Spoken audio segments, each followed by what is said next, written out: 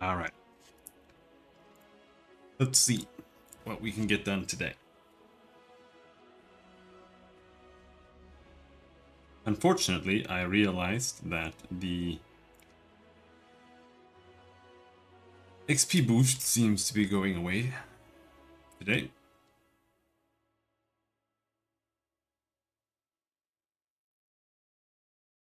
So we're gonna get as much XP as we can.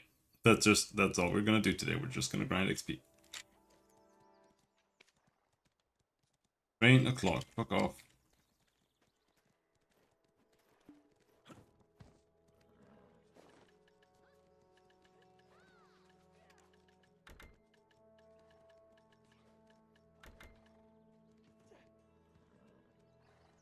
But I advised her.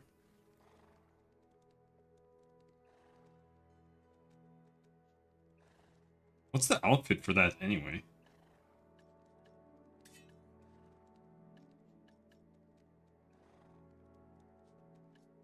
Also, it's kind of weird that this has an 8-part bonus, but there are only 7 pieces. That is weird to me.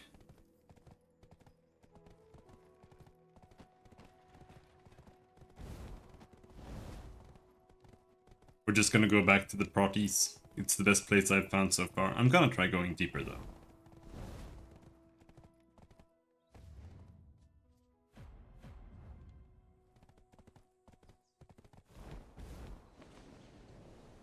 Because there was a place down below where I could fight big monsters like all the time.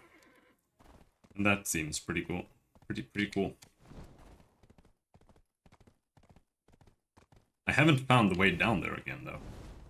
I just like fell there by accident once.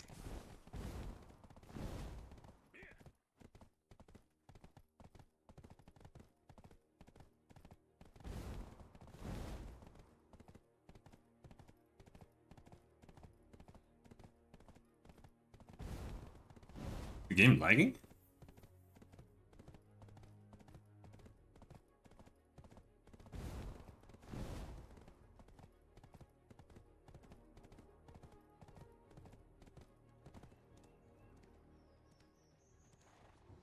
You have found the right place if you're looking to check in horses and donkeys.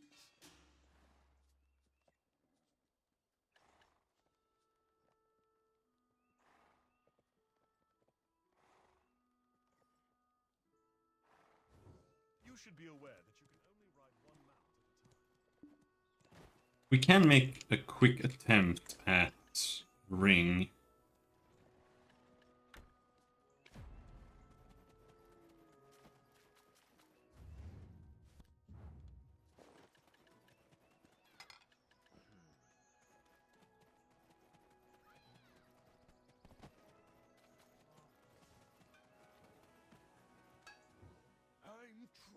I don't think it'll make much of a difference, but maybe a little bit.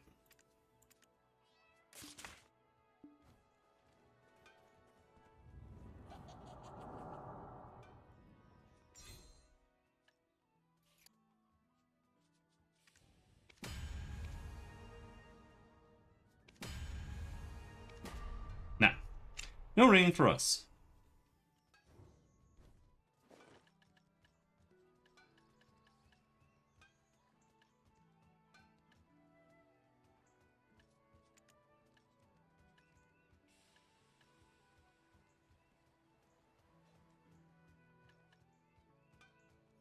Like this one,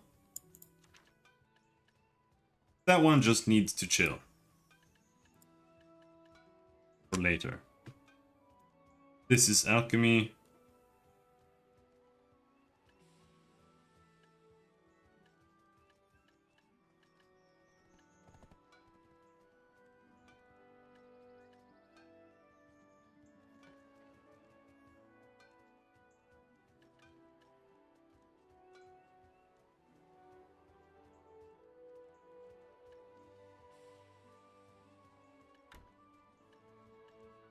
Got the XP bonus.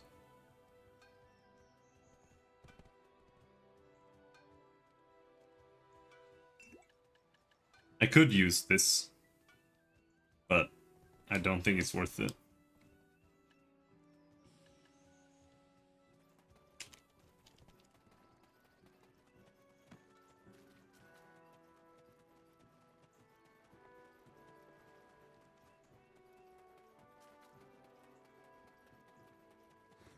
I should get... There's another boat. I should get the other boat. This boat... It kind of sucks. I don't think you can buy the boat here. Oh, hello there. I can still vividly remember those days I would catch up Sailing XP. Ireland with my bare hands.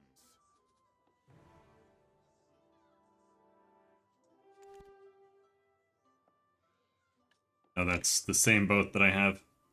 But there is another boat. There's like a smaller boat that I don't think you can upgrade.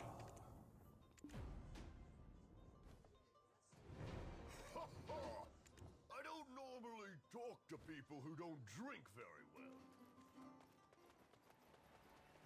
Different atmosphere.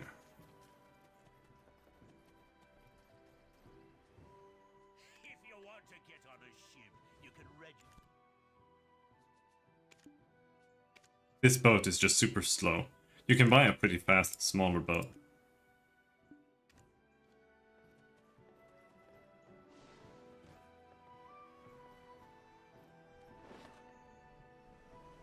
Which is probably better to use for just general traveling and stuff. I don't think this boat is really worth using at all.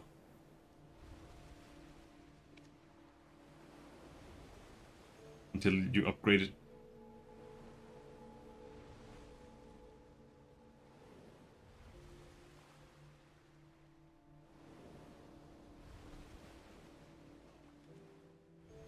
Is there no hotkey for this? Sail folded. No.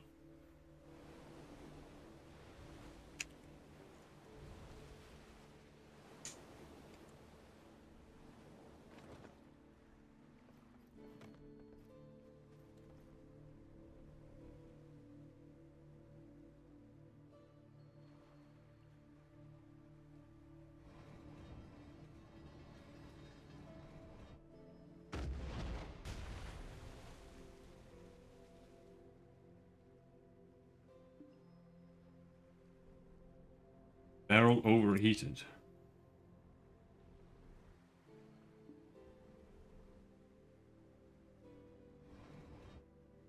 Oh, stop charging! Stop charging! Oh.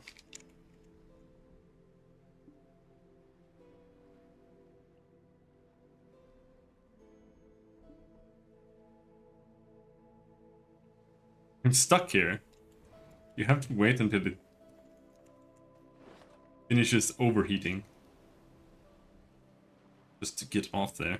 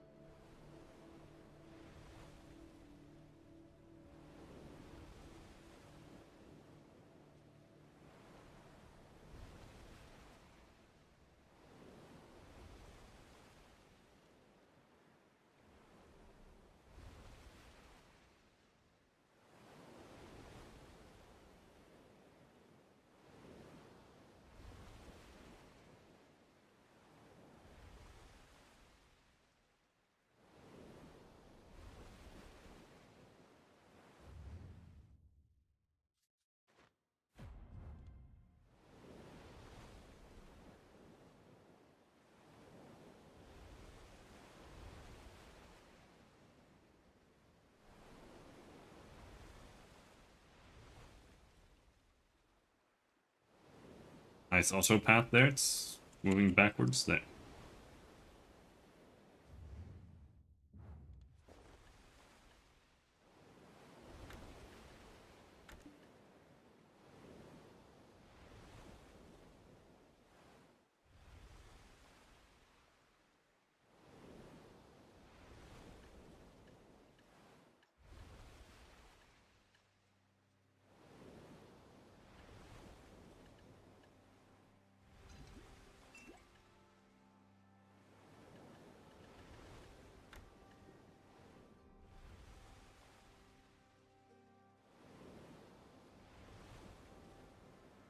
$20-minute duration. Like, I don't know. I don't know if I like these.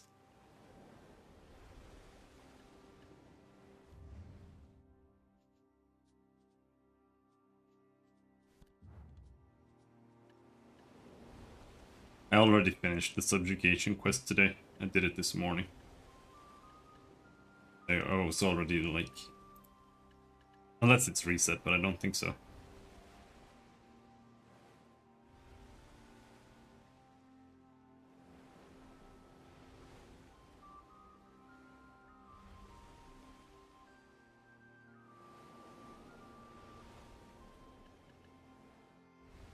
$11 million market price, 20 minutes. Like, I'd have to make 11 million back for this to be worth it, and I am not doing that. I mean, maybe. I think we make like 20 million, but it just means that we're gonna make half as much money. Like, if I make 20 million, using this, I would need to make 40 million for it to be worth it.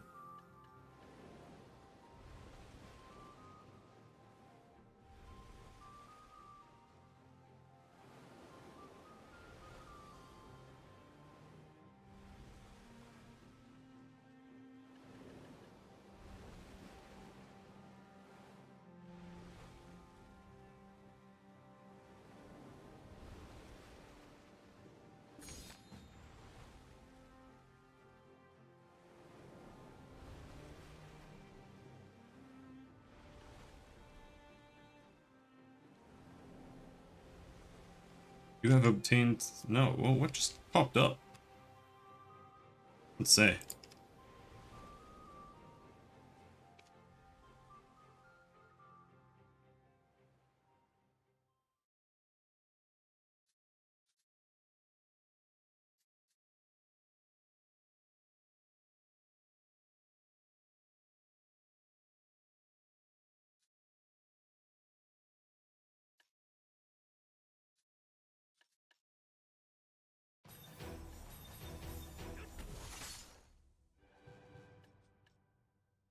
I could just get everything, but I still think it feels like a waste.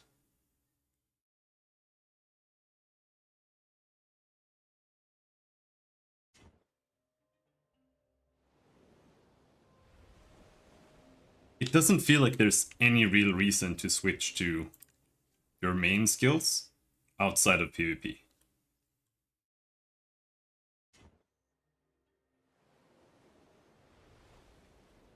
And I don't want to PvP.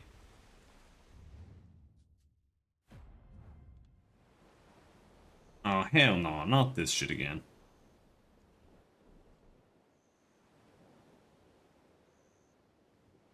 100 wind? I've never had that before.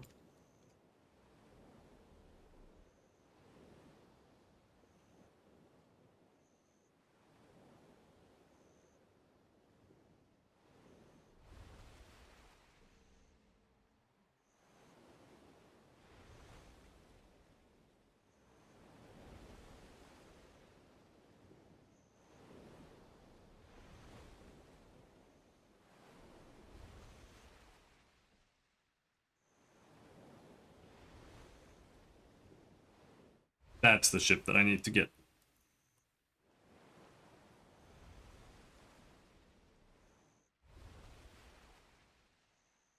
Not supposed to use this one.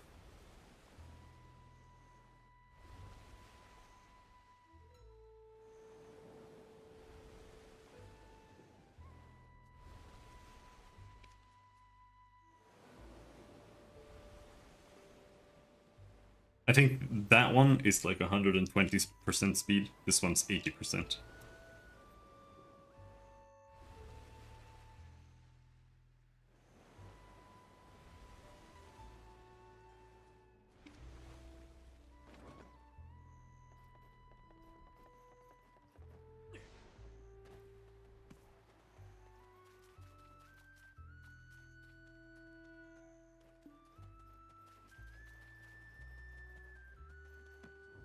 Marnie is great.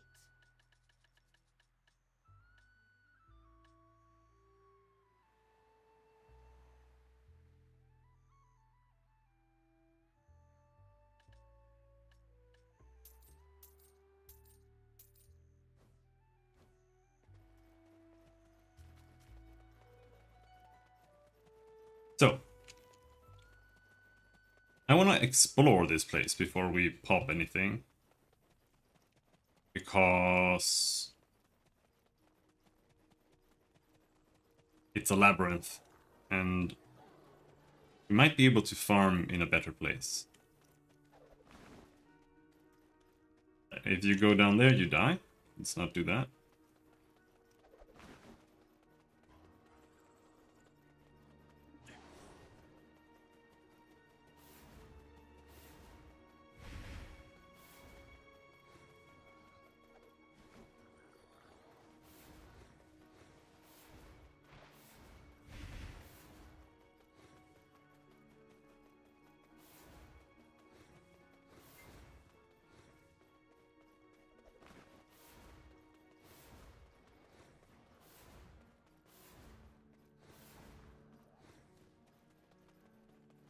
Oh, there's someone down here. But that's fine as long as they're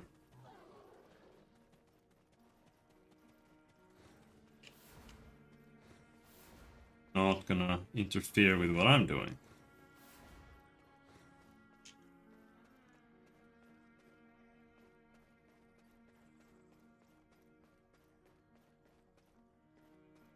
This leads back.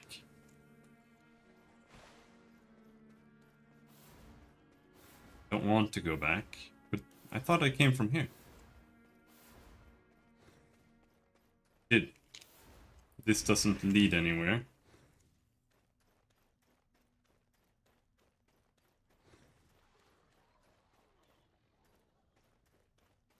This is the bottom? Where's my secret area?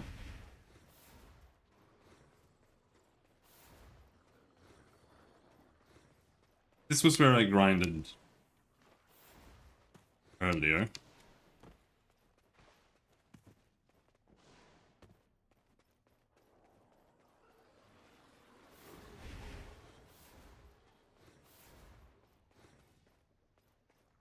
Ah.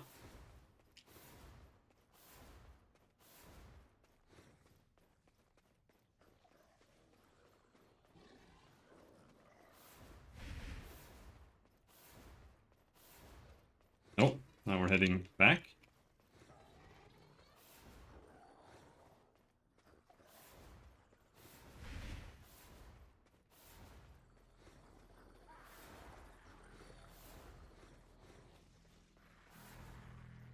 This place leads to water, and where I was in the water. But this is wrong, this is just water. There was like a platform you could chill on, where I was.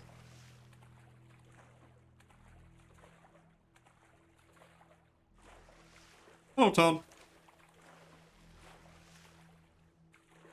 I'm not really sure how it is yet, to be honest. I'm still playing on the newbie server, with XP boosts and stuff.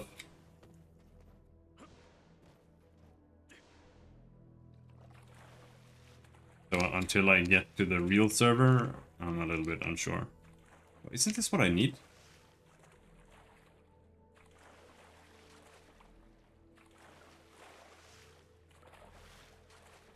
Coral.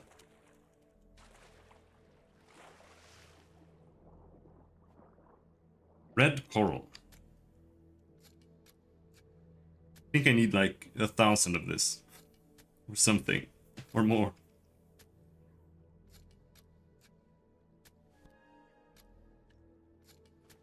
Oh, I didn't even get the right thing. I got a piece of coral. Okay. But Black Desert seems better than it used to be, at least. I don't know by how much. But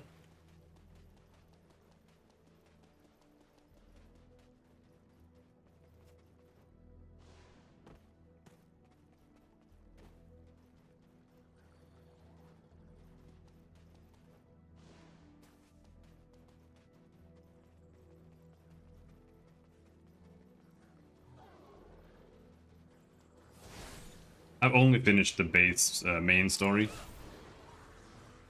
Tomorrow I'll probably start doing some more main story stuff. Unlock the new areas that I've never been in. Alright.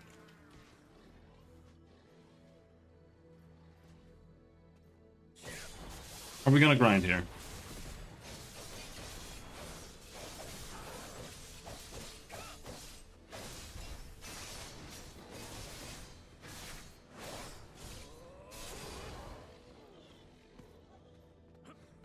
In that case, we gotta pop all our buffs. We need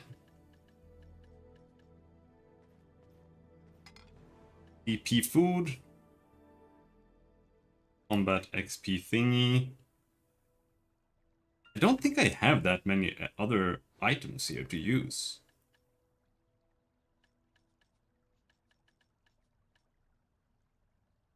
Like, that can't be stacked. I already have the bonus, so it's food and that. And then this, right? This one.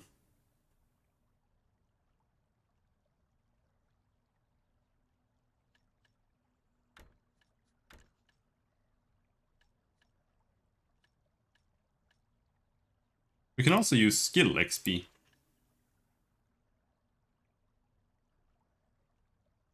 Cannot be stacked. I don't care about loot. I'm gonna save my loot scrolls, I think. Except for this... Where is it? Base special scroll. Do I still have one?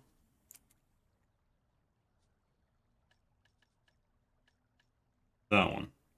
28 days. Now we can still save it.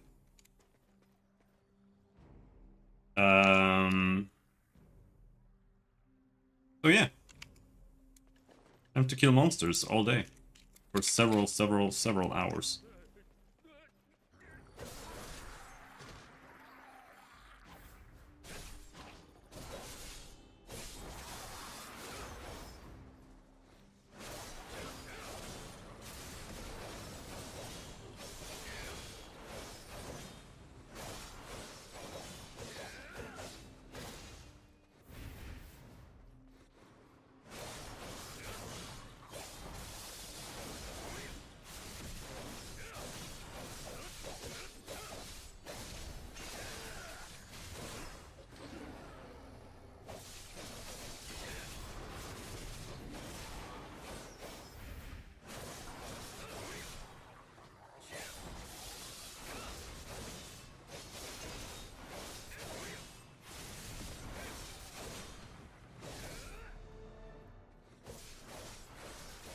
Fierce battle between Pappus and otters has ended.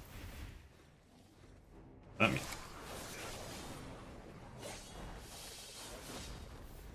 1% XP.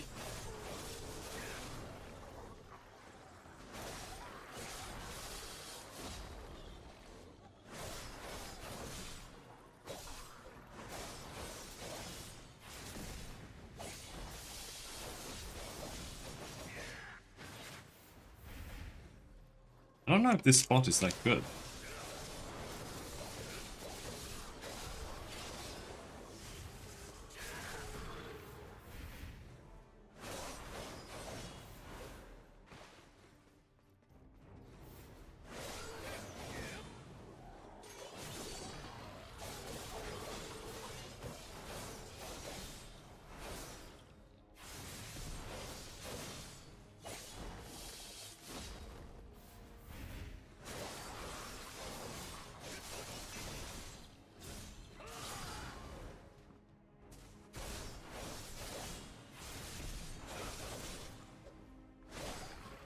However, this is what I've been asking for. I think we're way too high level for this area though, but I can't get better gear until I go off the beginner server, and I don't want to do that yet.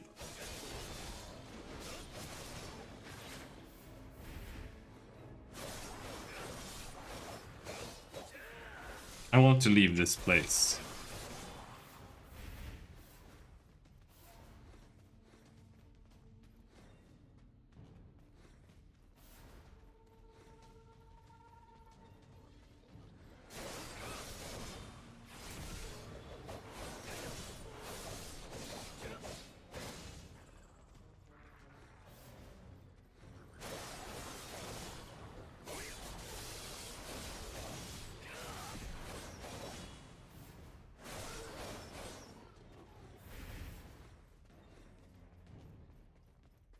There's like a soft cap for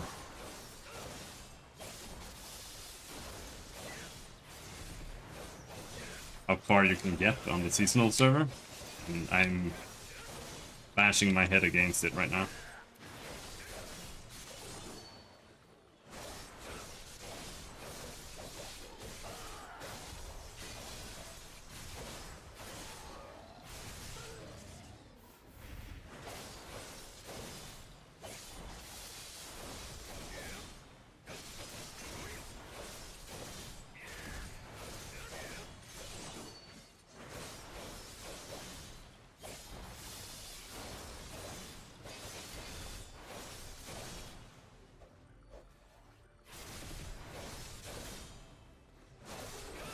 Because I can't really...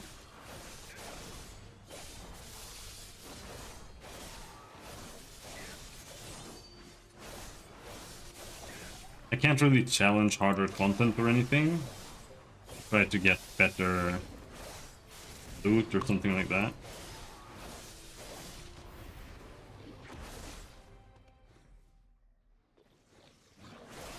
Because I just can't get enough damage on this server.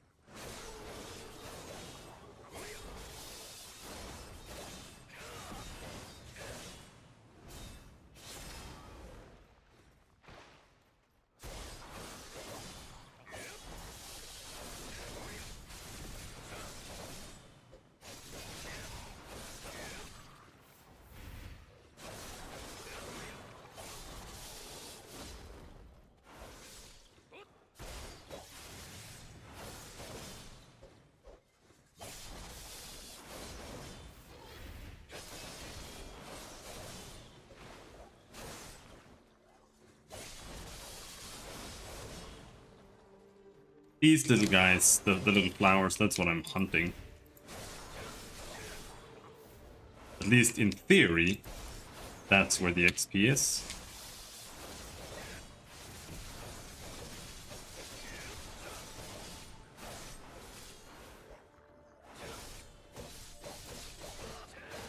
I'm not sure. Maybe the small packs are better.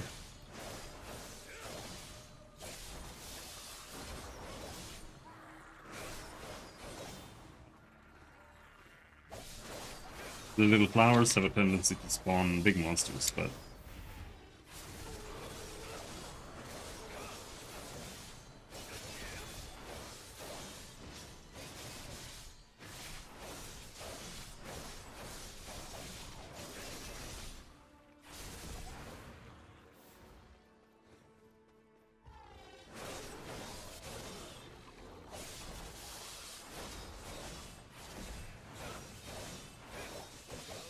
It's like these guys block or something sometimes. I'm not really sure what the mechanic is there.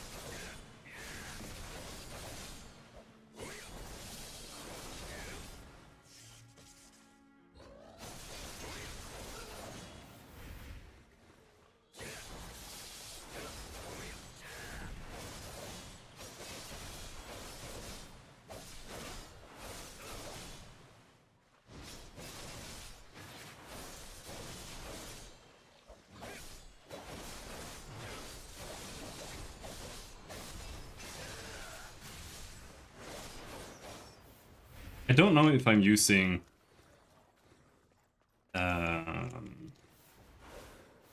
seamless incorrectly. I'm using it between every skill. In PvE, it feels fine because you can just keep going, and it keeps you busy a little bit so that your attacks come back.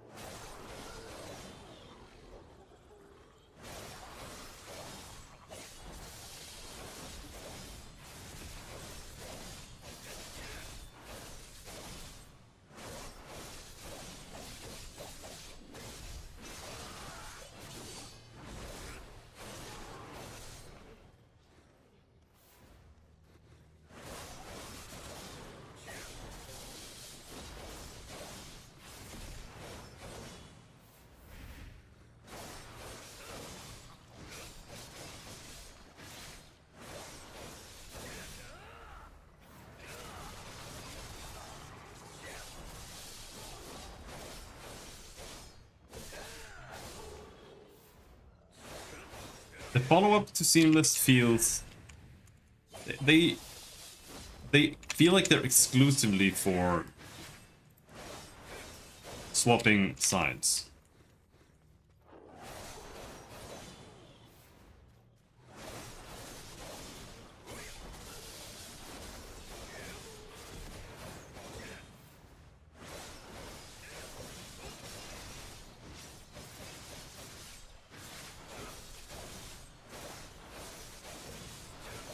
So like, you can kind of pop it once the enemy starts looking at you, but that one is pretty quick, but it's also got a very short range.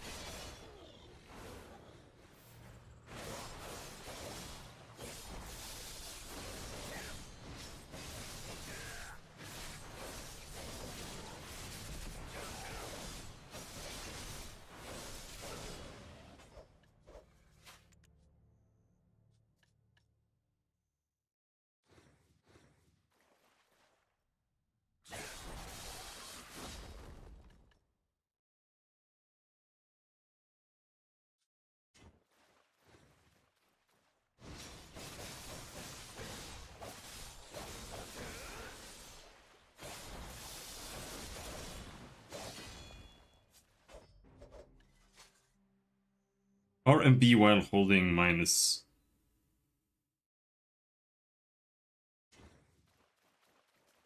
I did use it, right?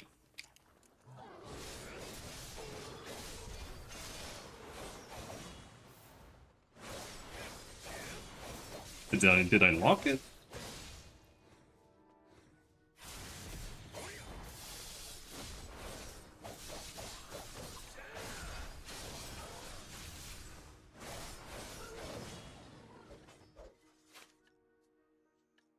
No, it's not locked. R and B while holding down plus E.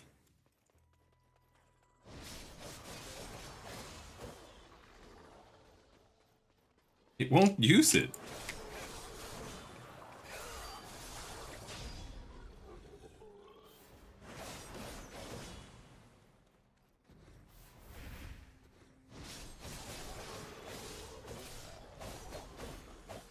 Like...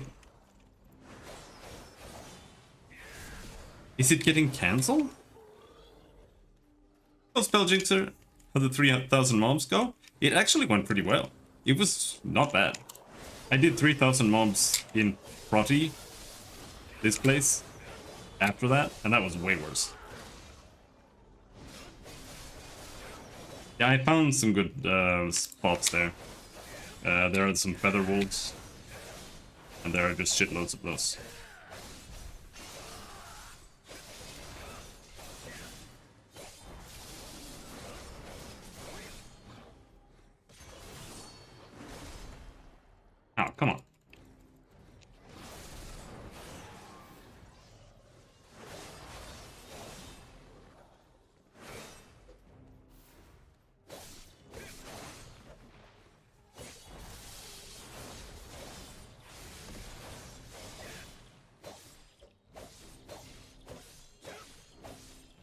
What's going on, dude? Is this thing like running away or something? He wasn't taking any damage.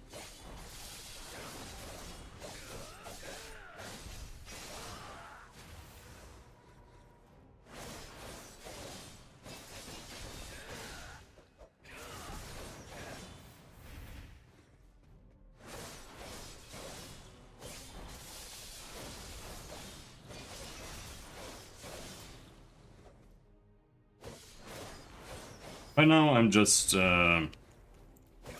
last second farming some XP.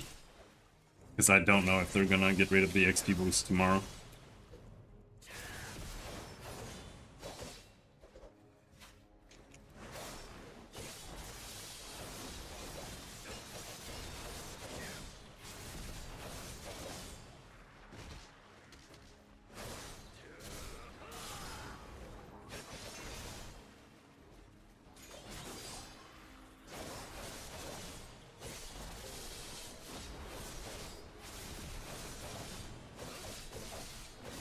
Breeze group? Maybe some other time.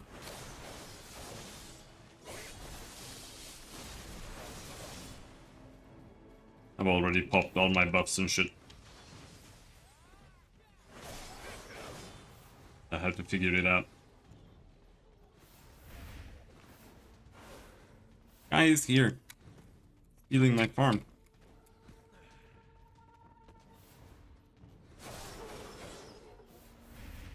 I'm not gonna do that.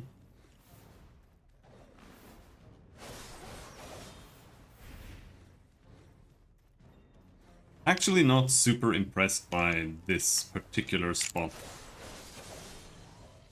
It was a better one. Slightly higher up. Or it felt better at least.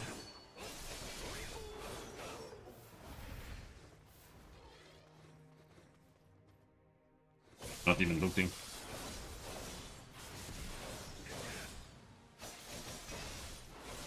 Yeah. This guy is aggroed to the other one, and it like counts as being fleeing or something. So it doesn't take any damage.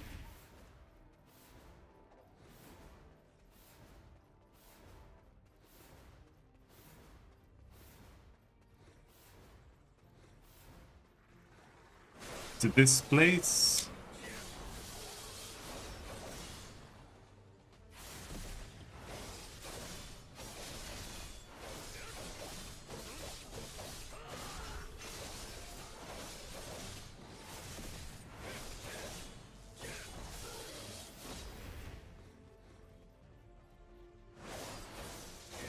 Not sure. I have a really hard time telling areas from one another in this place. Everything looks the same.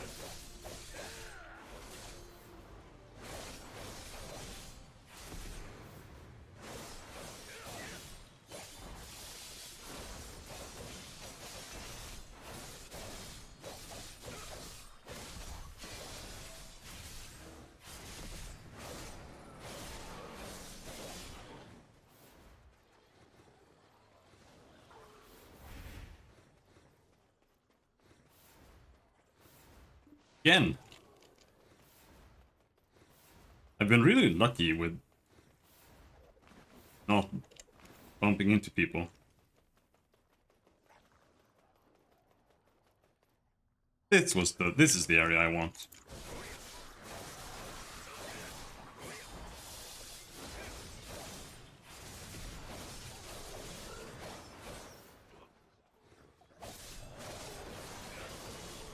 Grind in Renara's Forest or Manshan for the infinite potion piece.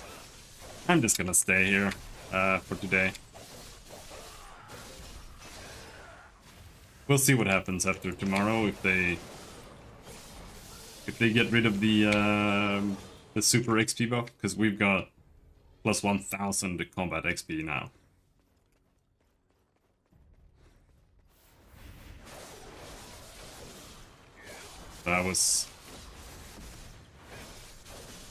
I didn't realize it was going to go away tomorrow.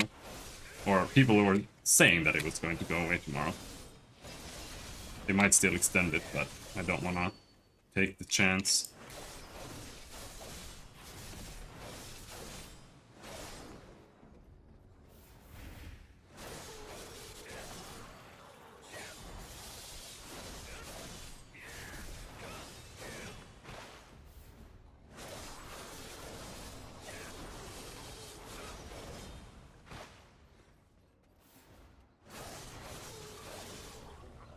Well, yeah.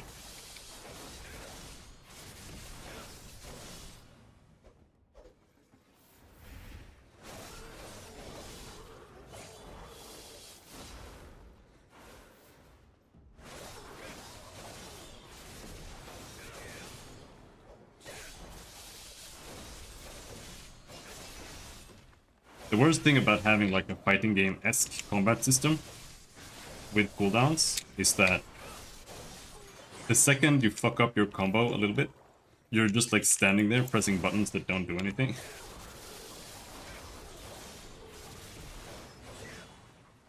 Especially until you're really used to it.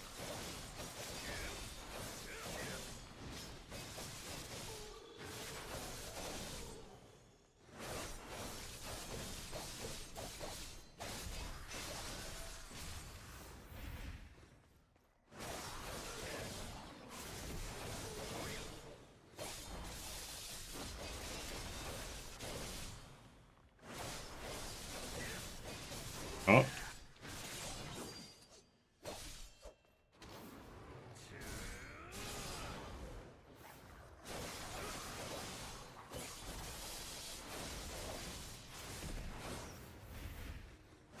I haven't...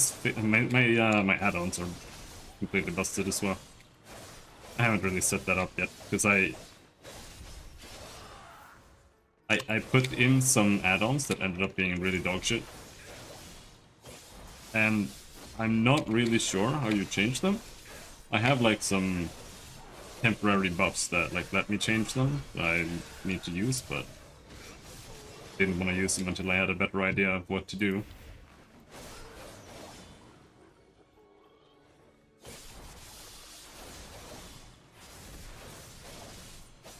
Like the Kami Silva buff or whatever.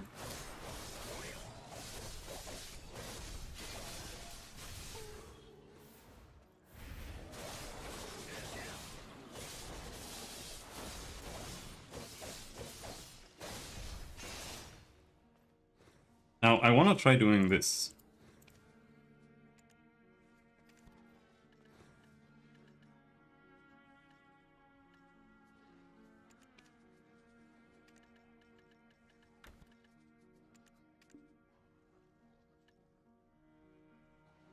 That's it? Is that the maximum stack? Or is that as much as I can put in? Oh, that's unfortunate.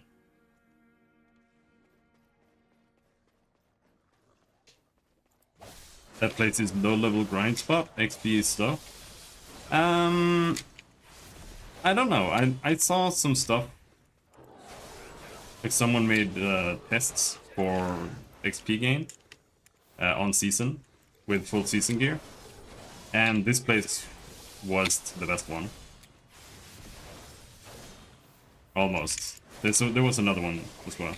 But I don't know if it's relevant anymore.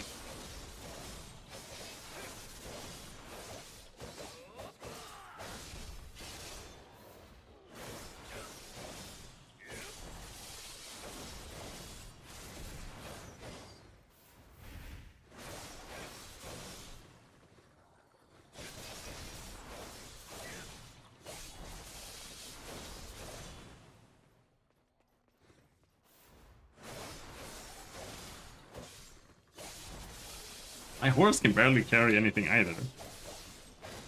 I don't know if there are like better horses or if I can make it better at carrying things.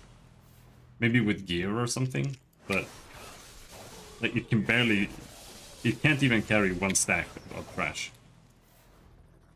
For me.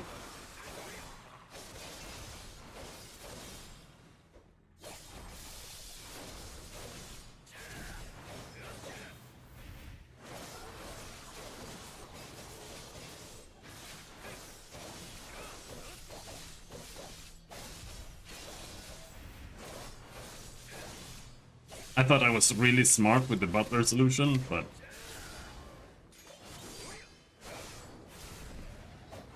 apparently it's limited.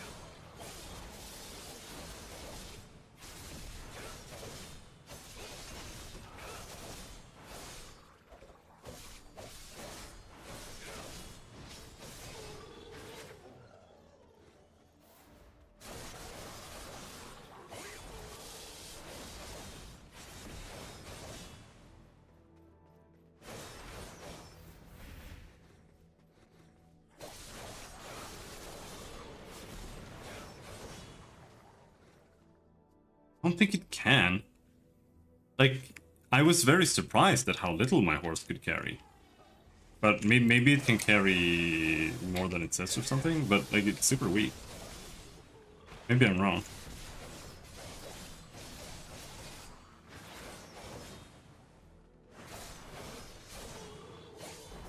Because I did try that already. Also, my horse is on the mainland.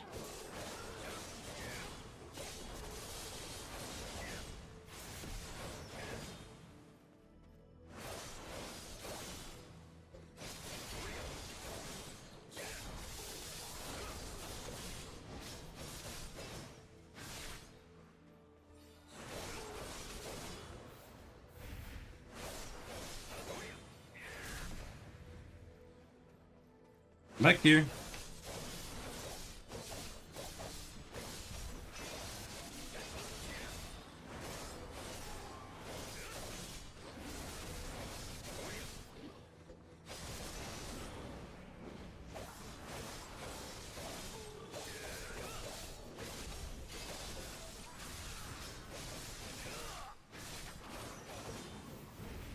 Now we've got someone here who's bothering me.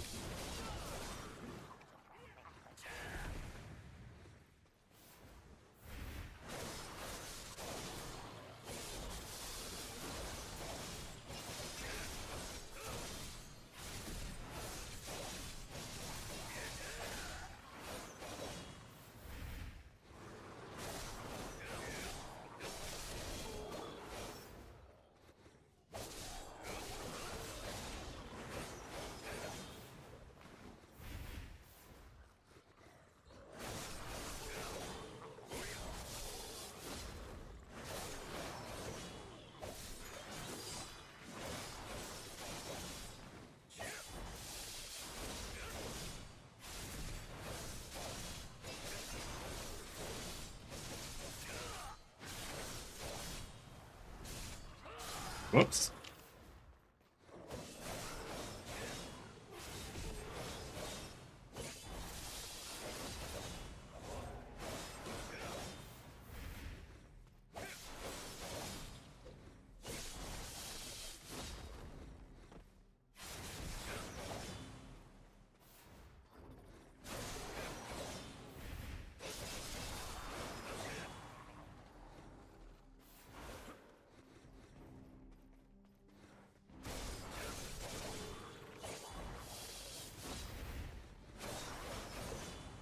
I did try some other areas as well, but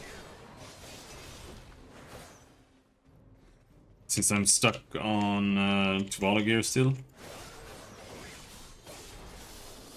felt very limited where I can actually go.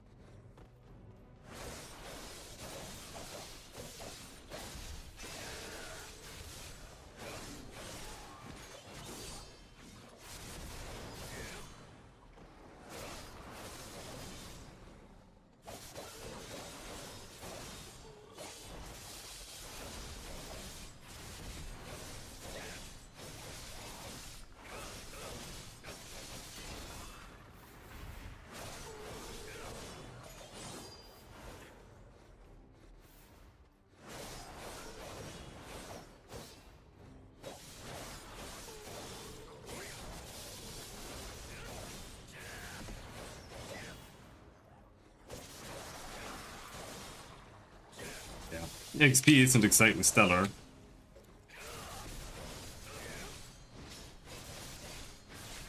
But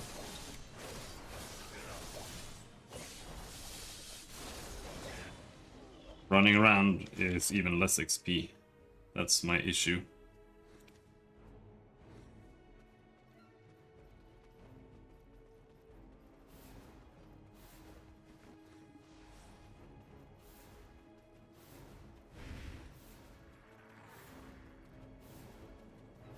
But we're only in the second room.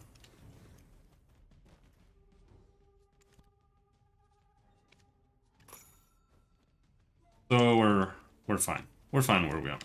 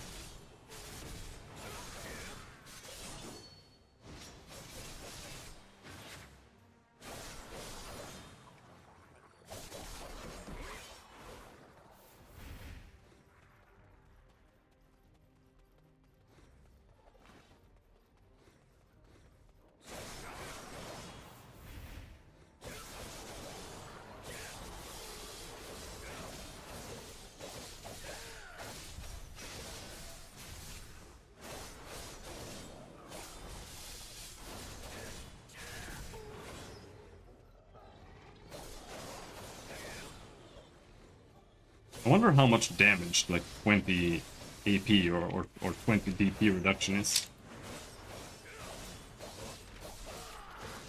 Really hard to gauge since I can't see numbers, but it feels pretty strong.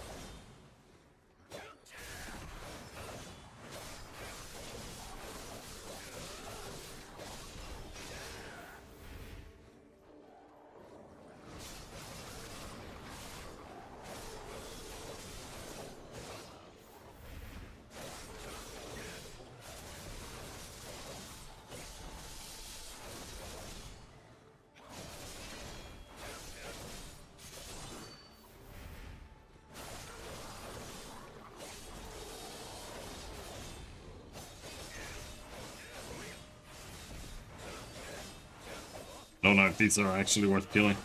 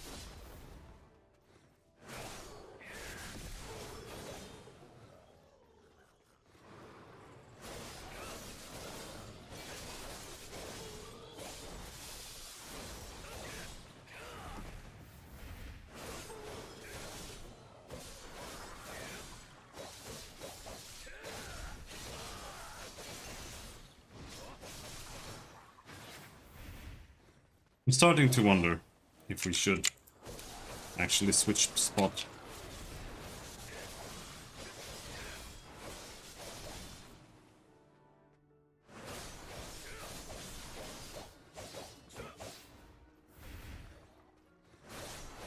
But I have played MMOs before, and I know running around hunting spots usually just ends up with no XP.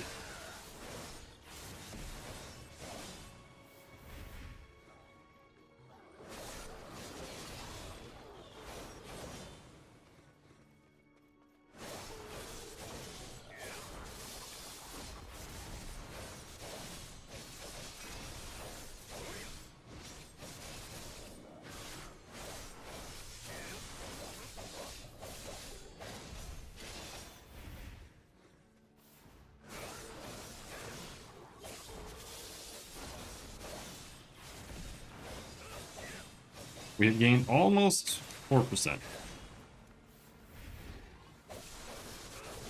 in 1 hour.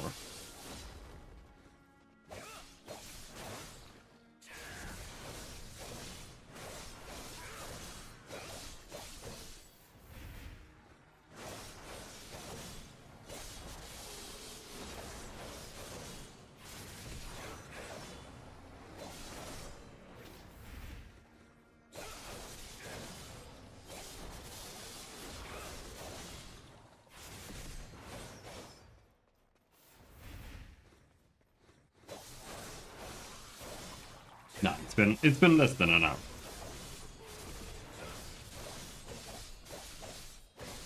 We're only 79 minutes on my cooldowns.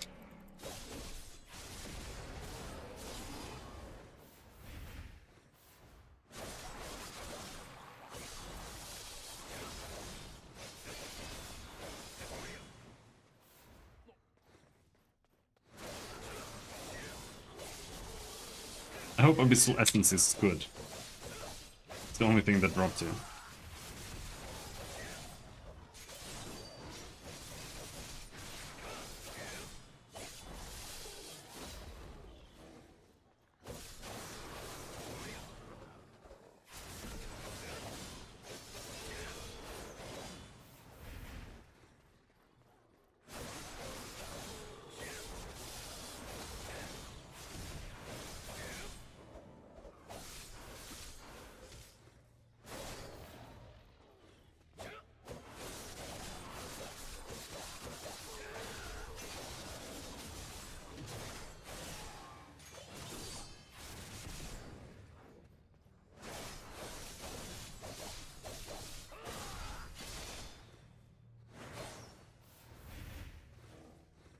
Sometimes they just die. I don't really get it.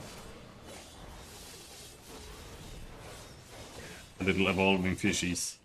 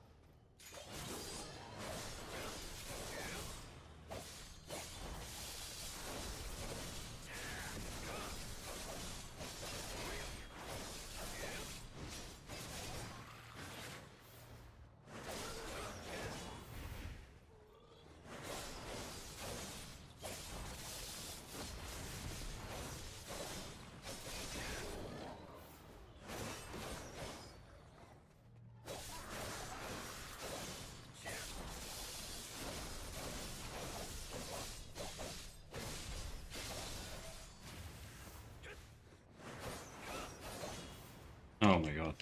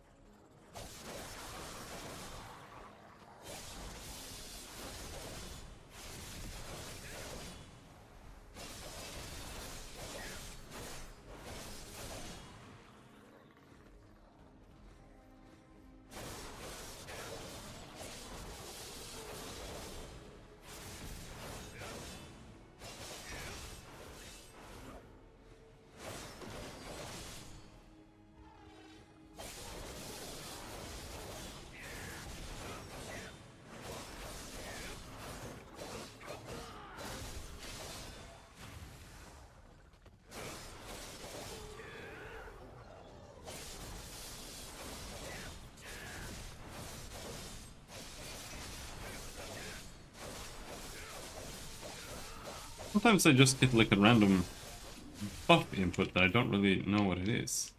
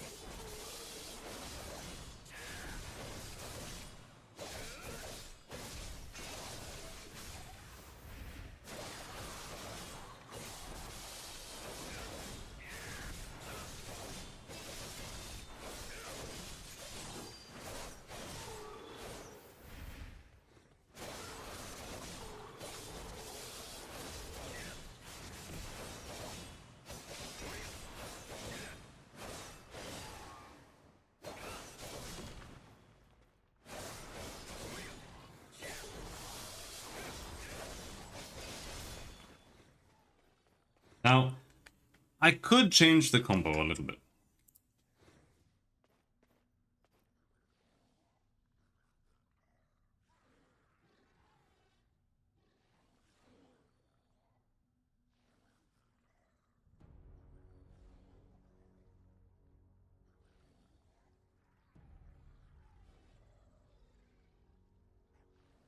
Hold on.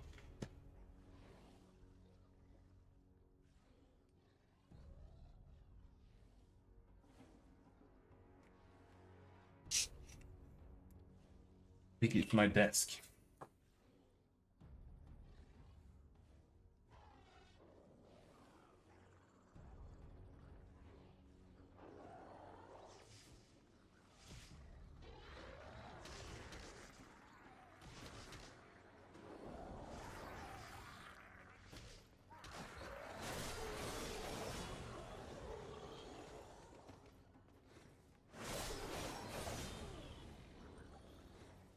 Alright, where are we? Let's start here.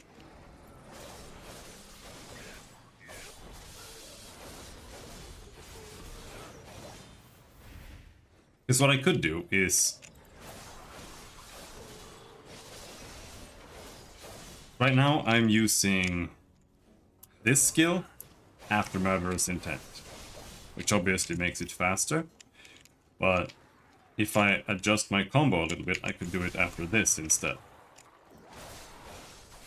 And the reason for that is if you don't do Murderous Intent into that skill, then you can use Murderous Intent out of that skill afterwards. Because it puts you in the stance, right?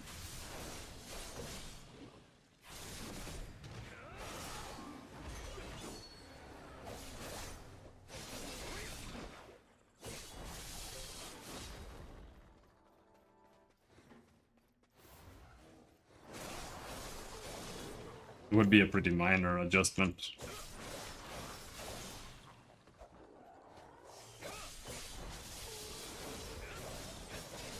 Like that instead.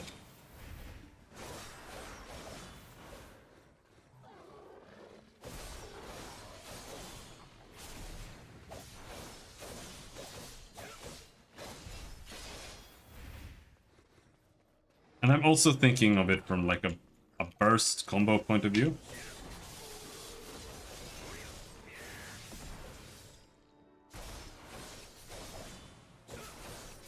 For bosses, just back attack stuff.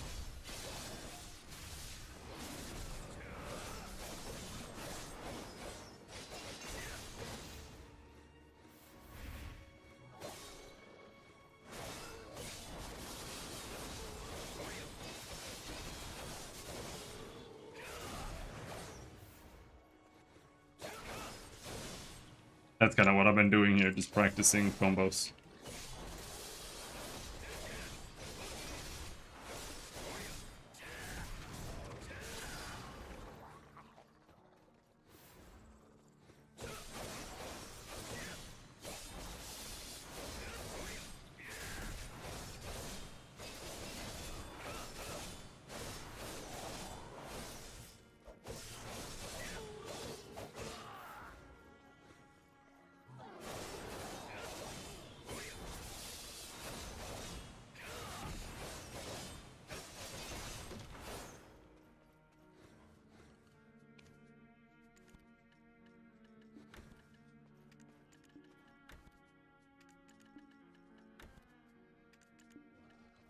That's still useful.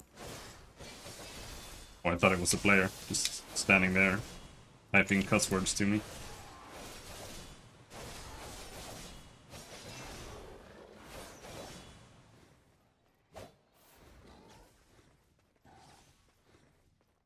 Get out of there.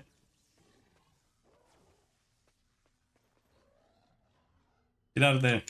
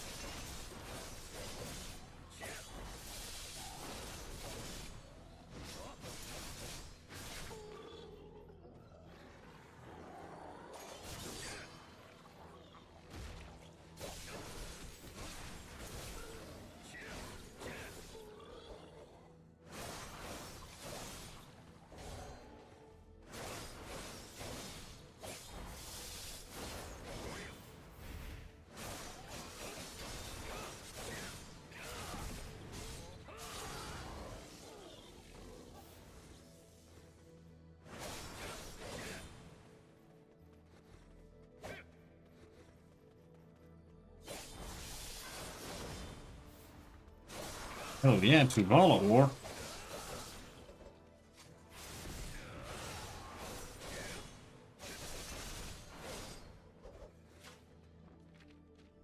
Wait, what is it? Alt B to lock it? Shift B, Alt B, Alt B. Alt B is like the worst shortcut I've ever seen in my entire life.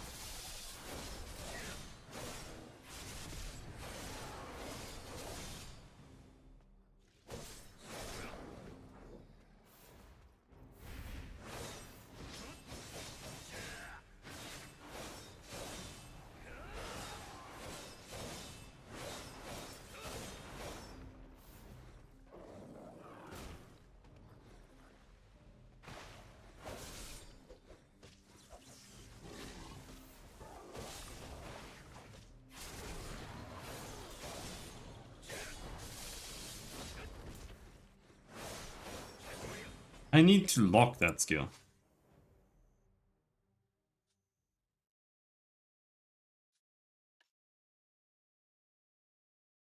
That one. It keeps using it. When I accidentally mispress E.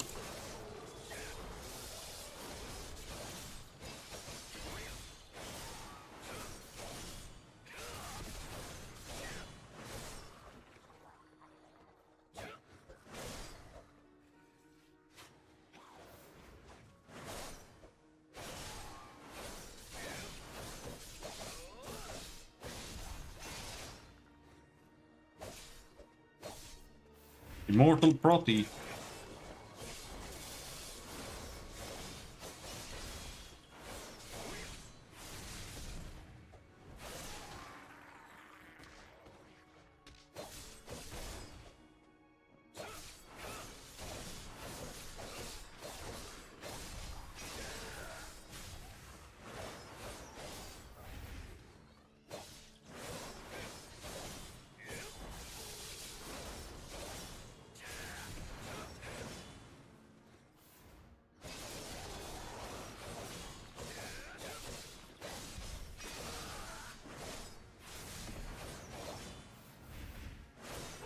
Like I was suggested to do this.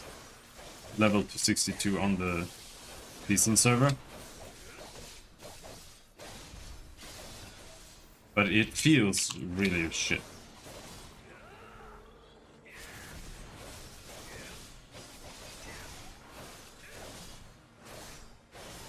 But I know that it's meant to be slow. But I don't know if it's too slow.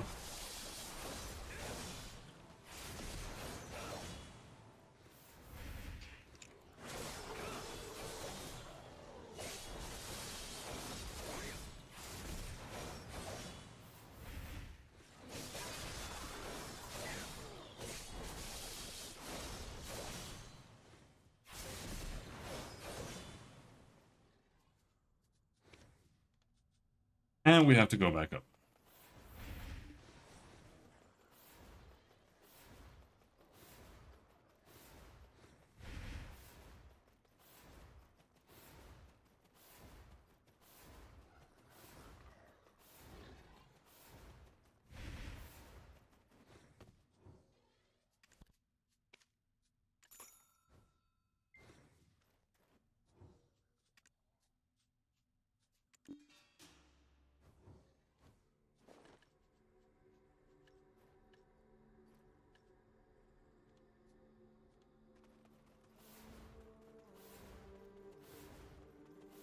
We'll go here for another hour until my buffs are gone. Then we can maybe try somewhere else.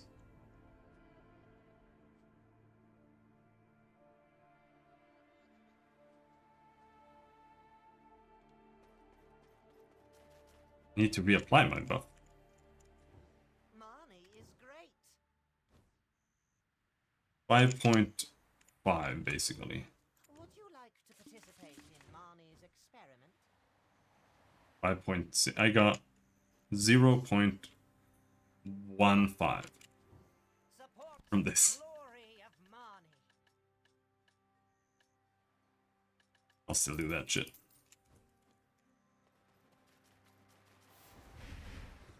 But yeah, my big buff ran out. This one. Skill scroll ran out.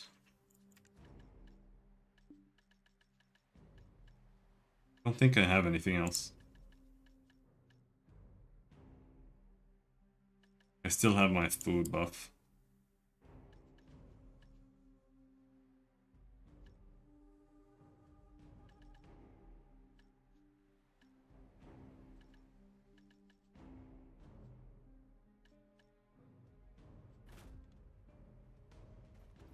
Nah, I can't use that here.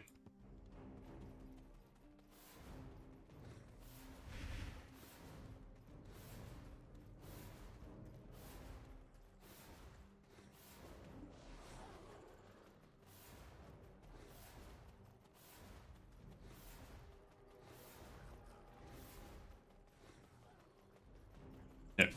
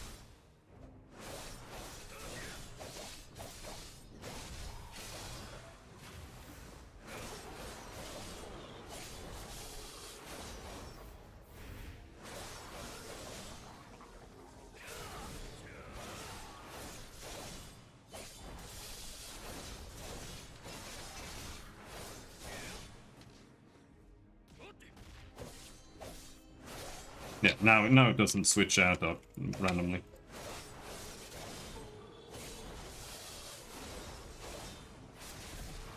Hello, Maddie Nowak. Are you here to sell me scams?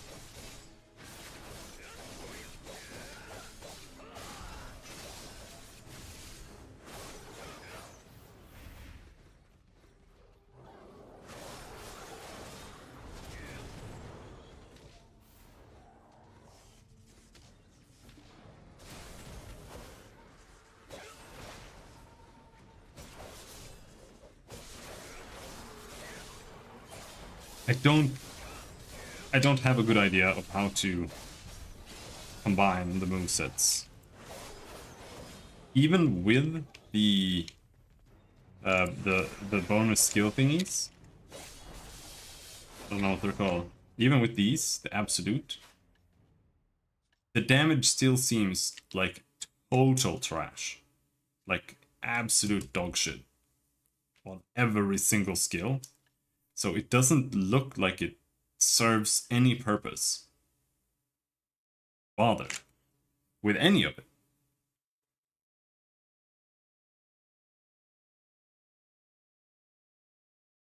Outside of PvP.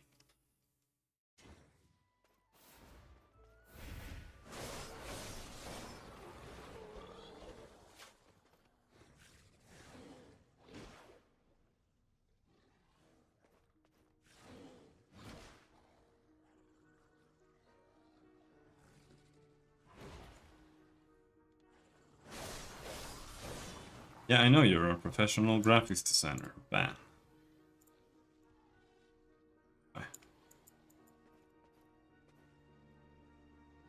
So fucking tired of these bots, dude. I would rather just have porn links. Just sexherenow.com. Please, just give me that. Like, it's so much better. These bots are just so tedious.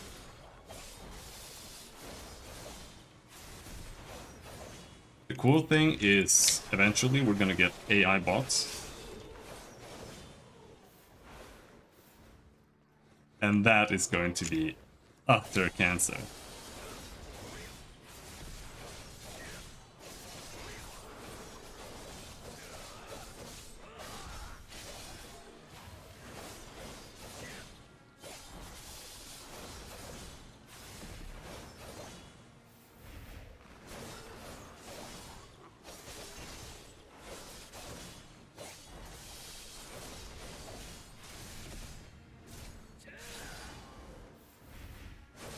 I don't know if you need to manage to kill these like gnawing potties and parasitic potties, etc. in those stages to get like S rank knowledge on them. If that is the case, that would be the single most cancer thing ever.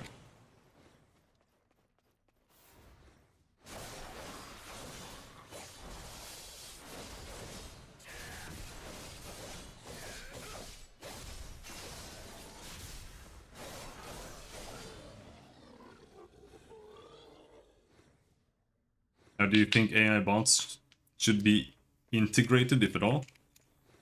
I think they should be punishable by death.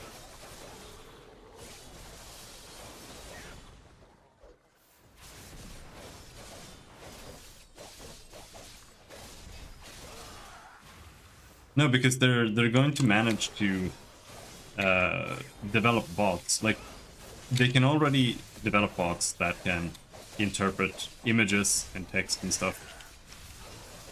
So the second you have bots that can to some degree interpret speech, and it's coming, I promise you, those bots are going to scam the shit out of you all the time. And they're gonna be super annoying because they're gonna pretend to be normal people. It's probably gonna be noticeable, but that is absolutely where it's gonna go.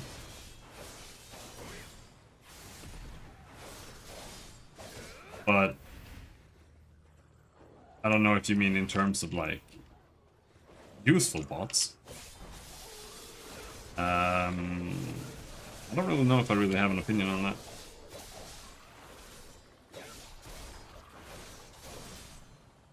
I don't really even use normal bots.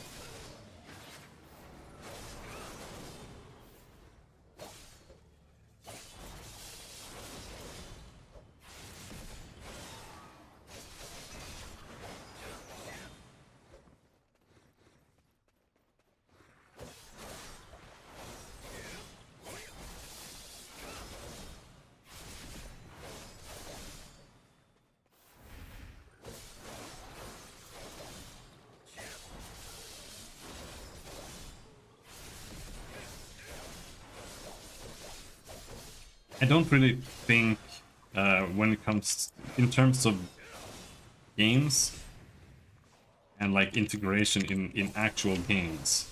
I think it's a pipe dream, to be honest.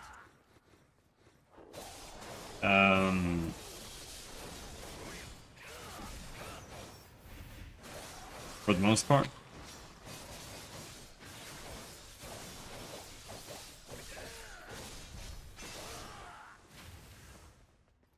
Because a game, enemies for a game are designed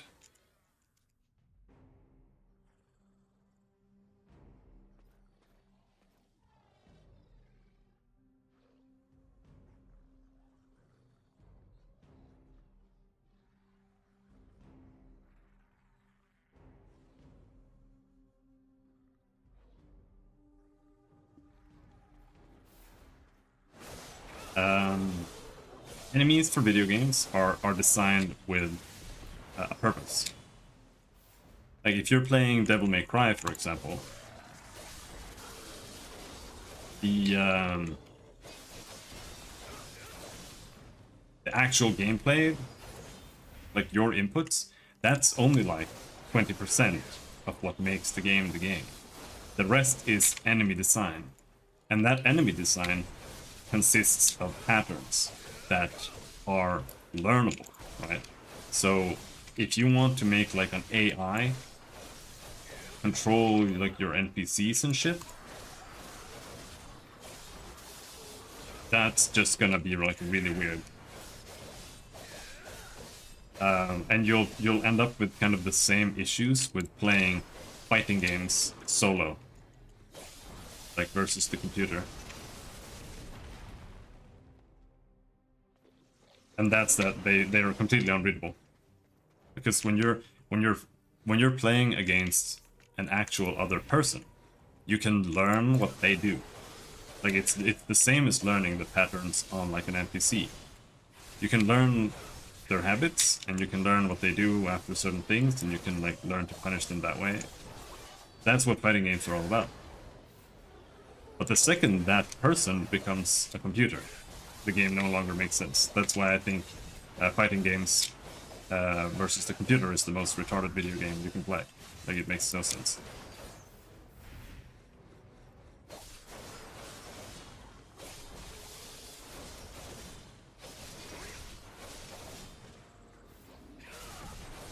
And that's why I really don't think that it makes any sense for enemies to be like AI driven when it comes to like their inputs and what they're doing. It could be a fun meme, like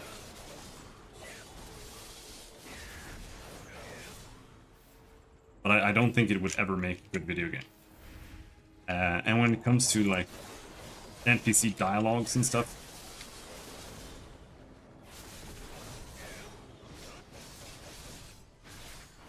it could work, but it would have to be extremely advanced to the point where I don't think any developer could manage to do it, because you can do that already.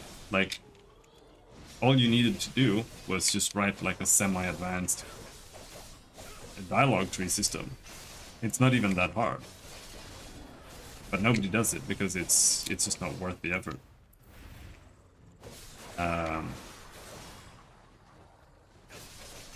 Like the only thing the AI might help with is that you can like create databases, kind of, instead of whatever, and then you can kind of assign NPCs knowledge, right, via those databases. And then when you talk to them about things, that they can access that and kind of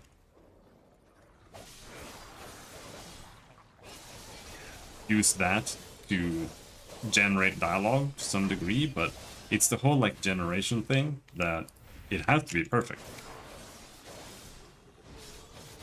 because otherwise it's just retarded. Because it becomes so obvious that you're just talking to a stupid computer the second they like have one incorrect, you know, they use the wrong adjective or whatever, like literally anything. It's instantly immersion breaking. And also writing the dialogues in a way that isn't just, that doesn't just feel like you're talking to a database. Because that's what it is at the moment. Like, I've seen these like follower mods and whatever, but you're literally just talking. You just turned Lydia into an encyclopedia, pretty much.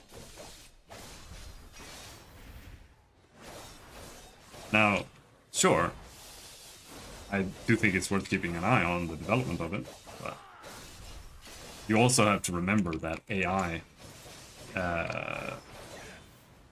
I think, like, I'm not super savvy when it comes to AI stuff, because I think it's still stupid.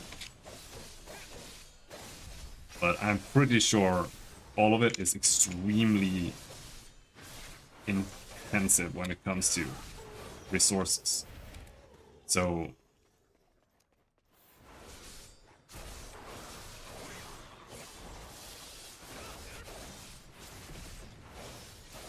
I don't know. I think at the moment it's a pipe dream, but in like 20 years, who knows where things might have gone, right? So it is an interesting field, but I also think that it is, people are getting way ahead of themselves.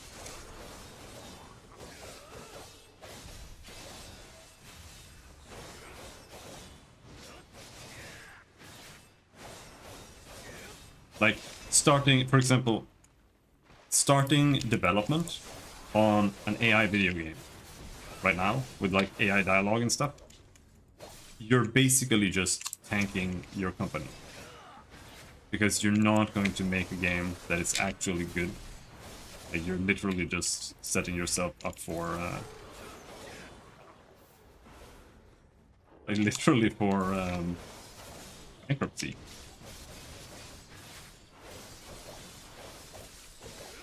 It's a really, really bad idea. It's like when everybody started making VR games. How many of those companies do you think survived? Like, almost none. Is it there? It was just too big of a niche and too hard to actually do. And then you barely had any customers in the end, even if you did succeed.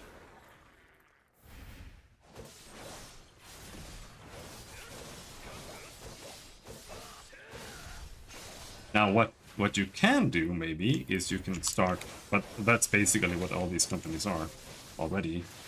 Like, you can start developing AI components for video games. Because that's how most video games work now anyway. Just like there are components for, say, UI. Almost every single video game just buys UI code from external companies instead of making their own UI. And you could do the same thing for like AI NPCs, for example. But it's a huge gamble because you have no idea, even yourself, if you can develop that. Because it's just not, it hasn't been done. So.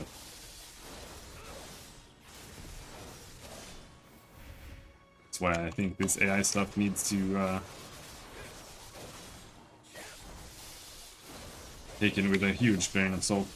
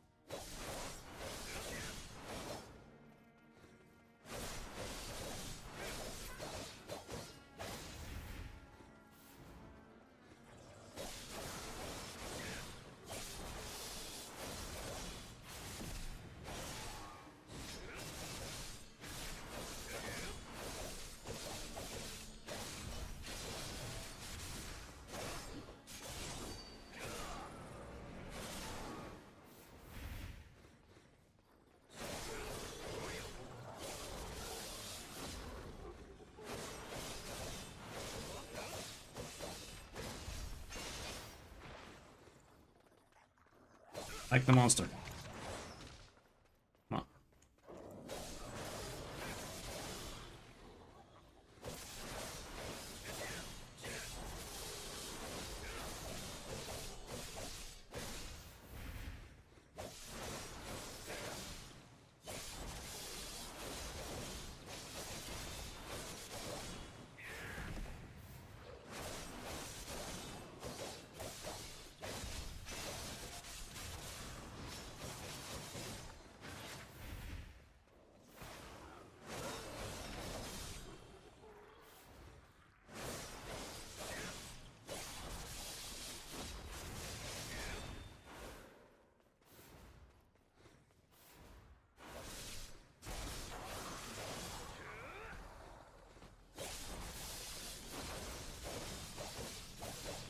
What is that? I wish it would show me.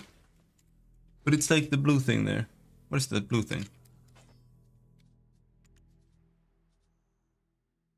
It's not Shadow Cloak. Is it something from here? Brace. Yeah, okay. I keep accidentally using Brace. That's it.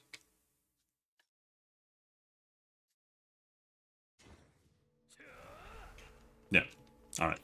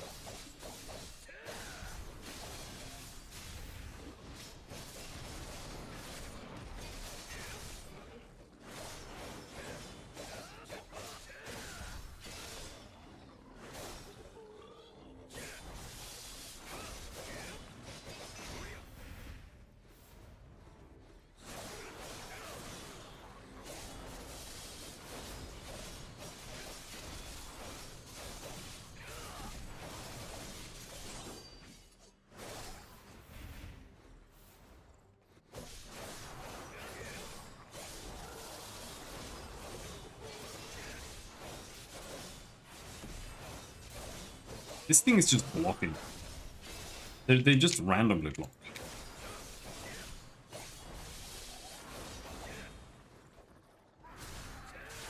Now, do we have... Okay.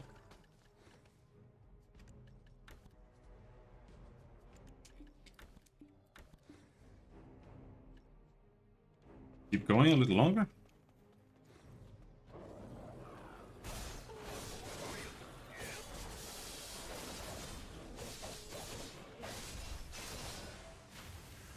Yeah, I don't think fighting games make any sense.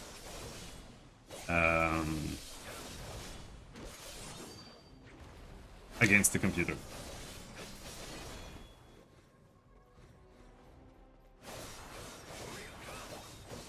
It's literally the worst video game. Because it's not designed for it. Playing... because there's nothing you can do when you're playing a fighting game. Like, if you're playing a fighting game against the computer, there are only two things you can do. You can play defensively and only punish the AI for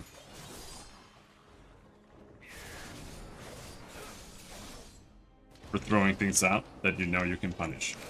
Or you just do like big combos.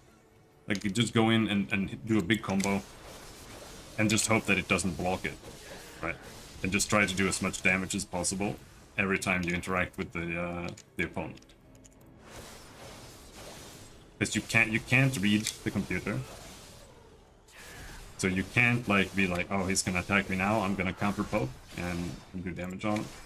Anything like that. So that's why out of like everything in this world, and no offense since you just said that you do that, people playing fighting games against the computer is probably one of the things that I understand the absolute least. Because it doesn't work.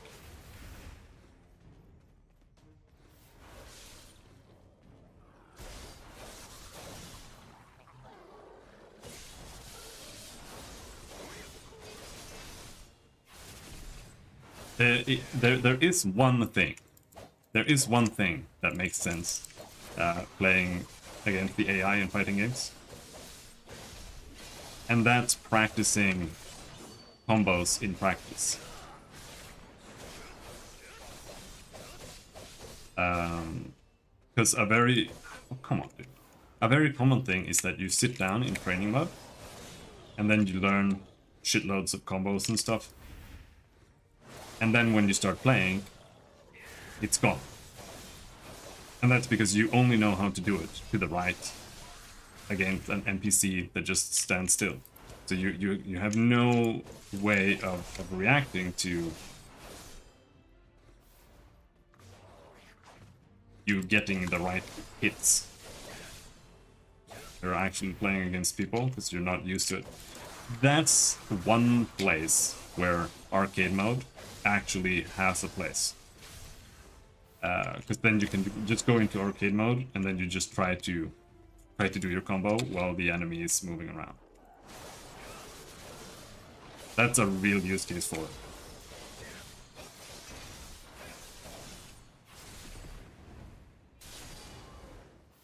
Shit.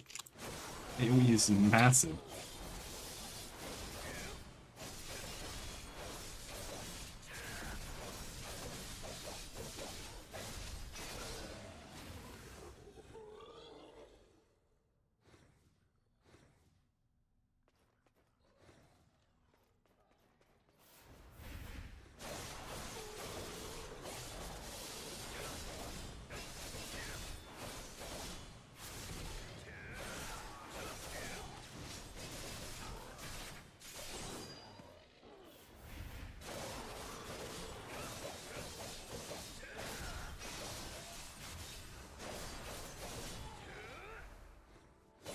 $30 more minutes of this.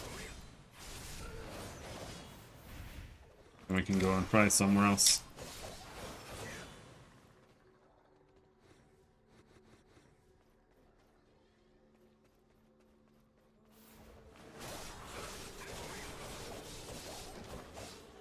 I didn't really have any issues with the combos in Fighter Z. I played it a little bit.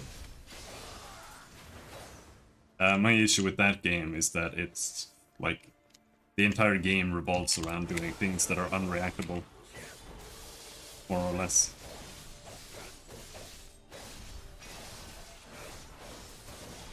Do really crazy cross-ups and shit. Worse than Marvel, almost. Comes to that. Here you go. I'm stuck. Keep getting stuck.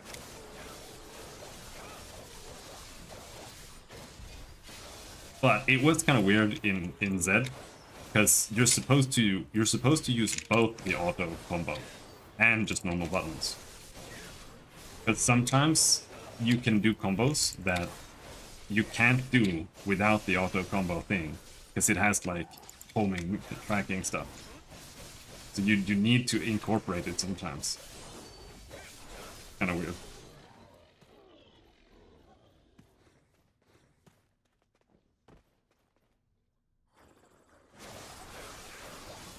But you're not supposed to only use that.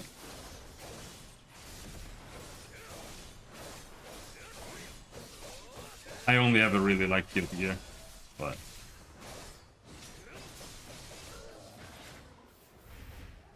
I don't like modern Guilty Gear.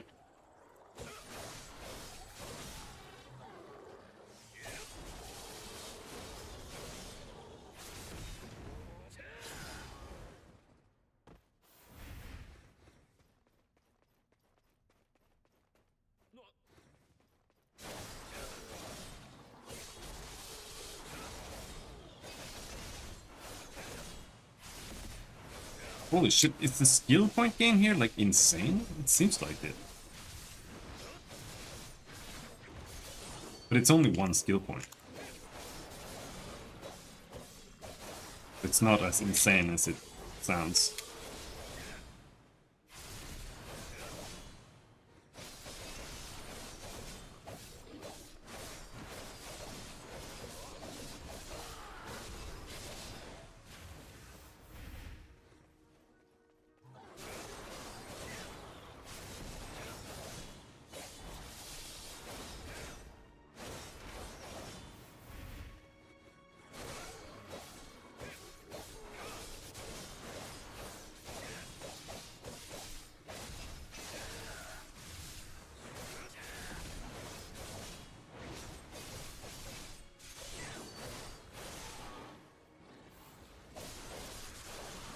Back attacks are so important. It's literally double damage.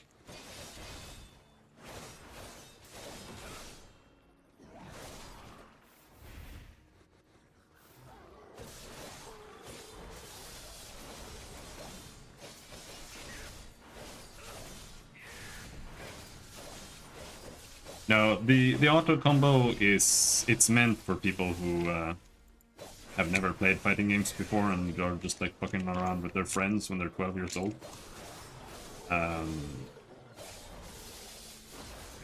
The only difference for Fighter Z is that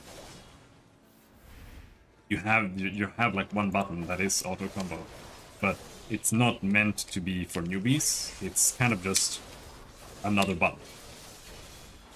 And it has its use. But otherwise, like if you're playing Blast Blue or something, they have that auto combo system. And you literally just press one button over and over again, and it does the whole combo. With supers and everything.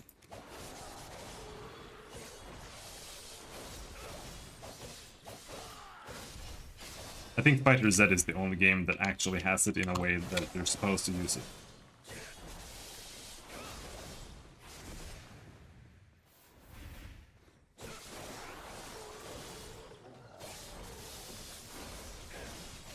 Sometimes.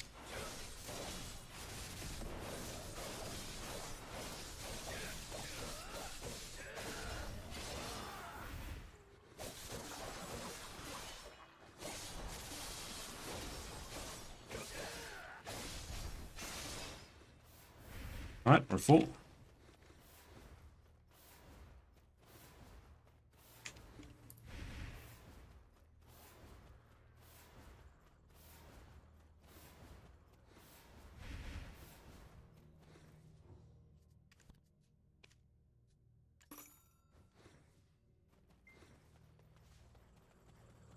But I don't really play fighting games anymore.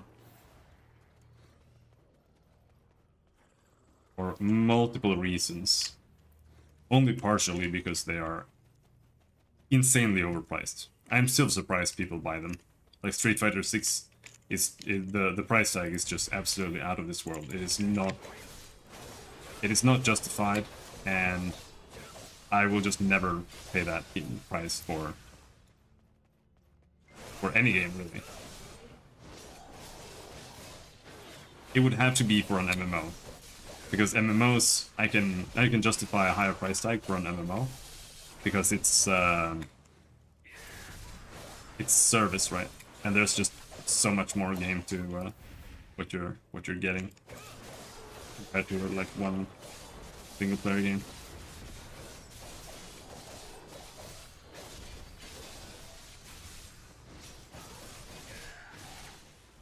$90 for a fighting game is absurd. Like, it's literally out of this world how absurd it is.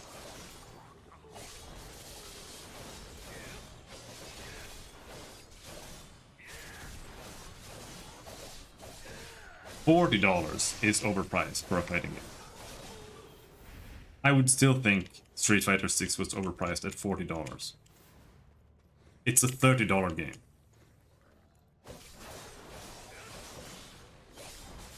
It's even less if they are going to sell me DLCs.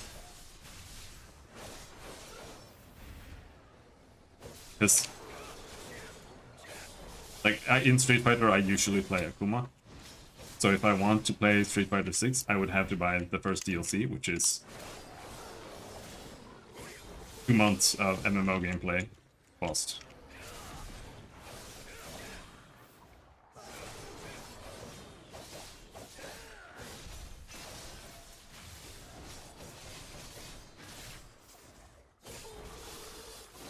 And like 90% of the cost is because they keep tacking on more and more elaborate story modes and shit. And I do not give a fuck about story modes. Like, just make another game. Just make a new game. Call it Guilty Gear Story Mode. They already did that. It was called Guilty Gear 2.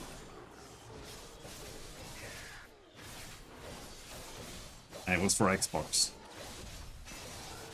It was literally just a Dynasty Warriors game.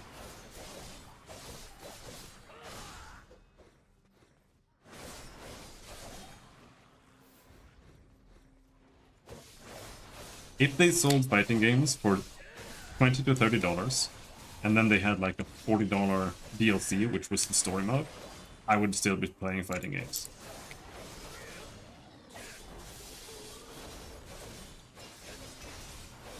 There's not a single fighting game that isn't just like Melty Blood or something.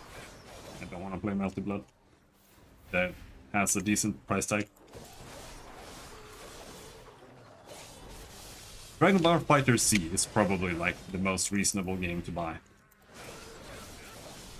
at the moment. But I don't know if anyone even plays it anymore, and I don't like the game, so...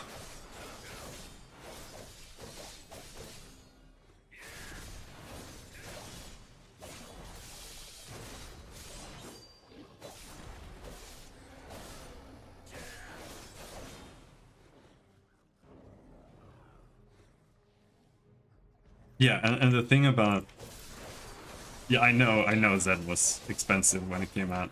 It still is if you want to buy everything.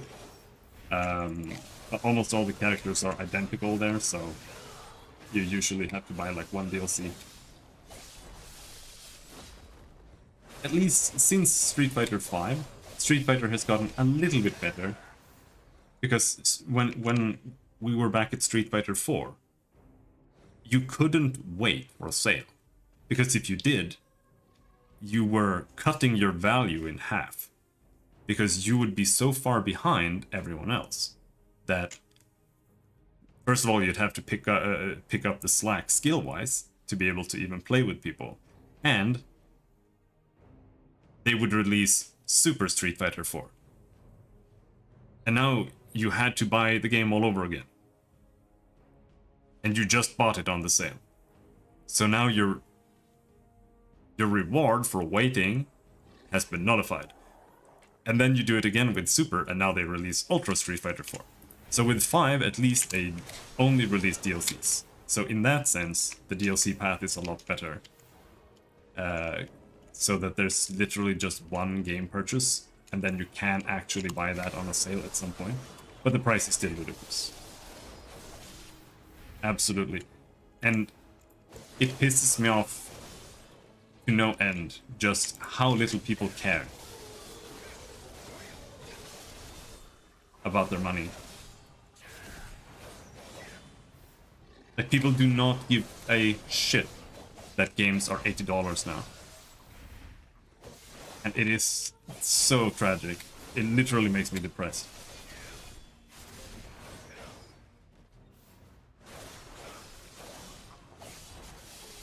I will not buy an $80 game under any circumstances whatsoever.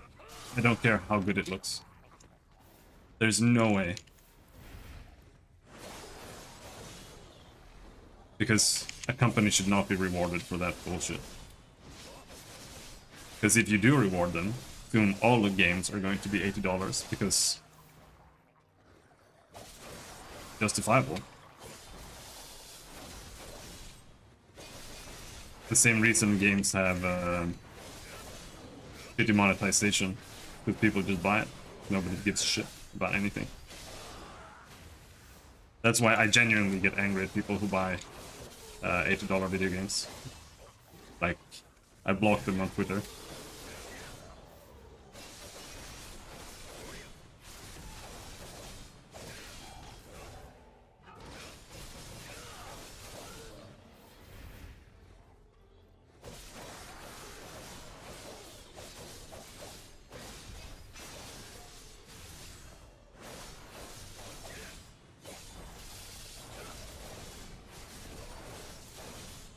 Except for Kibbs. I can't block Kibbs.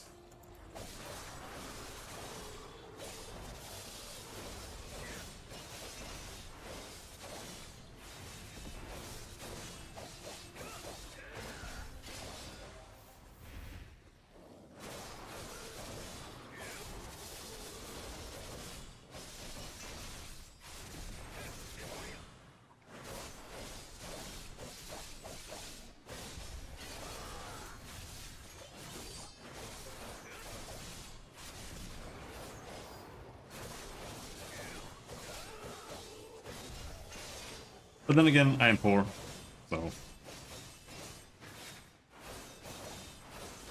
But yeah, I just think it's important to have some standards for things.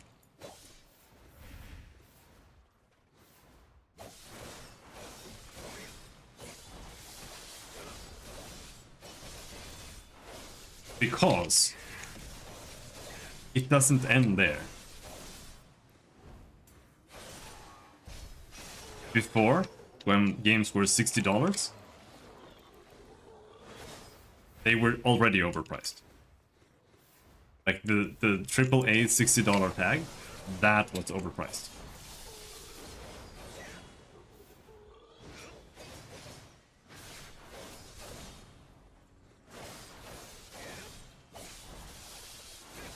And now we're paying $100 instead.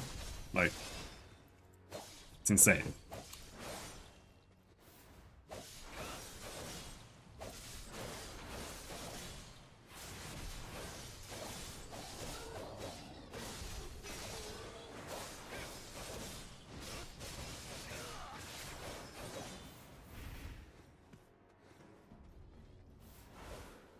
Go ruin somebody else's farm.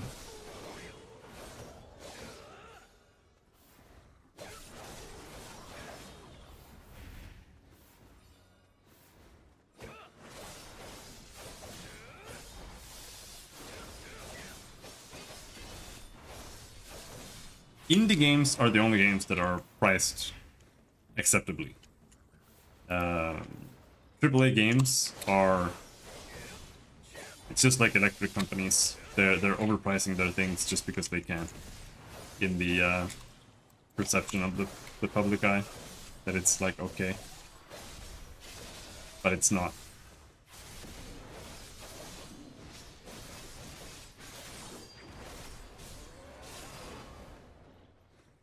Because games are not more expensive than ever to make. Games are cheaper than ever to make. Like, this whole games are expensive thing is an absolute joke. They are way, way, way cheaper to make.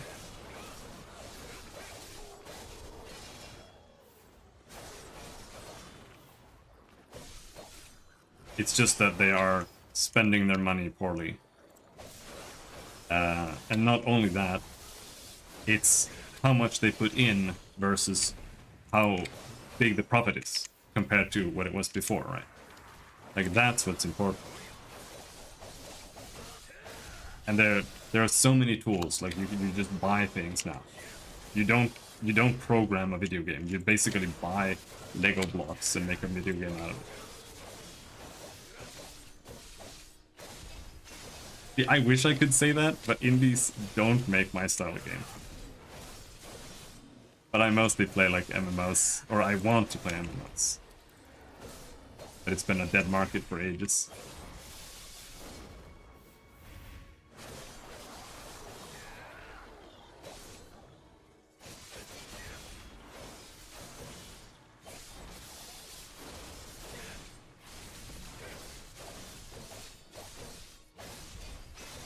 Which is also why it doesn't make me that sad that Diablo 4 is expensive, because I wouldn't buy a Blizzard product anyway. But it's sad that people are justifying the price tag.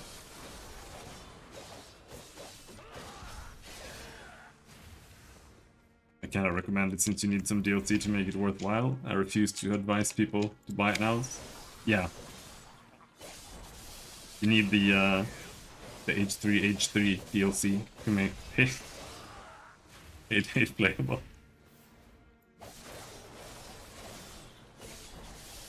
I do hate games that do that, because they don't need to do that.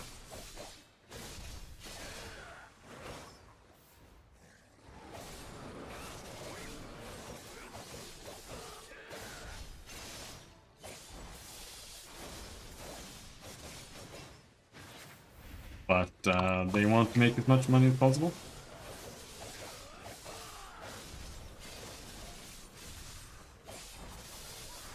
Which I think is a meme. I think people, I think developers overestimate how much money they make by doing scummy things. But I think generally speaking, they do it because they're not good enough at making games.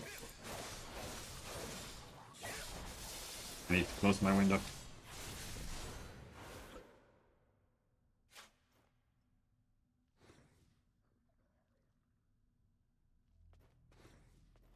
See, for a game like Payday, it's a little bit more... It's a little bit different. But... if you're making like a single-player game, for example, that single-player game is... in this day and age, it's planless. Meaning... it's never gonna become outdated. Right. So if you make a really good like Doom game now, and it's popular, that's going to be like eternal income for you until that game falls so deep into like the memory hole that people just don't remember it, and like it literally doesn't show up on the store page anymore or whatever. But otherwise, that's like internal income for you. That's why people not supporting their old games is a joke. Like, it's the dumbest thing ever. Like, if your game stops working on Windows 14 and you don't fix it, you basically just cucked yourself out of, like, eternal income. Because there are infinite amounts of people. You cannot saturate the market. Because there are always new people being born. Every year there is a new batch of gamers coming in, looking to buy games, and they've never seen games before in their lives. So just making a good game is very important, and it's also why working on a game that you've already released and releasing free patches is actually not just working for free, because you're making it better, you're making it stay relevant, and you're just keeping it around. Just the fact that you're working on it is going to attract more buyers. Even though your old fans might not spend money on it anymore, you're still going to keep getting new players into it. And if you keep the game fresh, like, let's say, Path of Exile does, where old players don't stop playing it either,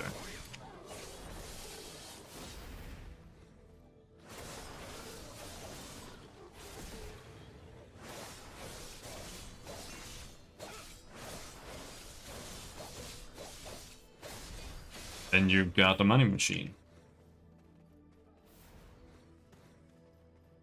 Which is why I hate DLC, basically. Because I think it is a bad idea. It's anti-consumer, and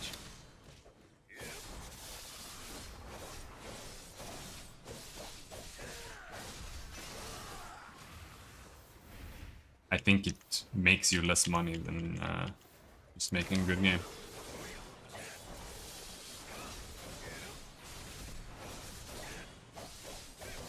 Like, MMOs are a big, a very big, this guy just refuses to fuck off. A very good example. This game has so many scummy choices when it comes to their monetization. Like, you can buy power in like 100 different ways. And you can spend so much money that, you know, you can upgrade your character with money. In a million different ways. And that's why the game has been failing. Because it exists. If they didn't do that, if they literally just made a good game with no pay to win, and they just had like not even costumes in the store, like literally just made it subscription based. No, not a single fucking costume in the store. Made all of the costumes earnable in-game. Everybody would be playing it. So why ruin your own game so that nobody plays it just so that you can have a scummy store? It's such a retarded way of doing business.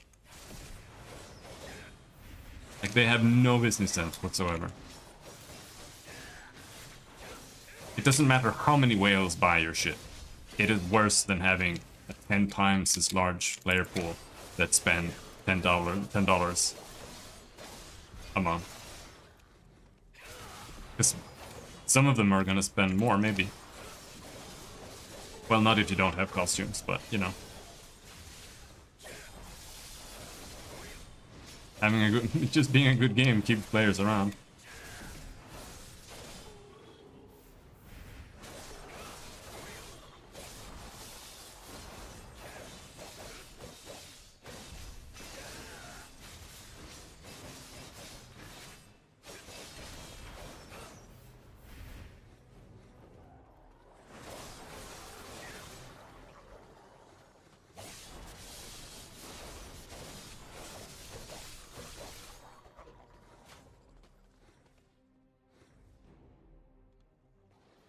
Balancing would be better without it. Yeah, absolutely.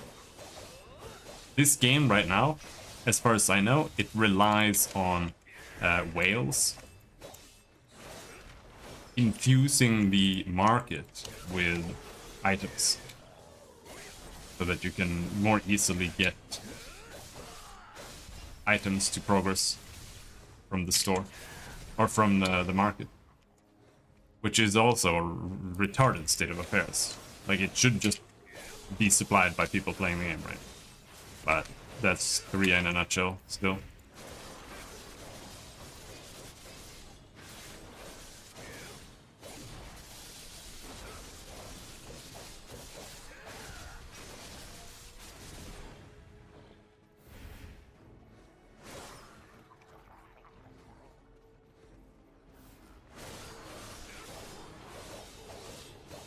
We have a couple more minutes here. 6 more minutes. Then we're gonna leave and try something else.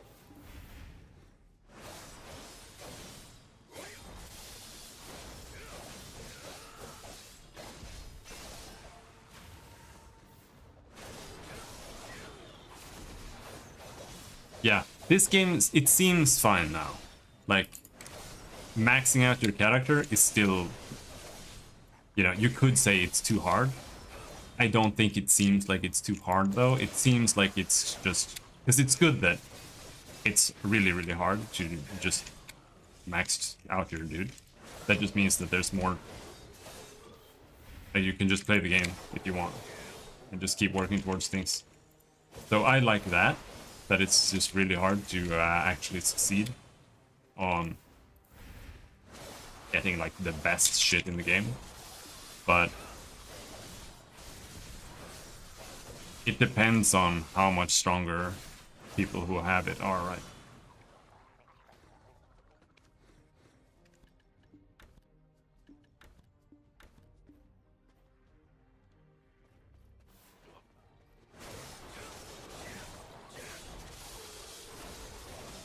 When I was playing Arcade was giga pay to win. There people spent $1,000 a month to be the best, and it made them so strong that you could, if you were one player, you could literally solo entire guilds because you were that much stronger. But if paying $1,000 makes you like 10% stronger, then I don't really care. I still think it sucks, but it's like, it doesn't really affect the game that much.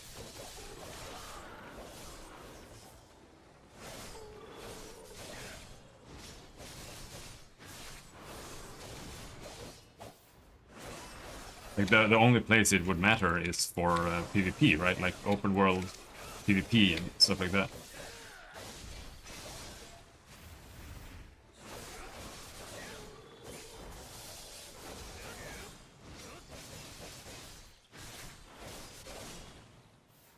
But this game right now seems like it's pretty doable.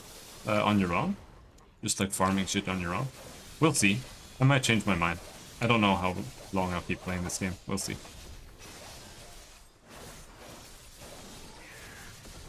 Because once I hit the normal servers, it's gonna be like hitting a wall. Because the seasonal server has so much more XP, and the armor is so much easier to upgrade that I don't know how horrible it's gonna feel once you get out of that. That's why I generally think XP boosts, item drop boosts and stuff is a huge mistake for MMOs. Because it sounds good on the surface. You're like, oh, there's a fucking XP boost going on right now. I should get into the game now. Oh, they're giving me free items. Oh, that's such a good way to get into the game. Wow, I should do that. And then once you get to the real content, the game is just so much harder. Or it feels impossible. Like the XP here is slow now. But once I get out of here and I don't have literally plus 1000 base XP, like it's literally 10 times more XP right now without all these items that I'm also using. How shit is this gonna feel? But I'll also be able to go to higher level areas, so it might not be so noticeable. It might actually be faster than what I'm doing right now.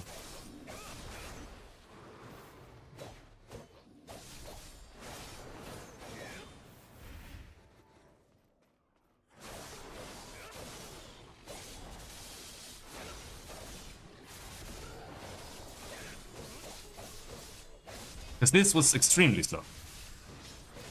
2 hours and I got 9%. And it's time to go. We are full and I am out of items.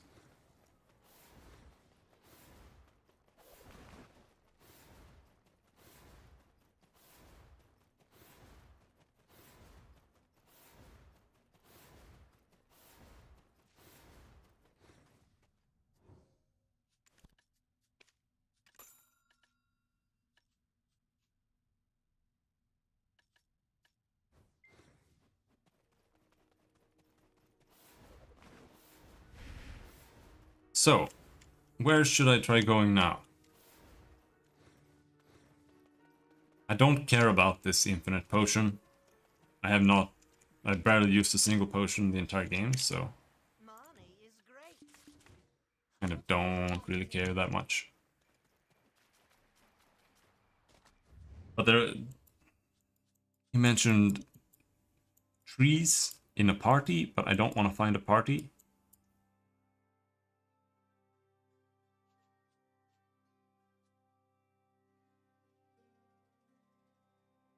But see, this is level 57. And this is also level 57. So that's why I'm here, because pushing anywhere else seems useless. And I have this chart.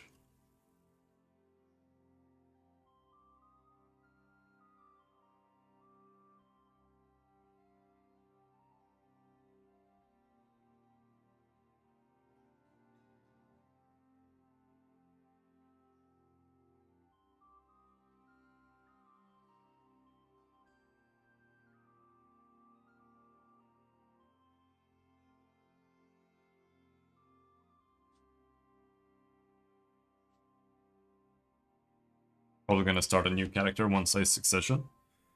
I mean, once you get to succession, you don't really have to do what I'm doing.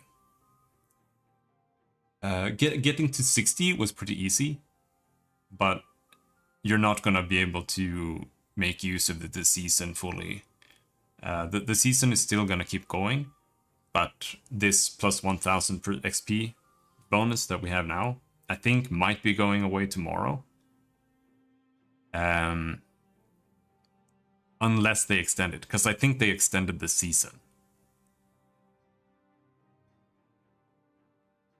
So I'm not sure. But like grinding to 60 was pretty chill, in my opinion. And once you get to 60, you can kind of consider yourself done to some degree. Like ideally you would want to get to 61, but then your character is done and you don't have to do what I'm doing. You can just go and just do all the other storylines for all the other areas. And just like start working on gear and stuff. Start life skilling, doing whatever you want. Make another character, like, it's fine. I won't make another character until the next season though, personally.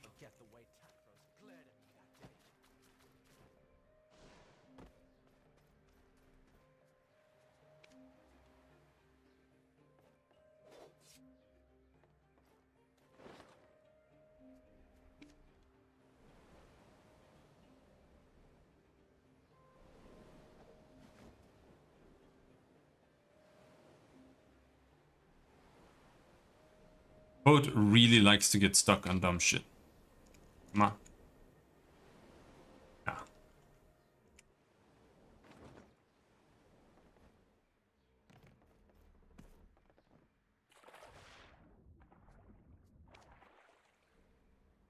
No, I have to call the shit.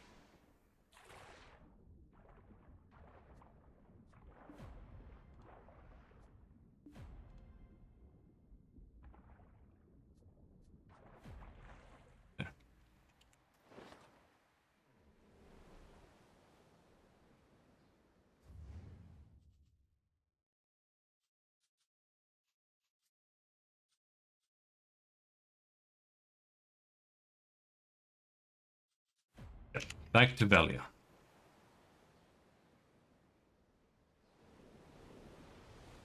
First thing we're gonna do is go buy a new ship. Because I'm sick and tired of this ship. I wonder how much it would be. I wonder if you can buy the like second ship. Or if you can... Like maybe you can just be a shipwright and just make ships and sell ships. I think you can probably do that. But ship stuff seems not super popular. So that's probably a bad idea.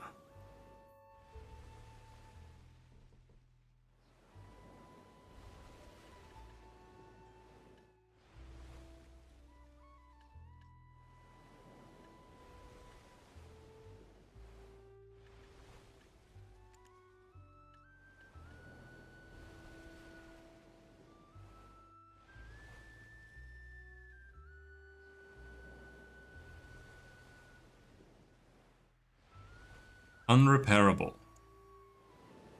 So once this is gone, it's just gone forever. I wonder where you can farm some good spirit stones. They're called alchemy stones, right?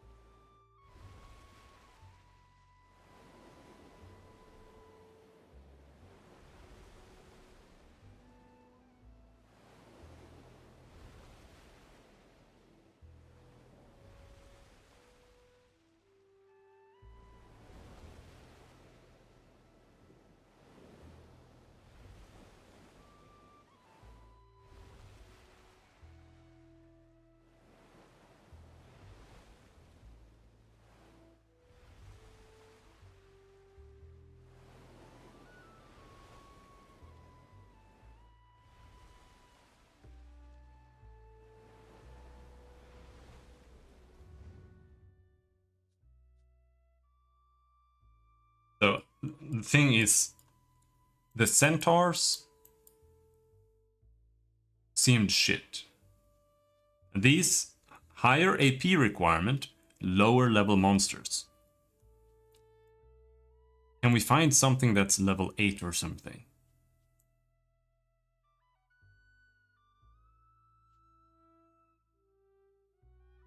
$57.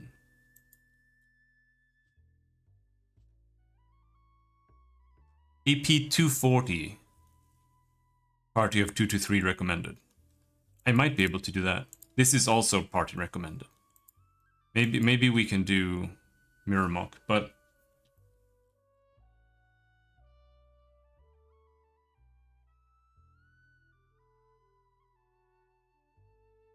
the reason I'm unsure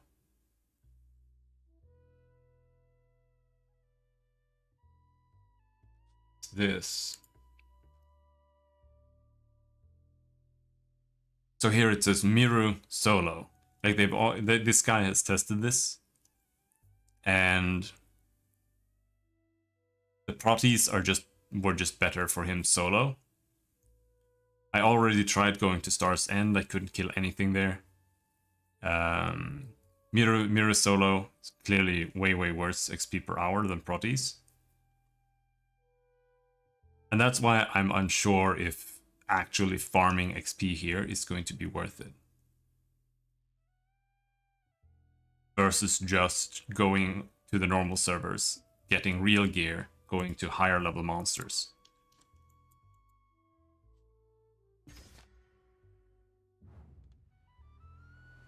Flock of seagulls gobbled up your rations. What the fuck?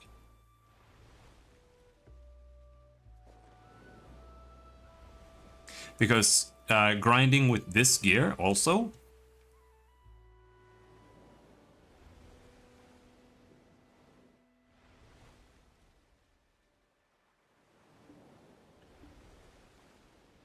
means I can't really go up in gear score, and that means that I have to farm lower level stuff. They drop worse things. So, I'm not sure.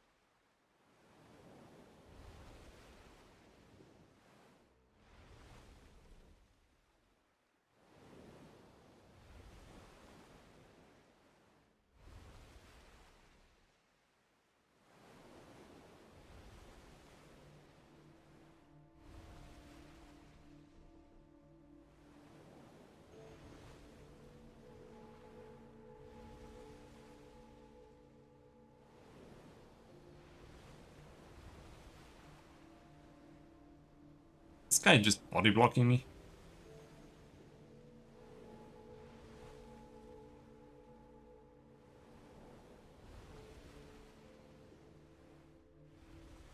Should I just YOLO timepiece my character? Make a Megu for the event? And then just start playing on the normal server? I kind of think I should just do that.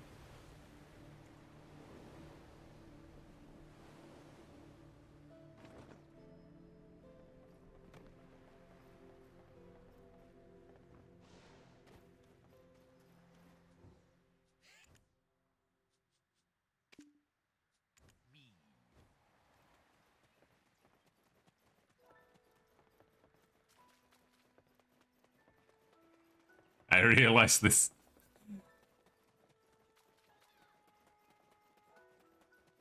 Because I already have maxed out gear. 5, 5, 5, 5, 4, 5, 5, 5, crash, 5, 5, 3. And most of these, the ones that aren't 5, are going to be replaced instantly. So, and once I do replace them, how How much AP am I gonna gain? Like,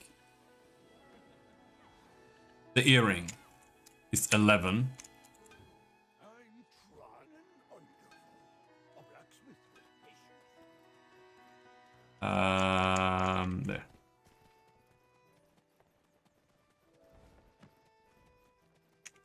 The earring is 11. Welcome to Valia. Need to use the storage?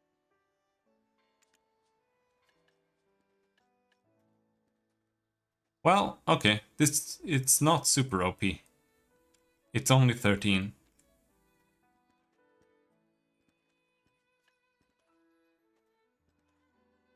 Here I'll gain a little bit. Capiota belt seems good though.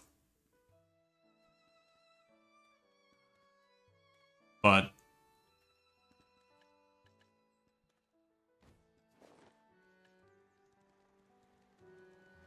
we'll also be able to start making a new weapon.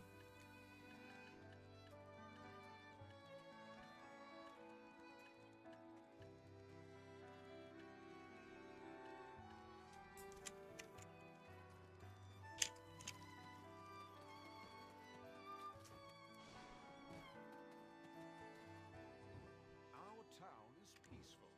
Have a pleasant stay. Ship. Registration.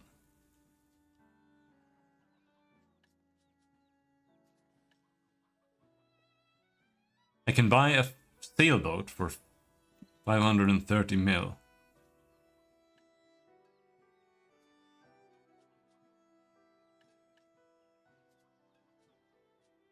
I don't think it's worth it. Oh, there's nothing in stock here.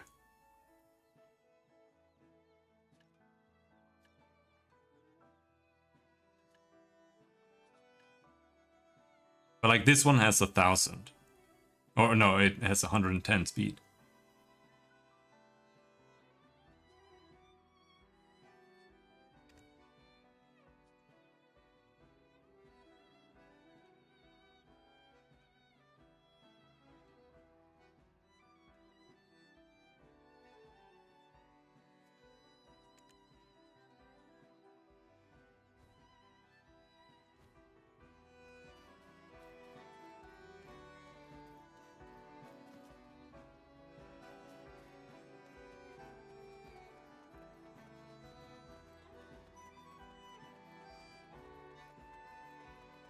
And just start the real game.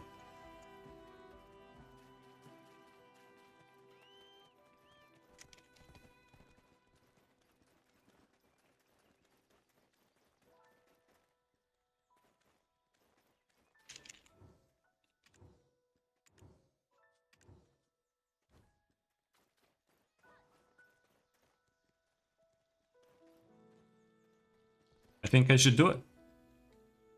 So.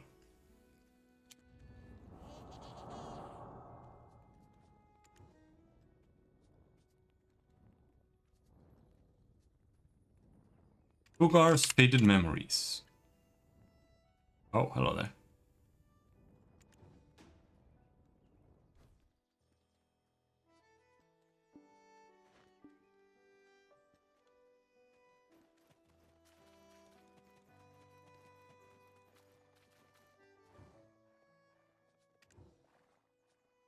Your fucking thing.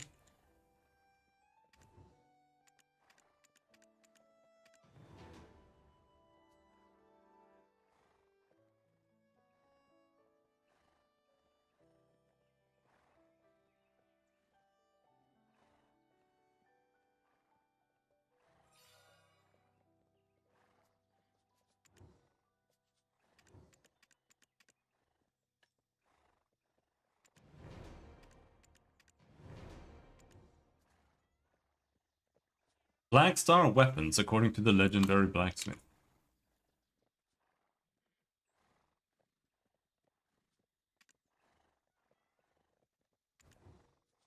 Let's do that.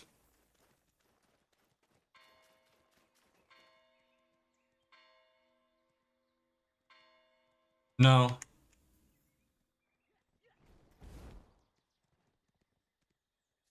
We have Fugar's timepiece.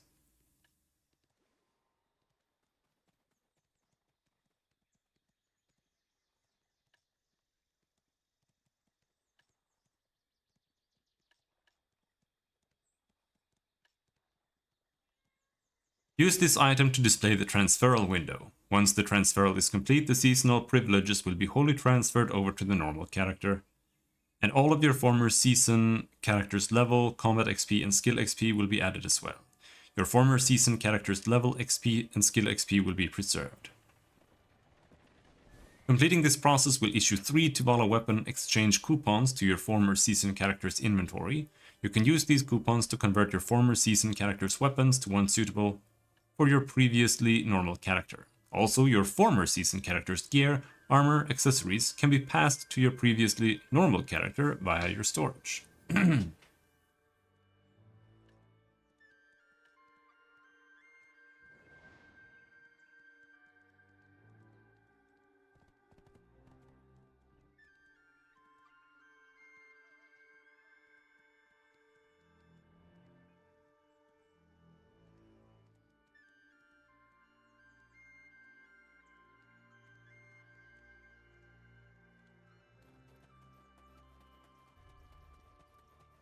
I'm not sure I'm ready to do it. We have some...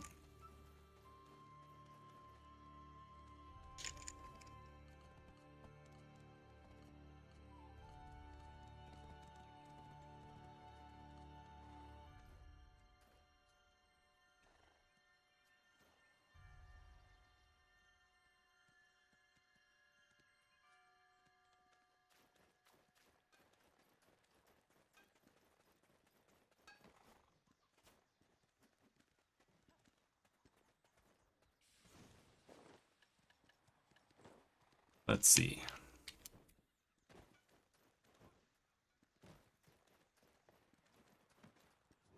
Welcome to Velia.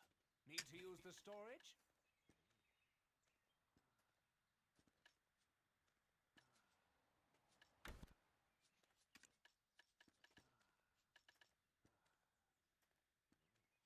There might be a bunch of things that I don't know how to...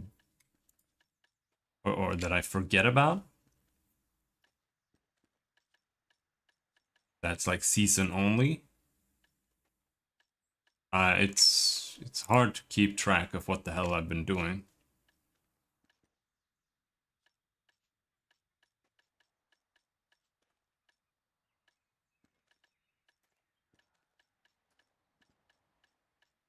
But I feel like I'm playing a demo right now, and I would like to go into the real game.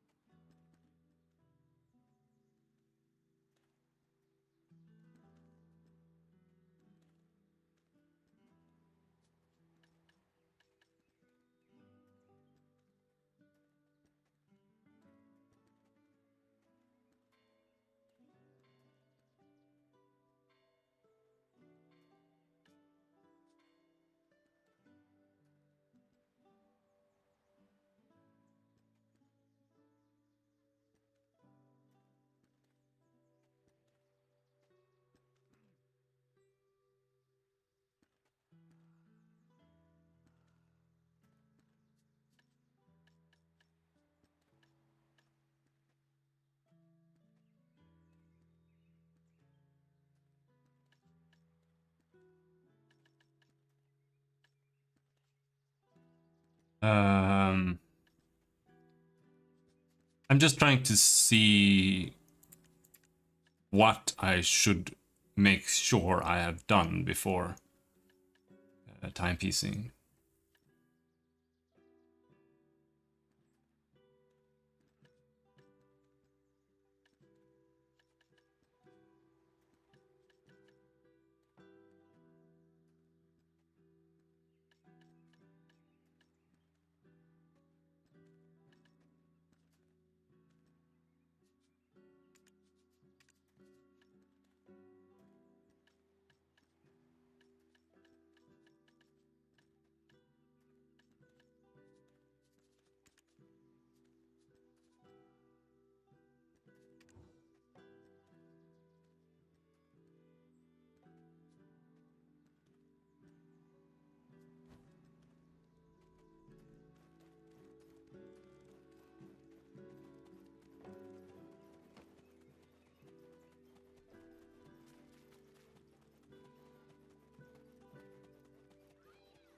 We can try popping these things.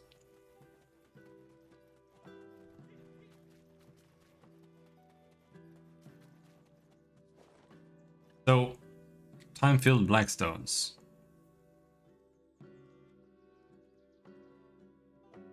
You can exchange it for Valks. Okay.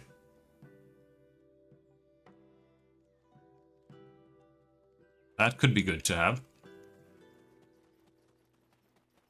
But there are a bunch of like seasonal quests here.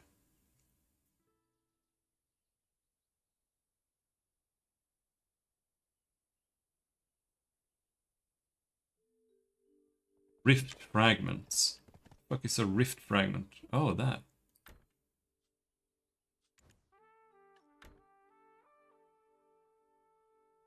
Processing simple alchemy.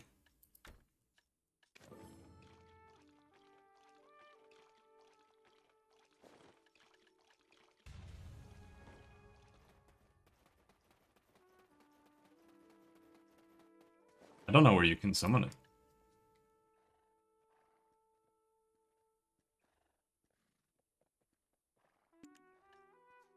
Go to the marked location. Huh?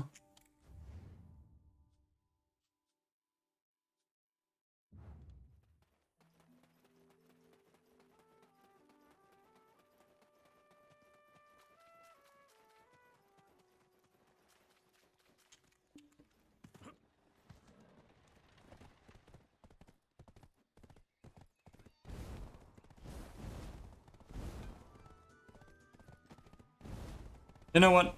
All right. Let's shout looking for more.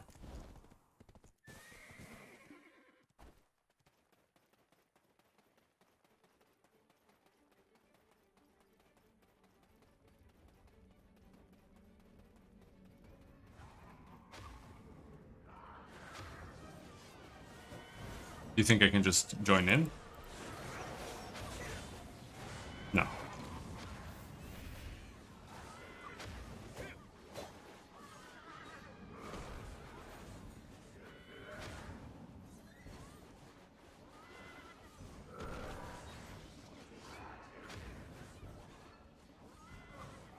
See if these guys.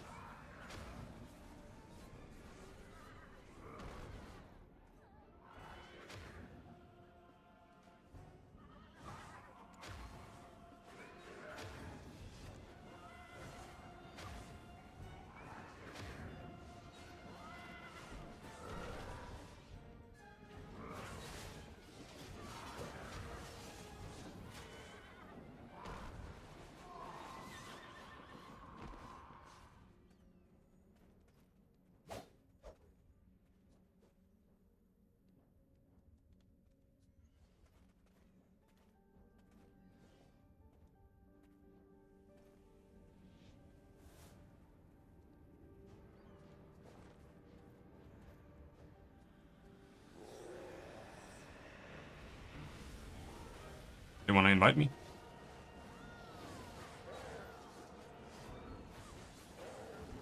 No.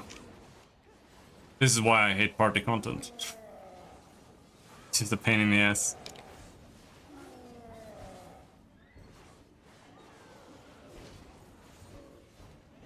How do you even click on people? Like, how do you invite somebody to a group?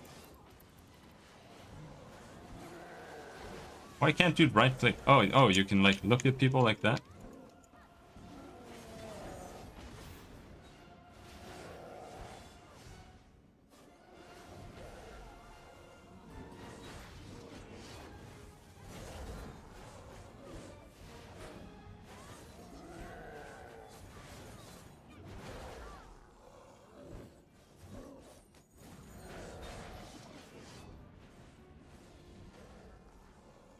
I don't think I'll be arsed with this. There's just gonna be a bunch of French people who won't invite.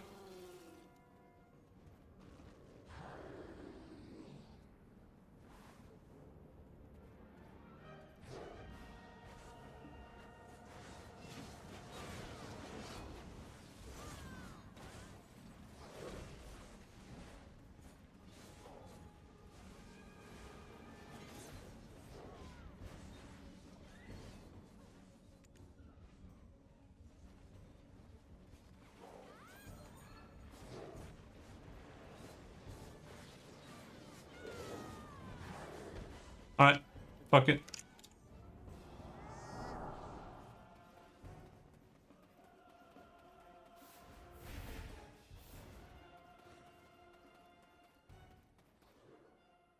Where did I leave my horse?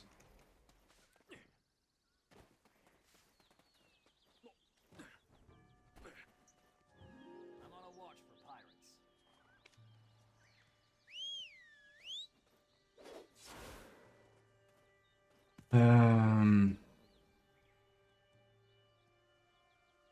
Alright, so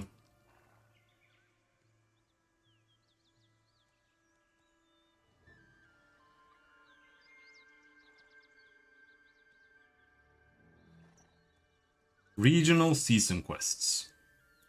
You can get a bunch of time-filled stones. But there aren't really that many. I think all we'll do is just go and get all our time-filled stones and just hand them in for plus 40 bouts.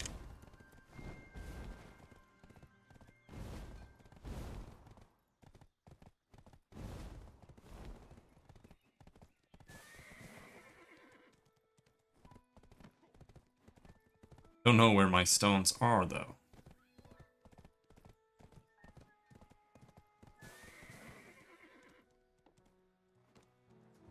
Welcome to Velia.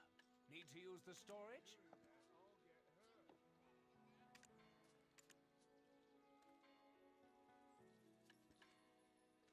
There we've got 1,000 there. Are those, is that all?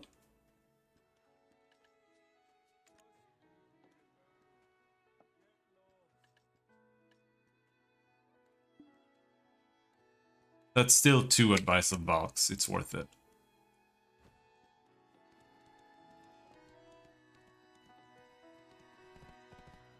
So, I wonder if getting shitloads of plus 30s might be a good idea. Or like accessories and stuff.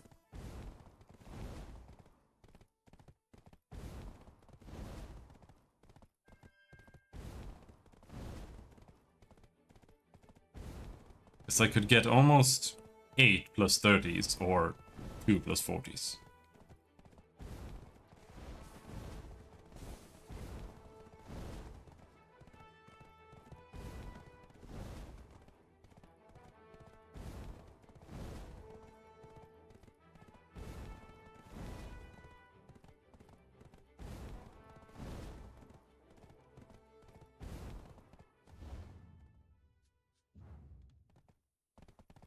Wasn't Calpheon, right?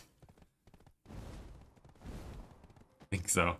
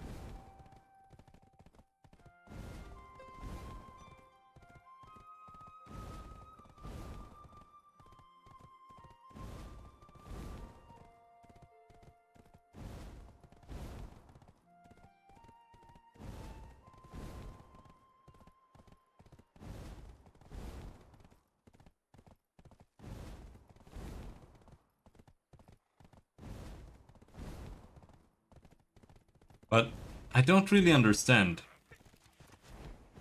100%.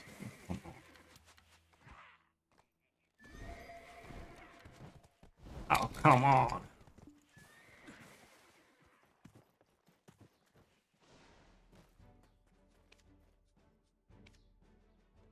So I will lose all my gear if I timepiece. I thought it got like copied or some shit. It might still be worth doing it though, if I can just move it back over.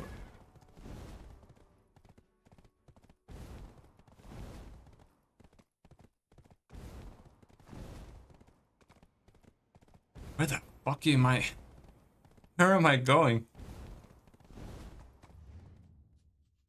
Oh shit. That was not the path to Calphion. Holy crap.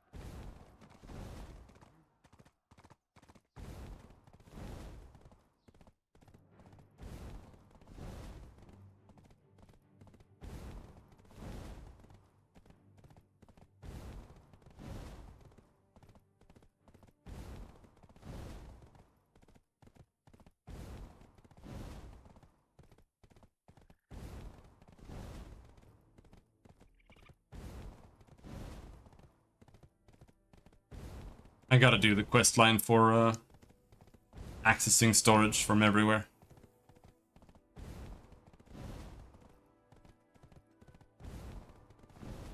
Having to run over here just to access storage is super annoying. Especially since I just kind of put random things in random places.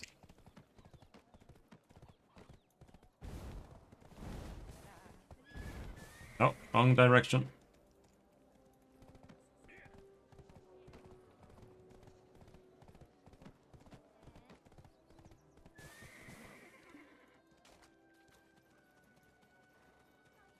Let's hope I remembered right.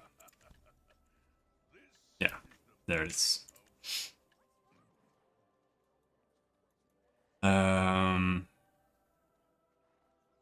Now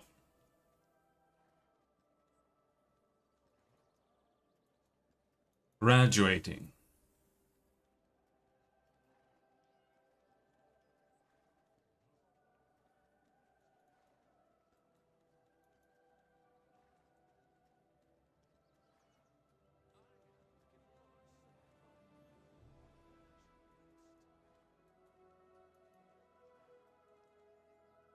What I'm worried about is that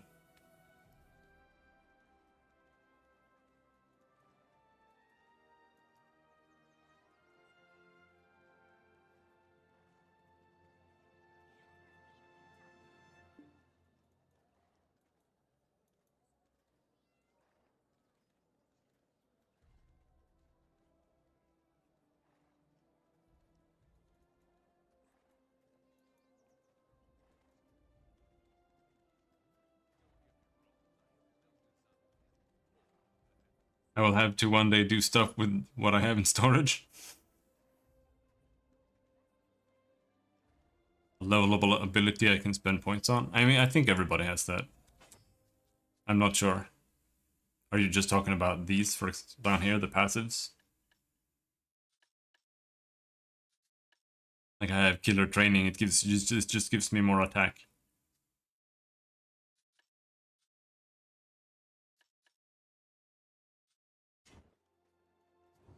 The Bank of Hope operates only for the citizens.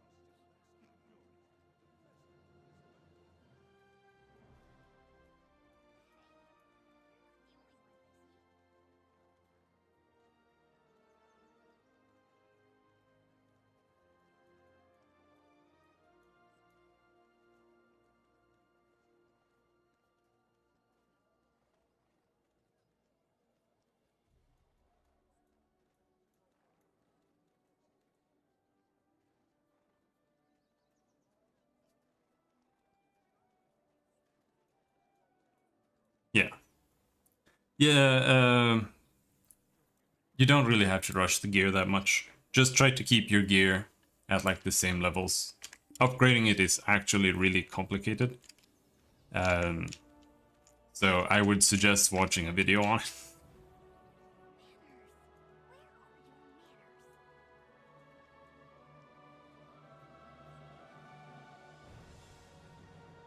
It's really easy. It's not necessarily that your passive makes it easy, you know, makes up for it. The game was always really easy early on. To be honest.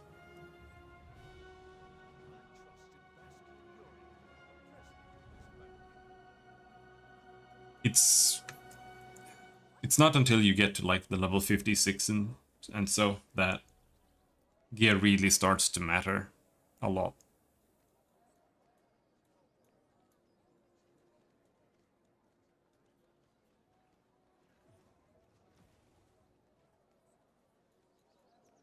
Should I introduce you to Etheria? They've had some good investments lately.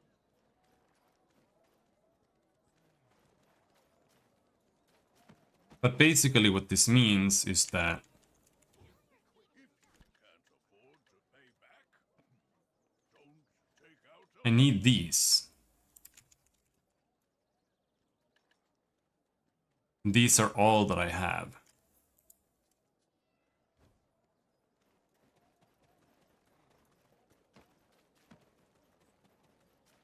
So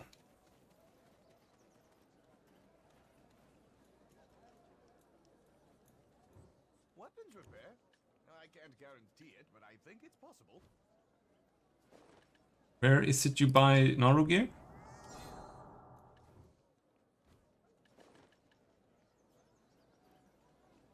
Pro Merchant Guild Chief.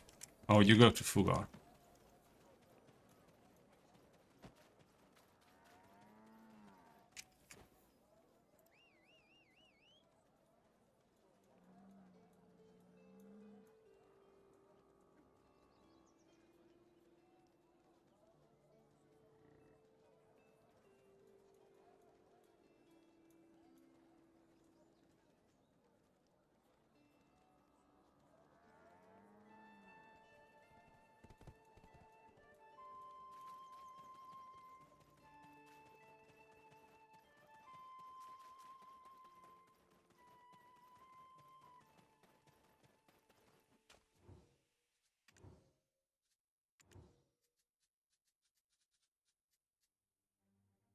Yeah.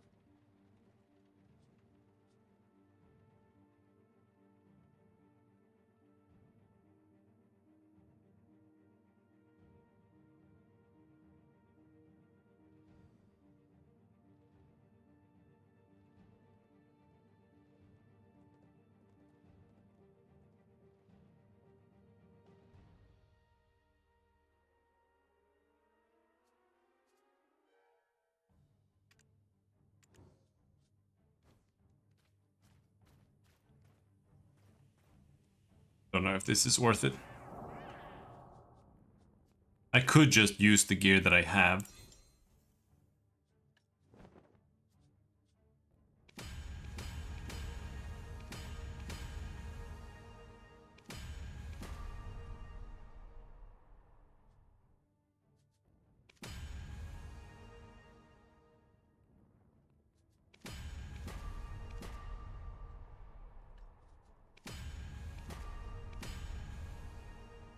I don't think we need that high level on them.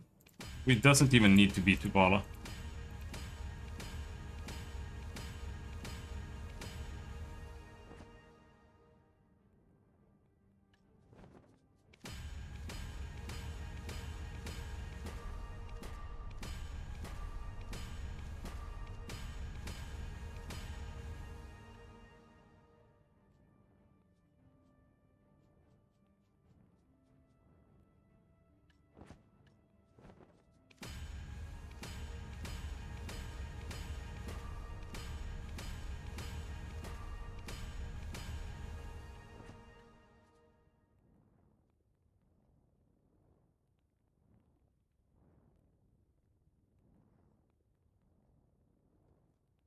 Yeah, I don't.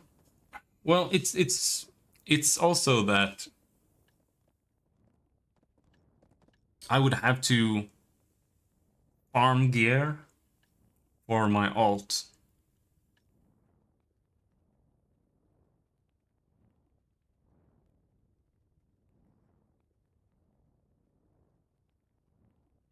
For it to even be playable.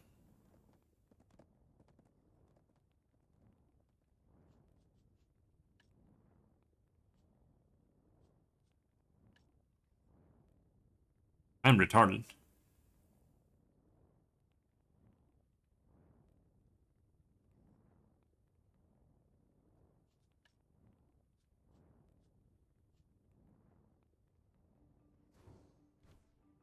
I'm actually retarded.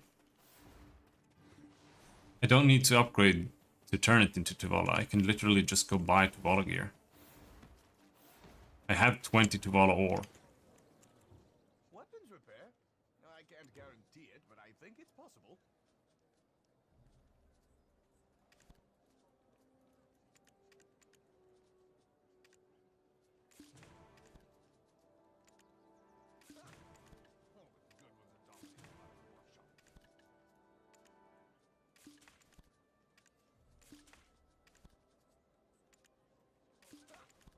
All the good ones are dominated by the workshop.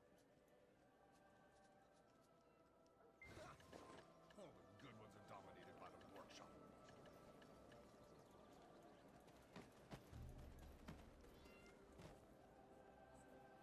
No, I'm not retarded.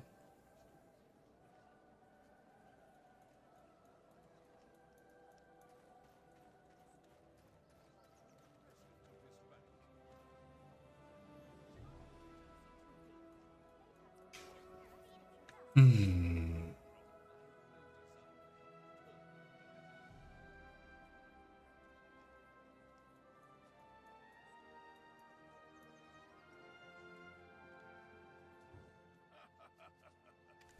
This is the Bank of Hope.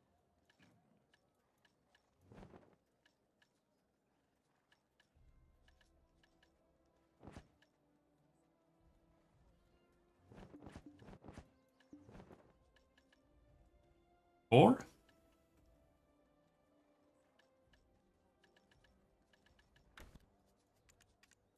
I am about this ready to just do it and see what happens and learn from the mistake.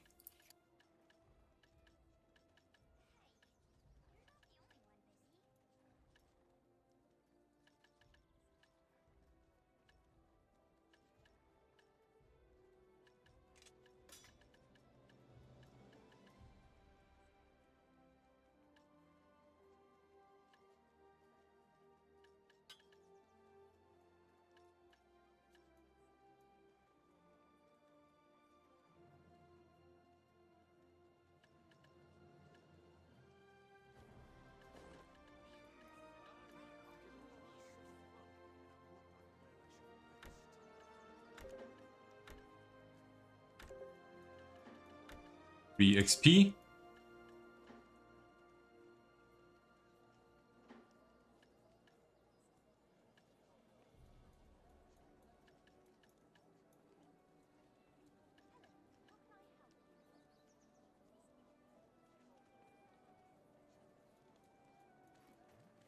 I don't really care about the character that much. I just wanted to do it because it's a free boosted character, right? My feelings? Oh, it's like a roller coaster. Aren't all feelings at the same time?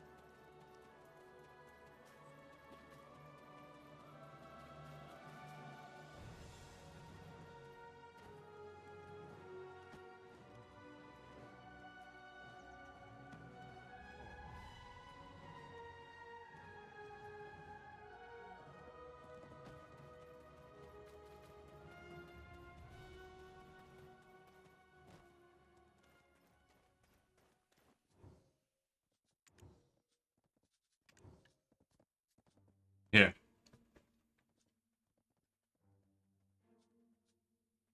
I don't know if Valk's Cries might be good. Because it means you can get plus 10 on top.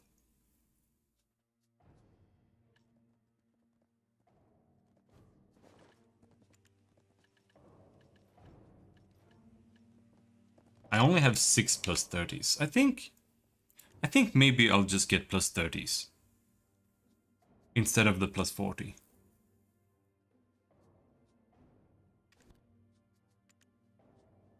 YOLO. Swaggins. That's it. It's over.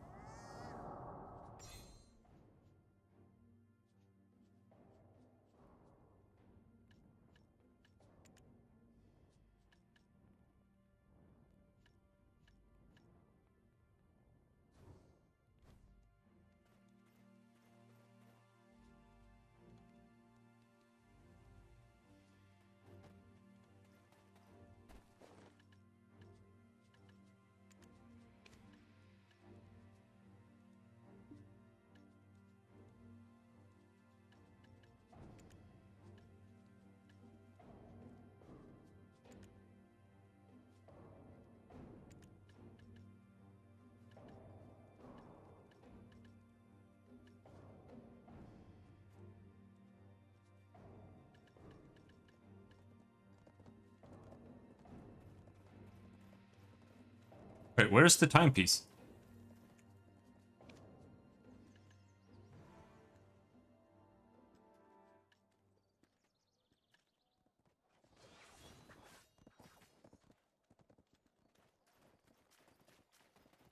Oh, wait. What is that?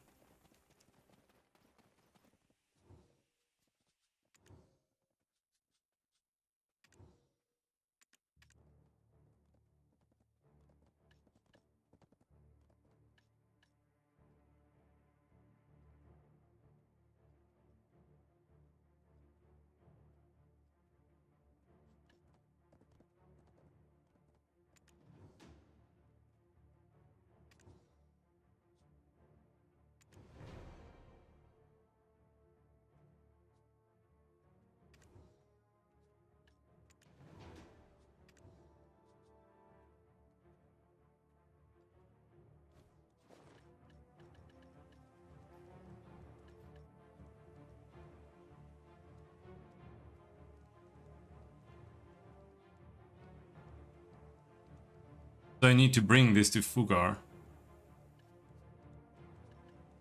Every day. Prawn stones and coarser shit.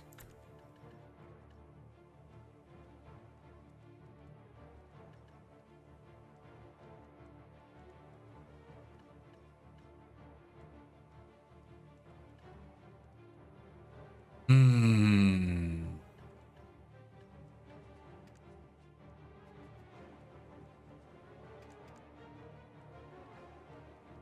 There it is.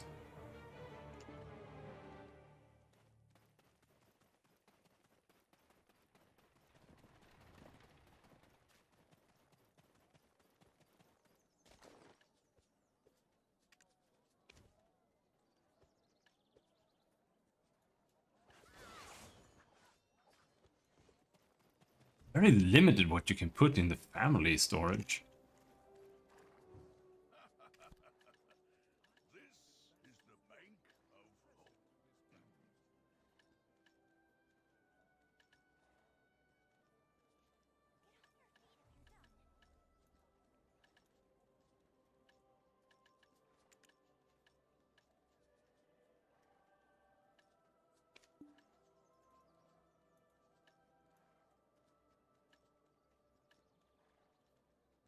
Where is it?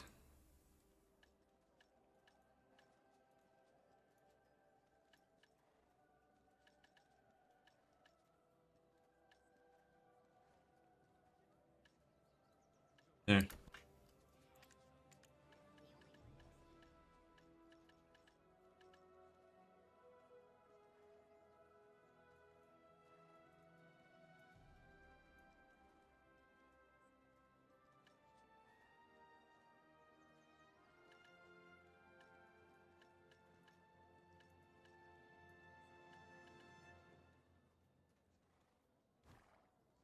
All right.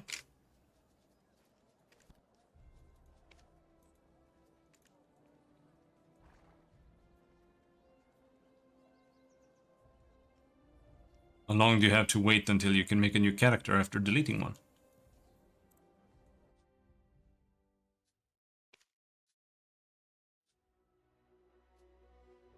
I don't really know if I need to delete it. No, it's fine.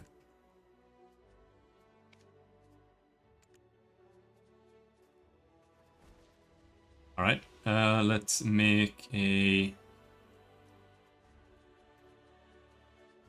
Megu.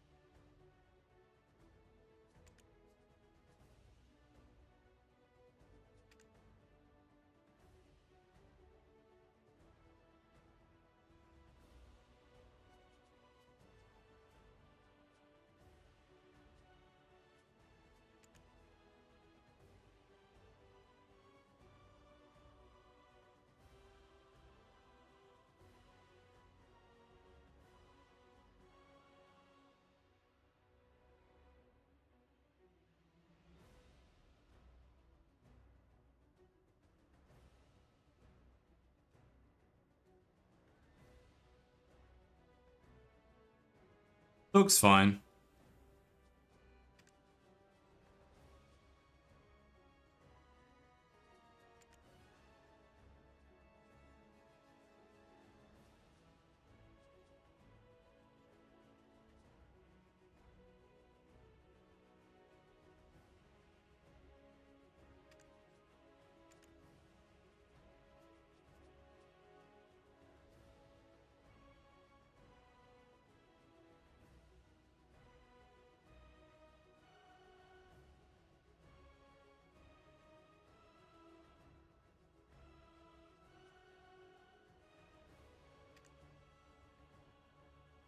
She looks weird. I don't know why she looks weird.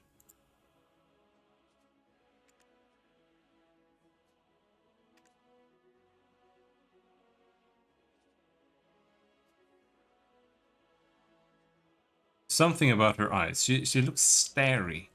Why does she look so starey?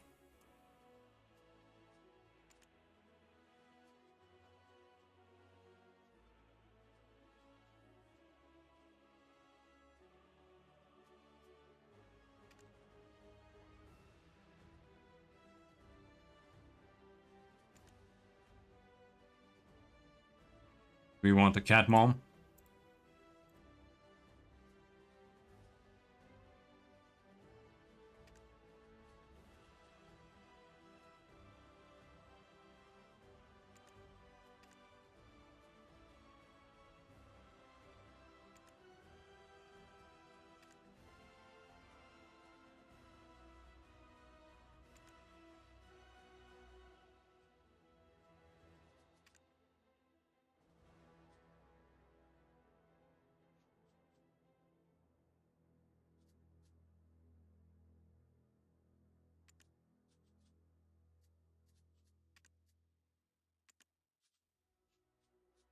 Eye line.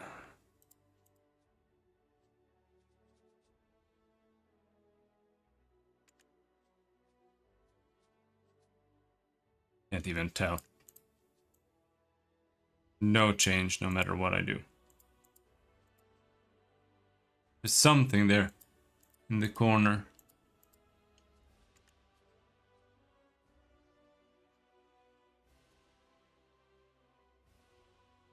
Oh, it's a liner like that.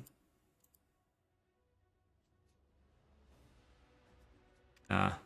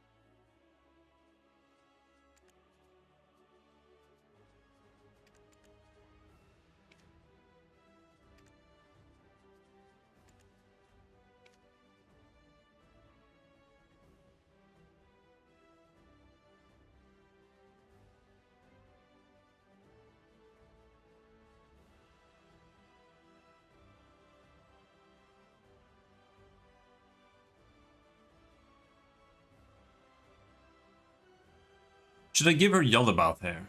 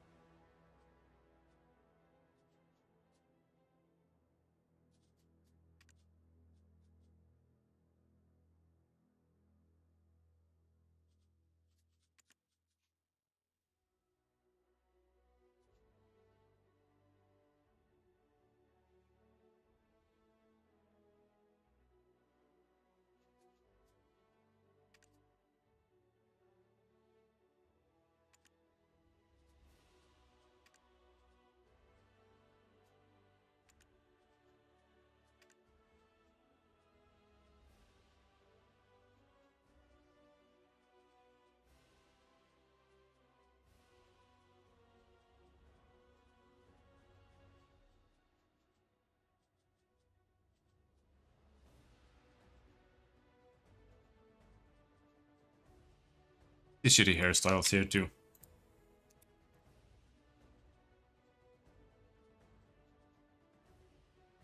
Gonna go with the default one.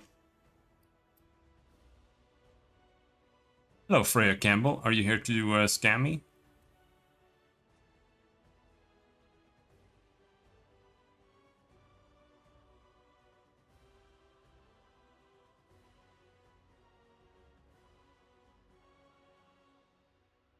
Doesn't change anything.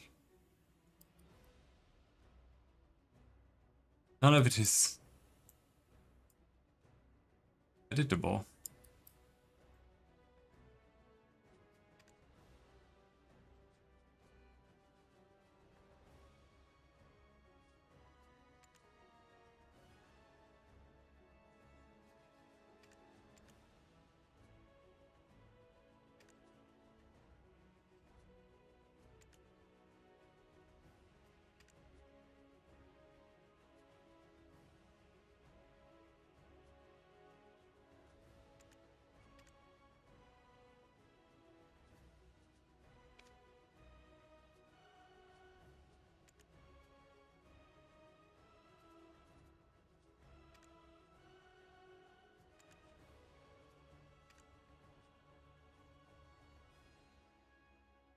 Why is there not a palette selection here?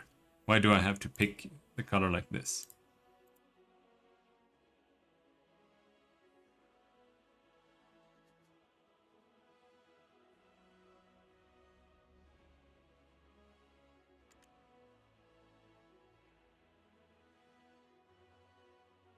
Hmm.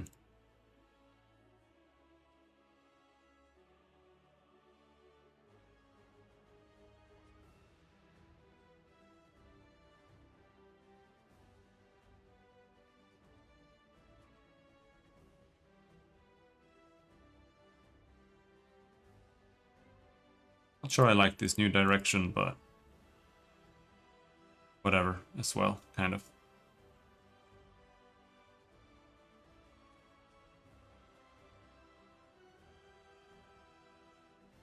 I don't love it. I think it's overhyped as shit. There are like no hairstyles. You can barely do anything with it. You get 3 faces. You can barely change the face to feel like a different person.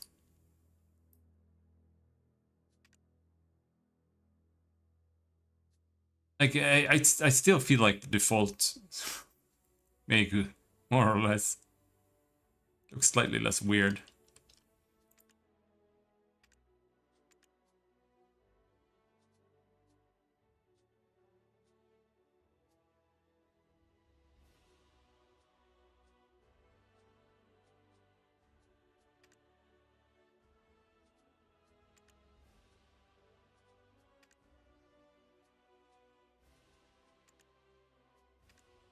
It's okay, I guess.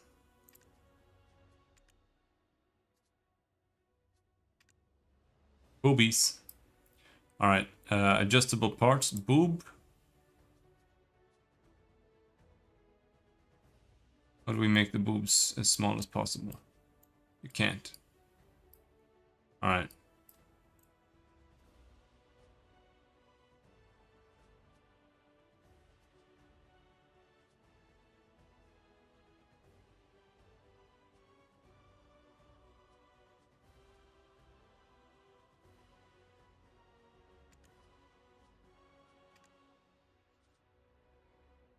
Muscle.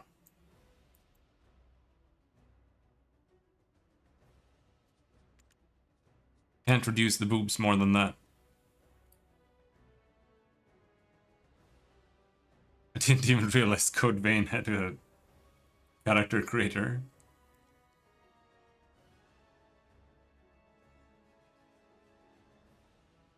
I haven't played it. All I heard was anime Dark Souls, and I didn't really want to go further than that. There's only one voice.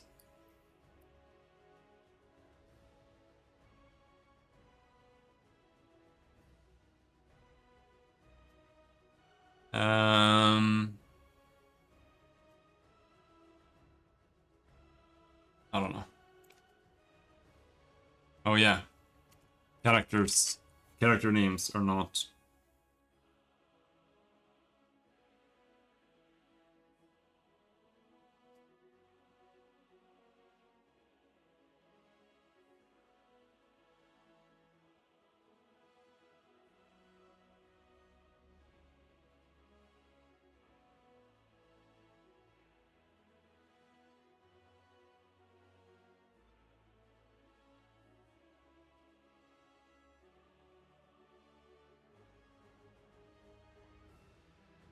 Hold on.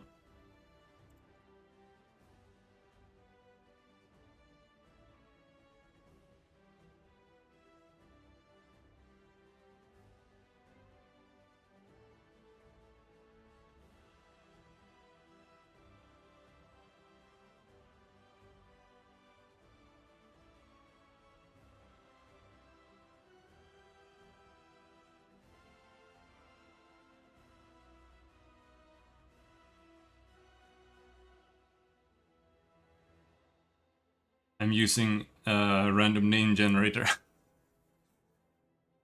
I fucking hate names.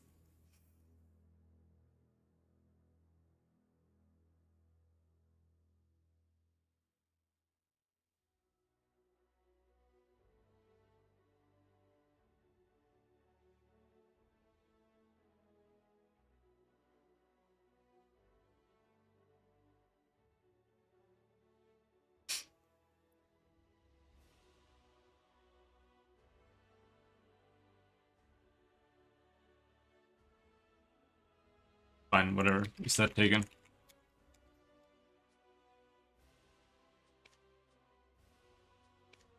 Unavailable. Alright, that's just adding random letters to it.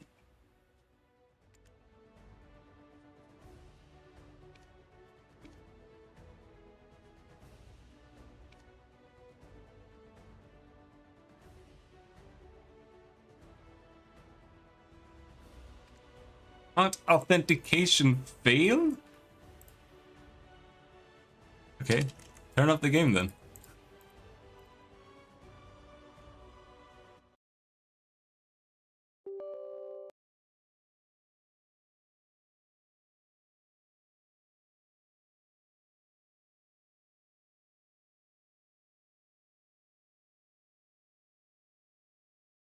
I mean, yeah, I like RPing like that too.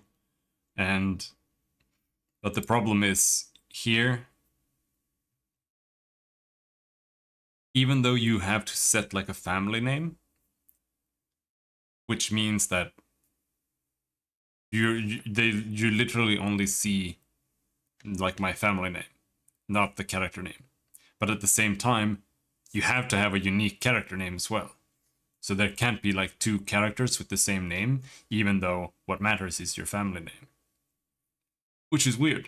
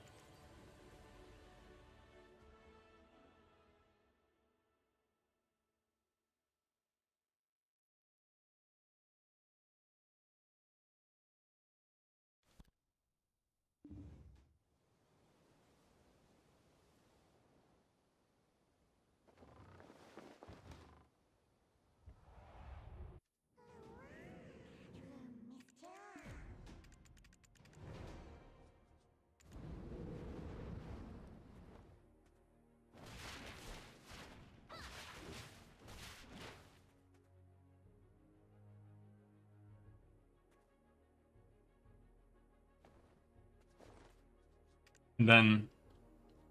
Ah, what the fuck? How do I access this fucking thing then?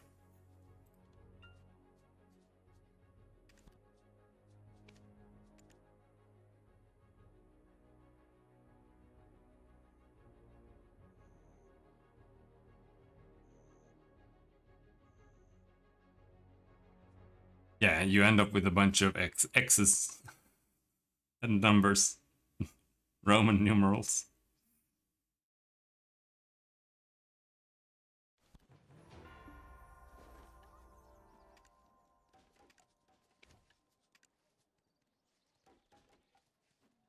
Fuck do I give her my timepiece? I have to go back to Belia.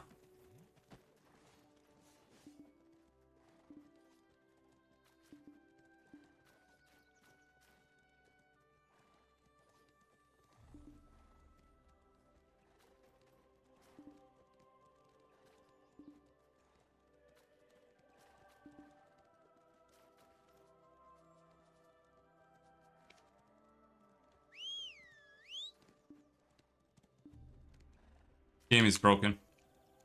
Can't mount by mount.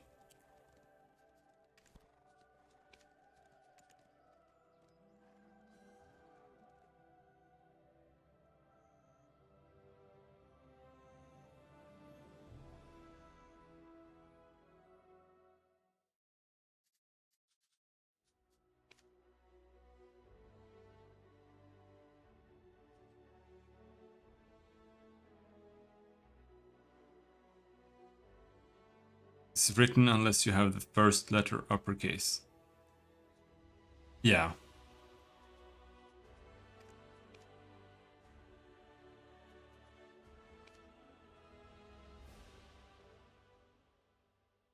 I'm surprised that the pearl storage is per character. There. So now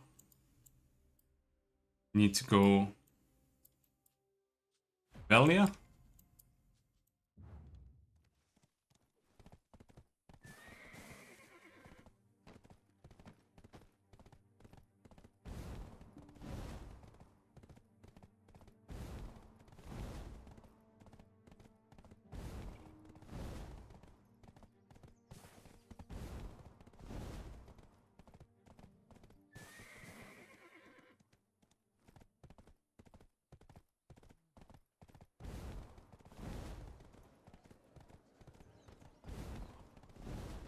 I put a bunch of things in here because I thought I would just be able to access it easily. Let's double check. Yeah, I put all of this Vala gear in there.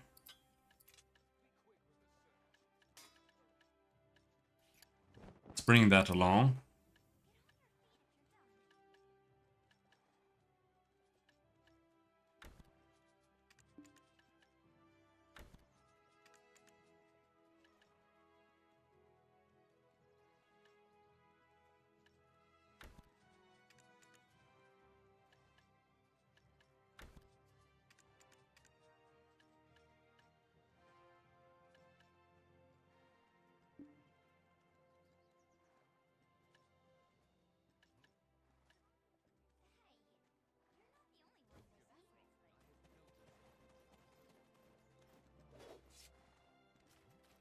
Ah, my fucking knee hurts. Ouch, ouch, ouch, ouch, ouch.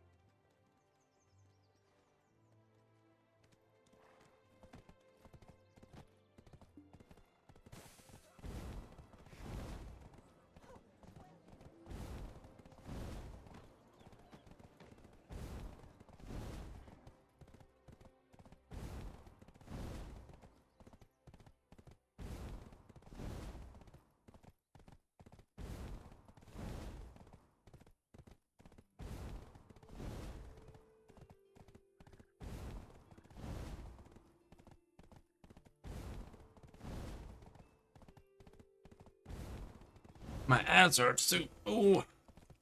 Since I lost all the weight, like just sitting and stuff hurts way more. I miss all my protected fat.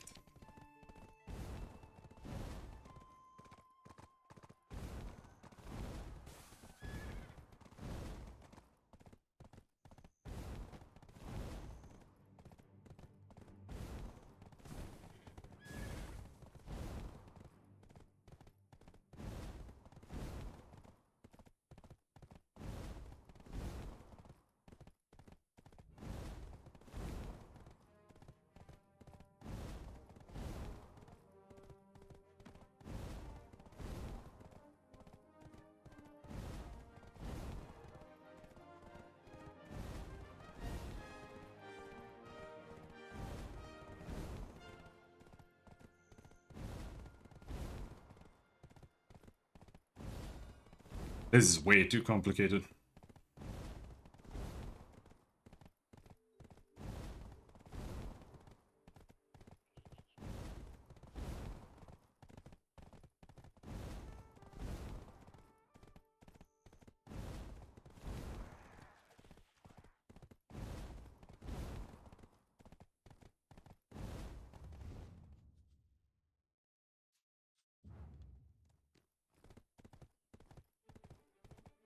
Do you think I can hack it?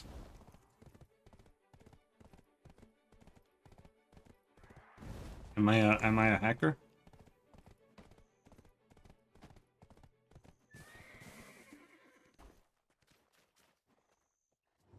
Where are you from?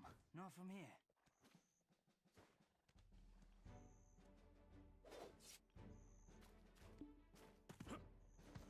I don't think I'm a hacker, but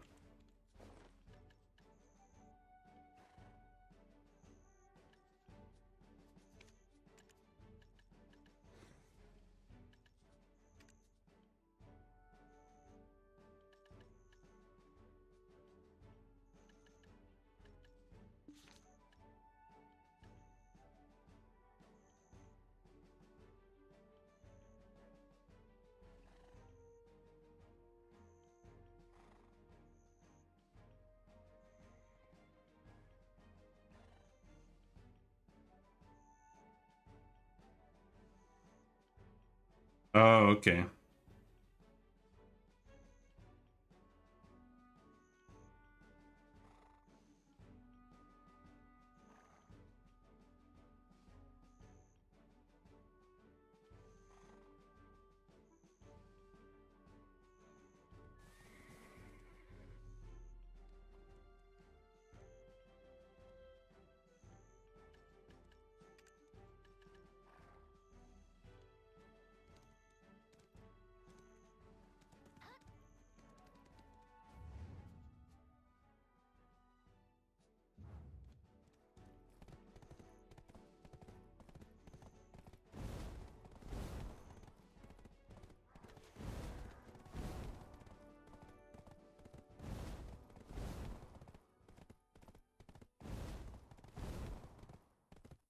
I'm scared.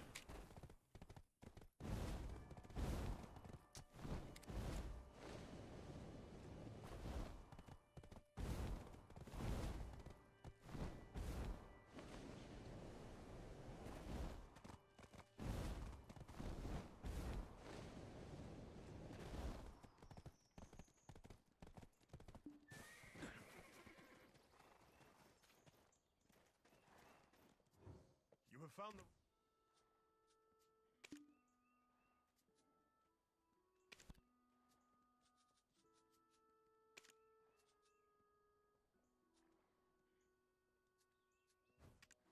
It's the Western Guard camp there, right?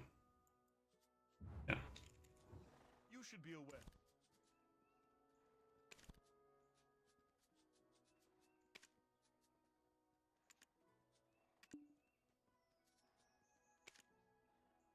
Don't know how long it takes.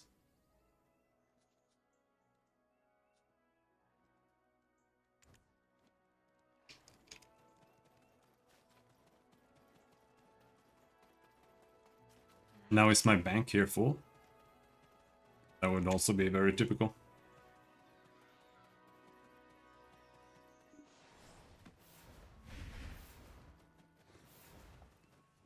Welcome to Velia. Need to use the storage? Very fucking close, dude.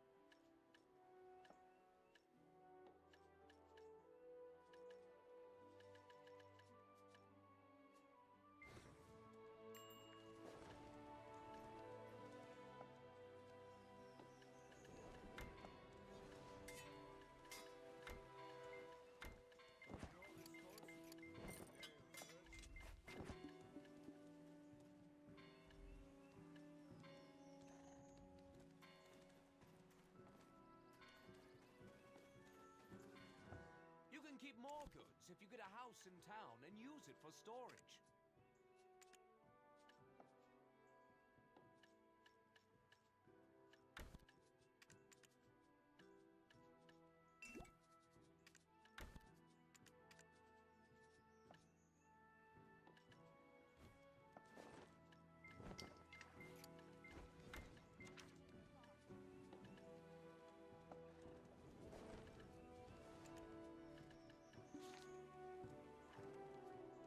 And now we need to change server to...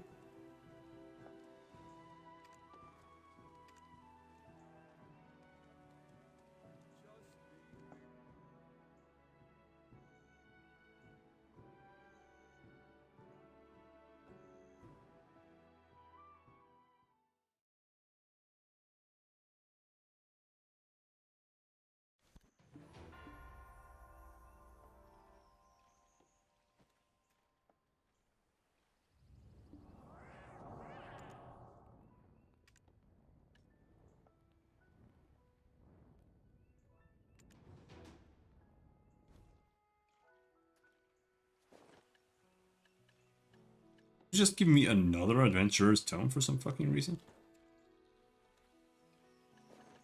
Okay.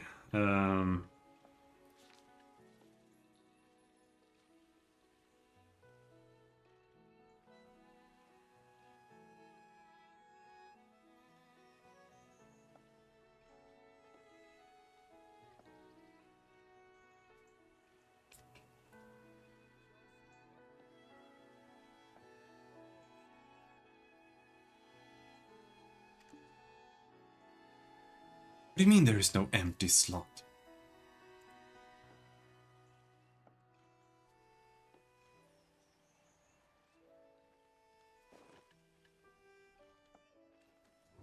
Welcome to Velia. Need to use the storage?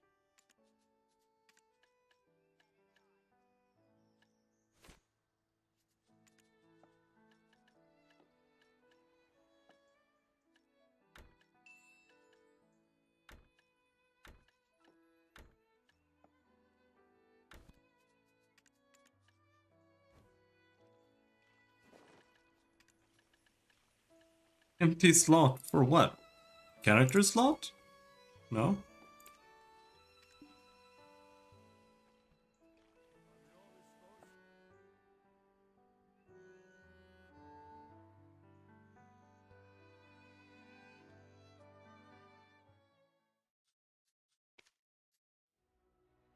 There, so now this character level 61.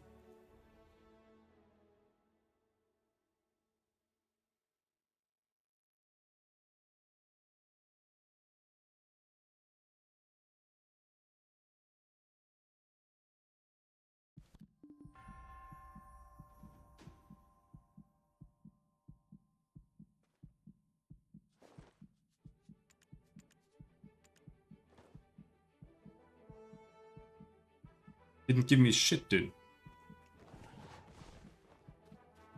Ah, I see. Huh? We've...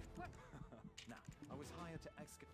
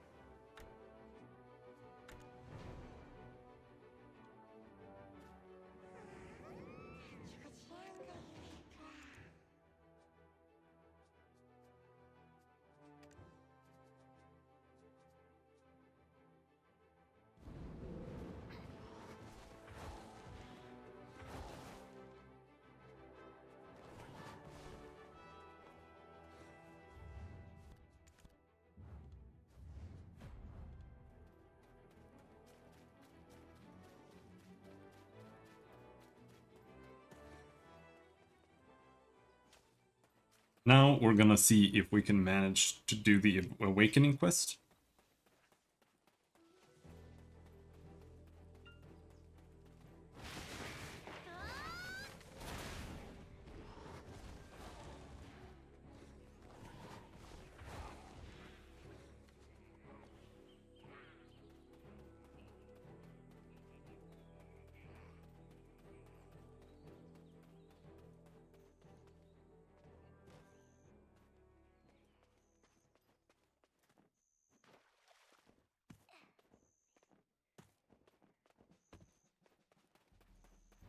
How long does it take for the horse to arrive here?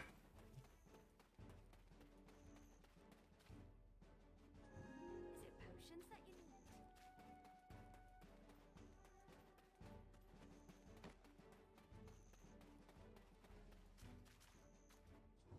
Where are you? Well, it's not here.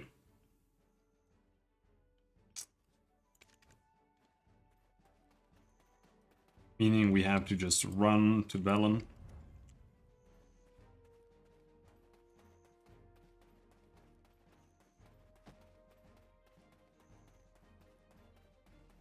with blinking health.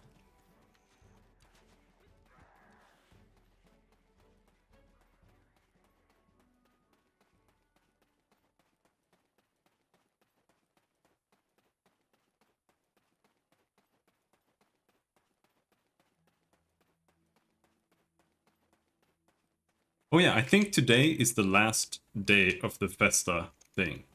So if you haven't spent your Festa coins, you should do that. I'm not sure though, but I saw people talking about that.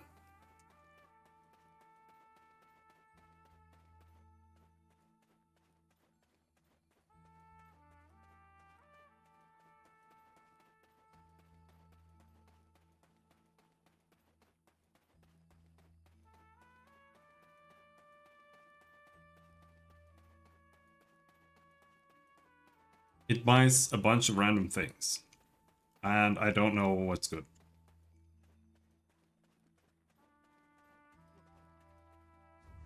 The Festa vendor is here in Heidel. Here.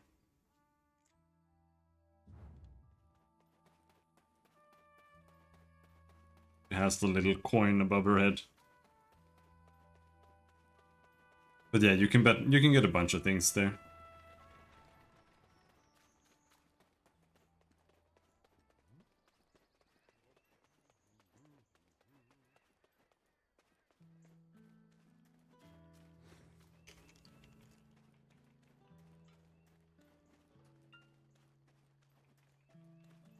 So now we are here.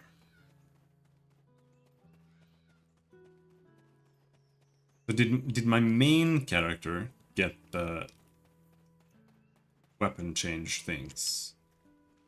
So confused. Welcome to Velia. Need to use the storage?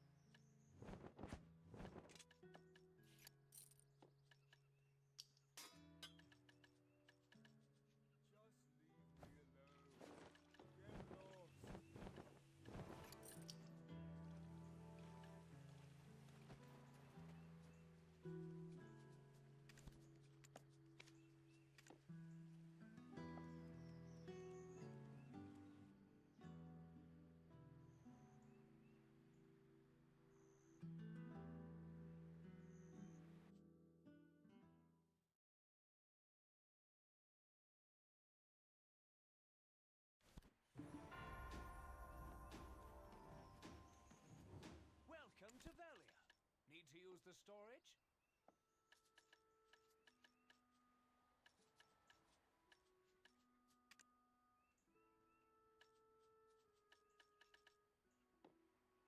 Vala main weapon exchange coupon. 1.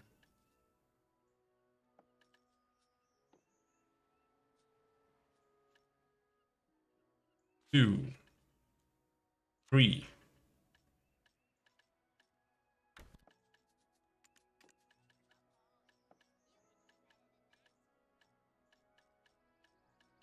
How do I convert it? It was supposed to give me something to convert my Tuvala gear.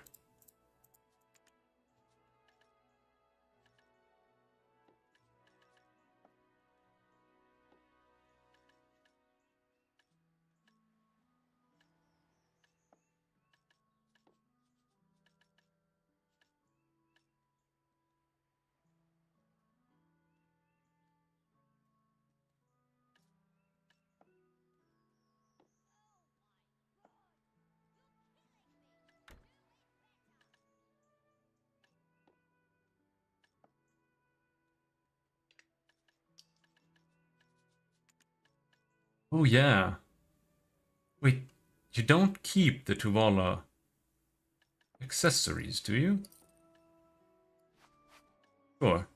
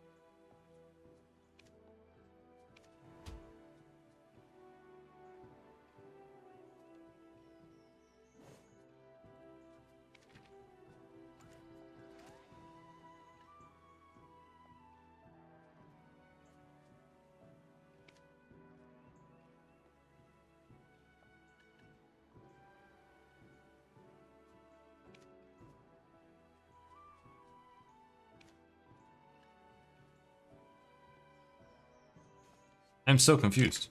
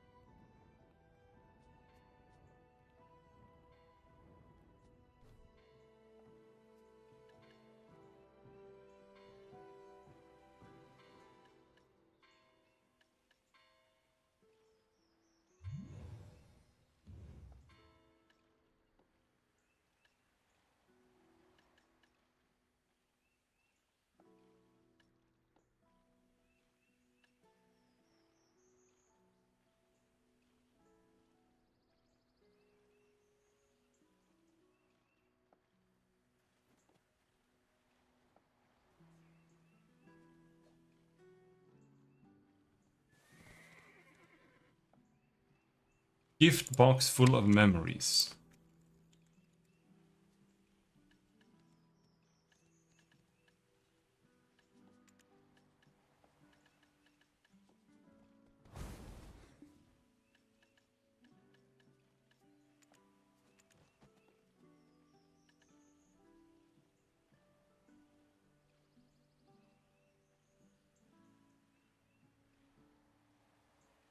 Oh, that timepiecing doesn't count as graduating. That's what's going on. That's why this is so freaking confusing.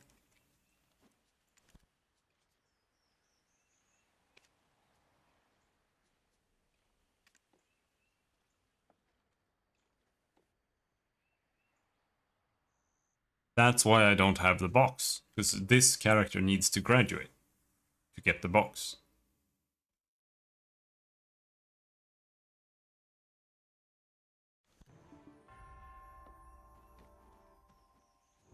Welcome to Velia. Need to use the storage?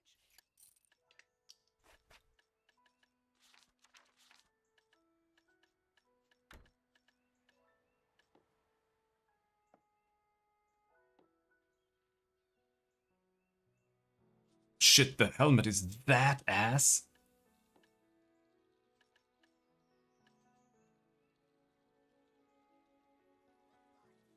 Yeah. I just need to graduate this character. We'll just have to go and see if we can finish.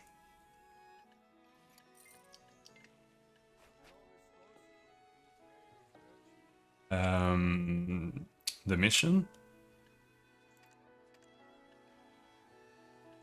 But my DP is so dogshit, I'm not sure I can manage to finish the Awakening quest.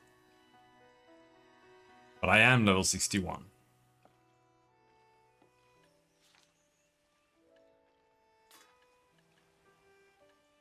So I don't need to do this. But I also don't need these for anything else.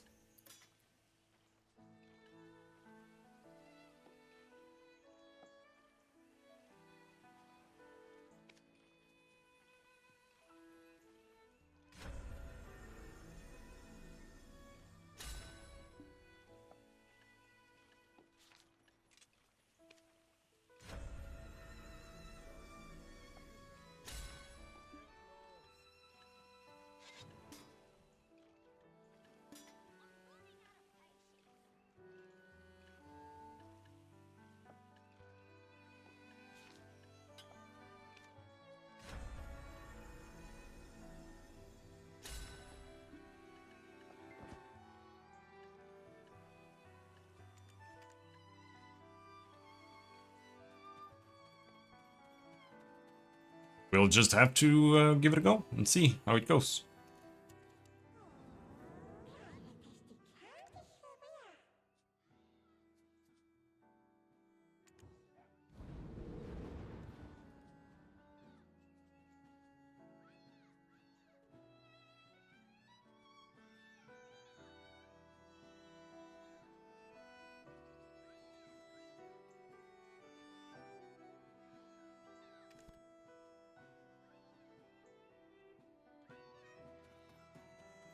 This event ends tomorrow morning, So that's why I wanted to see if I could do it.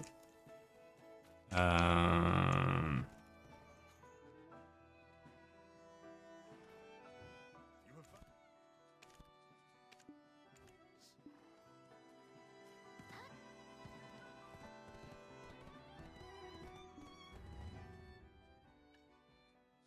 So now we need to go to tariff, which is there.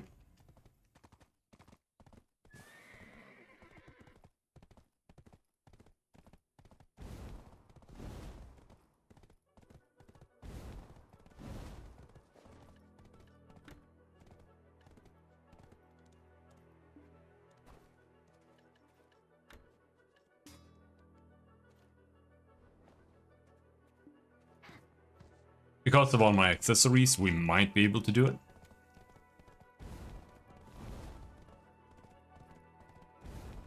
That might carry the damage. Now, the other issue is that I don't know what the fuck how to play this class.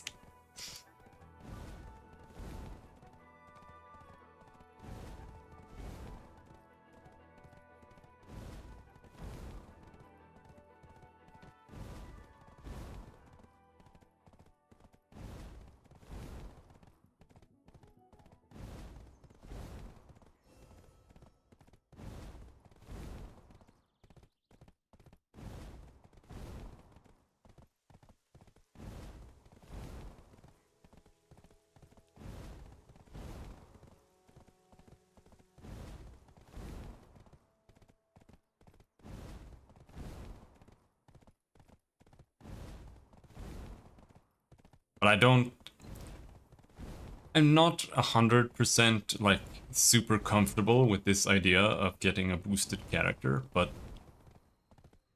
the leveling process is so shit anyway that, like, I don't know if I care, but the thing is also that I don't really know why I would want to have this character. That's like one of the biggest issues for having multiple characters for me. Like when there's a new season, then I would just make a character and just play the season and finish everything, right? And then it kind of makes sense to have a new character that way, and then I can just go back to my ninja if I still prefer my ninja, right? But here, now I start with a character that has no gear. And like, there's just no reason to play. What we need to protect is not only Tarif. The ones who desire the Cartian book have all gone corrupt, unable to beat its power. But it gives you this. It gives you more fame, and more family fame, more combat fame, means you get more money. Because here, if you have enough fame, you get silver per day. And you can see you can get up to 12 million silver down there. From live fame, you get an additional 2.7 million. Here you can get more, 2.7 million. It's not that much, but If you're here to get your armor repaired, you've come to the right place. You're here for repairs, aren't you? If you're here to get your armor repaired, you've come to the right place. You're here for repairs, aren't you?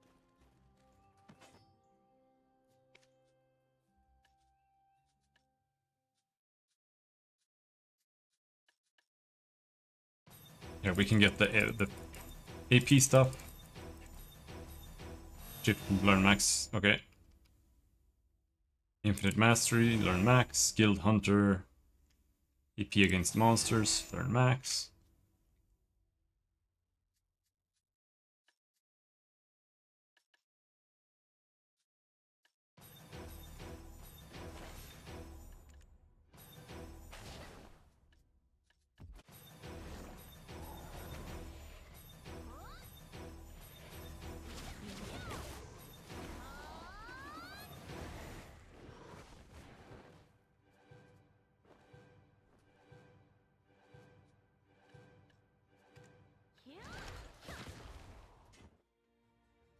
Alright.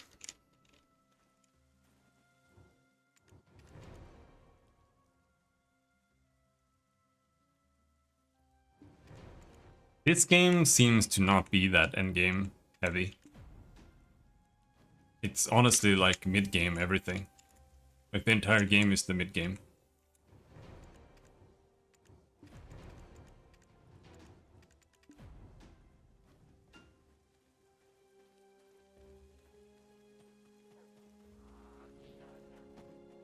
Alright, where is my heal?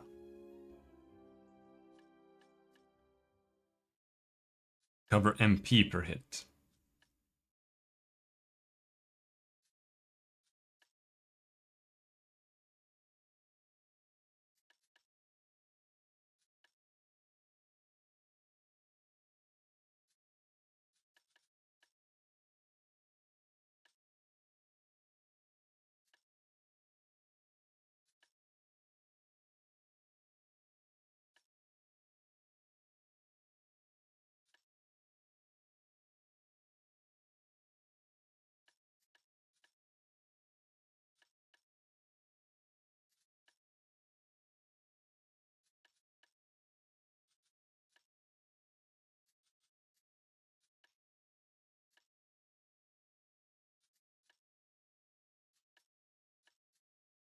Oh, heal?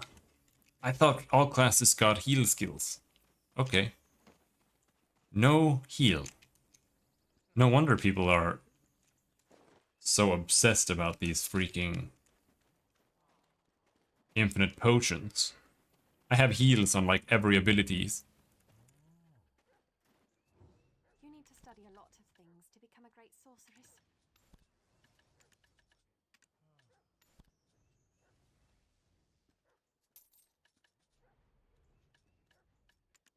MP potion. Do I need that?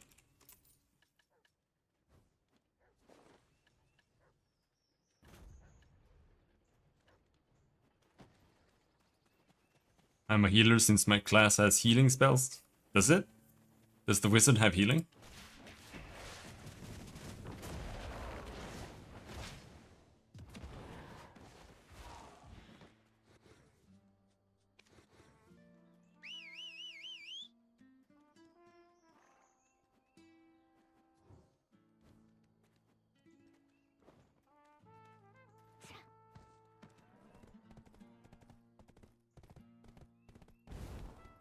Eldritch Shrine. Let's see how this goes.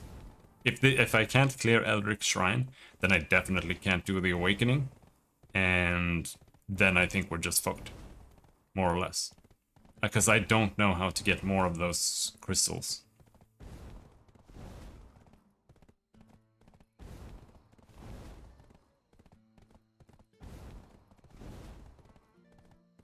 Wizard has healing, it's about 30 plus though. Alright.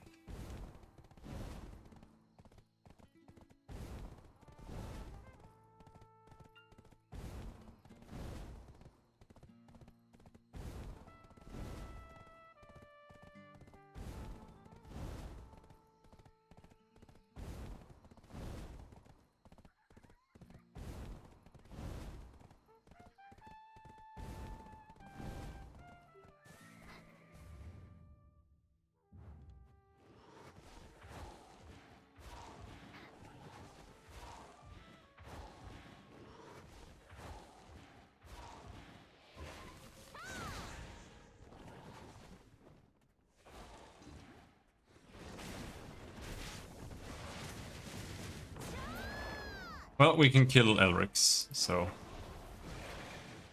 that's good.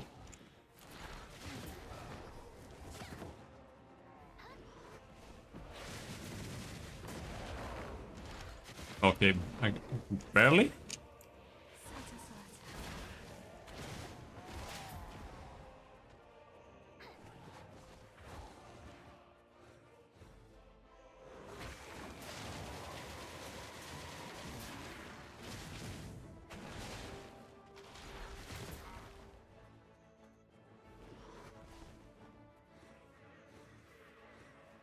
Probably would not help since my abilities all take a bit to activate.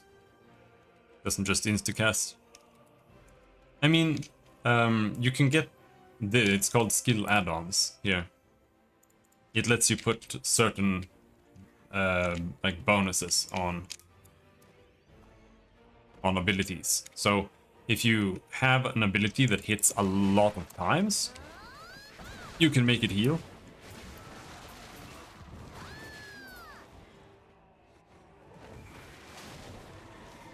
But it only heals like 10 per hit, so it's not that strong.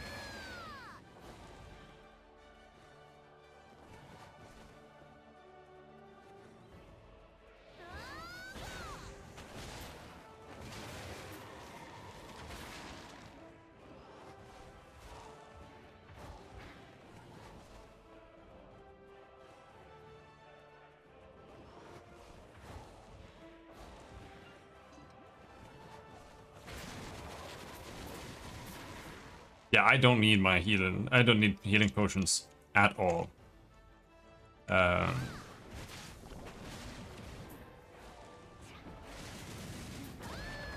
Because I have like 3 or 4 abilities that all heal 50 per hit, and they hit like 10 times. And it heals per enemy as well. So if you're fighting like 3 enemies, it heals even more. So that's why I'm not that concerned about healing potions generally.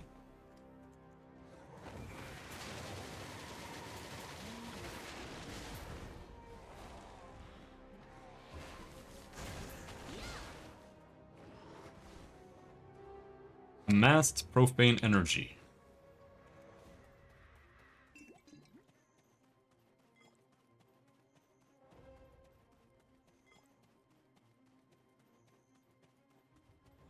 But most abilities hit a lot more than you realize. Because they say like, even if it's like 1 hit, it still often says that it hits multiple times.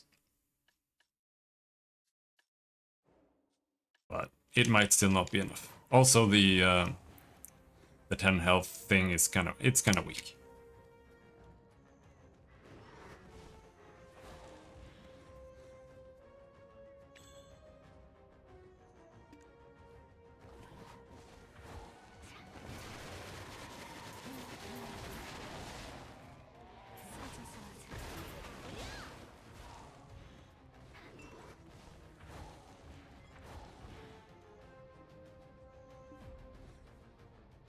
Where am I going?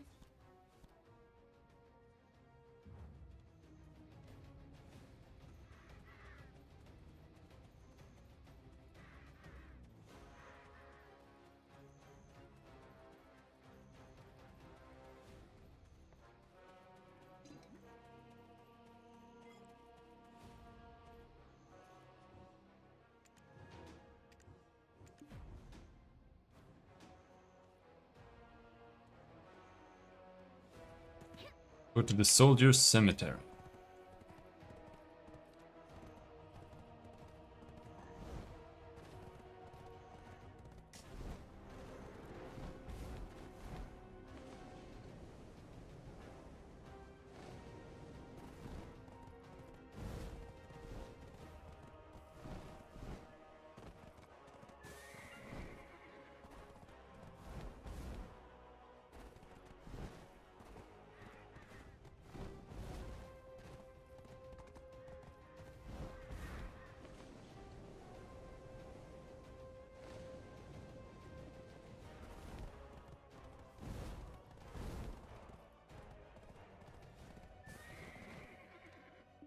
Of course.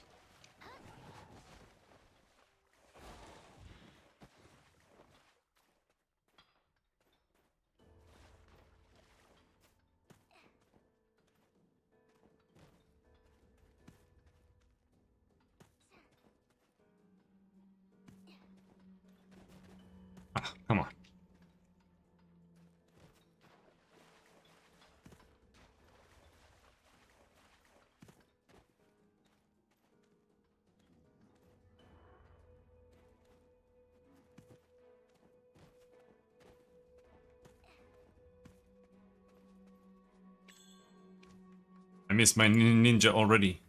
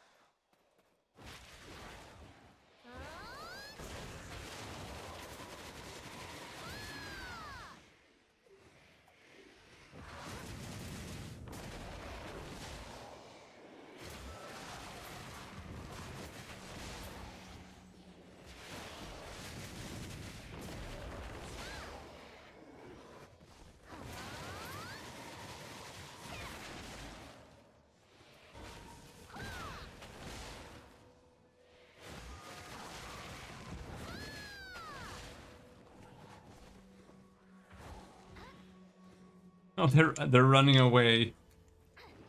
That's why they are not taking any damage. They were running away.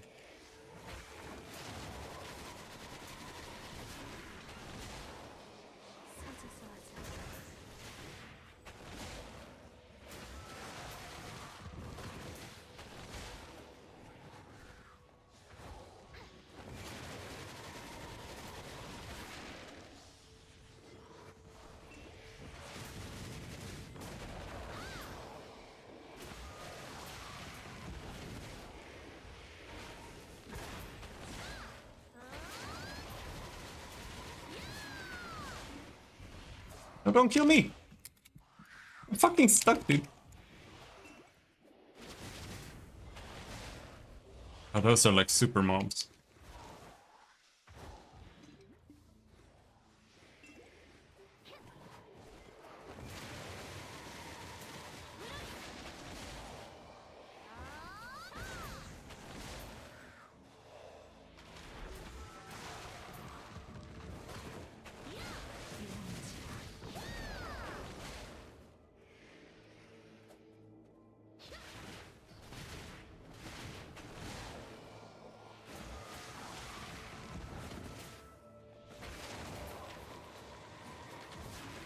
I have found 3 buttons.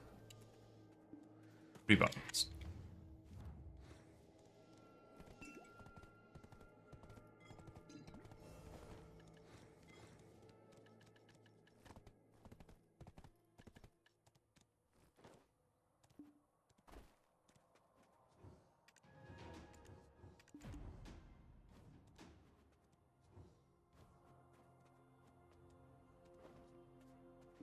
Shira Ruins. What the fuck?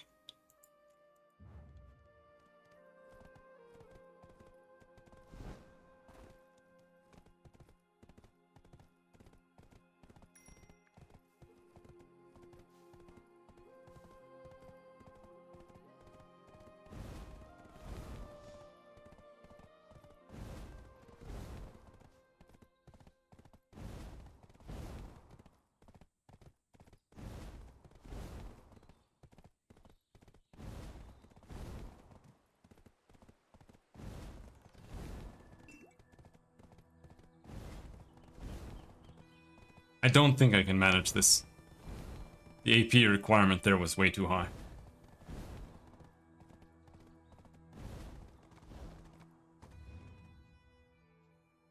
100. 140. It's a bit much.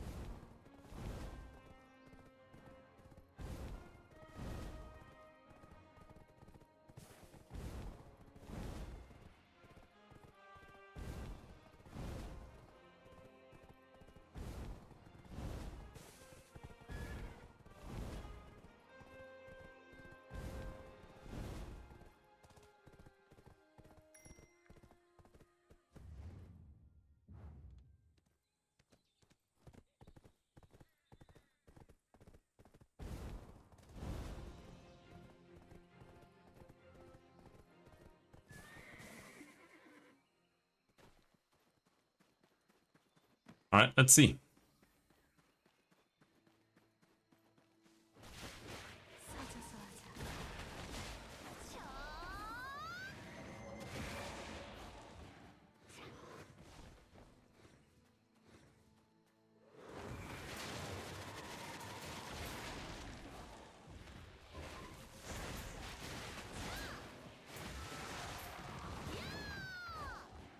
We can do it.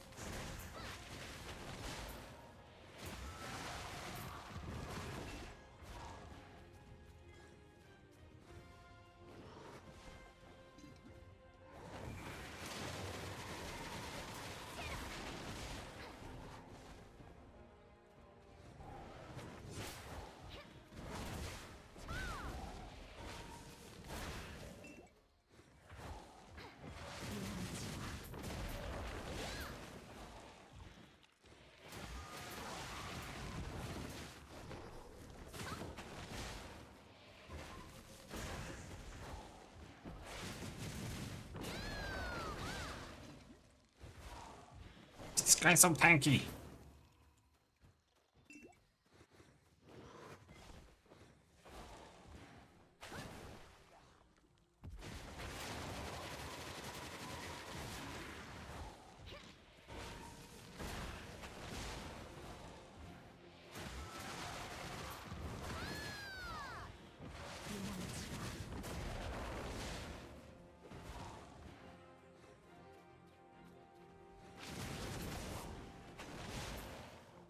It was pretty bad, but it was doable.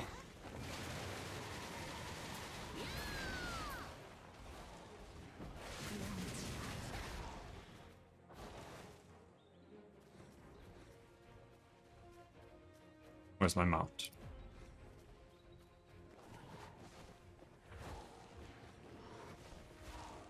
She is so slow though. Like ridiculously slow.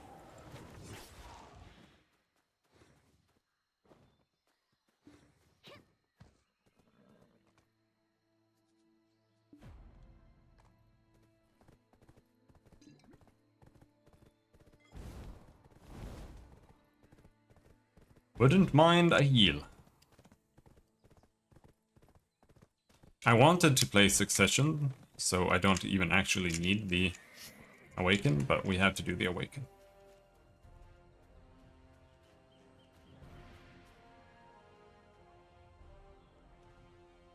Touch my horse, bitch.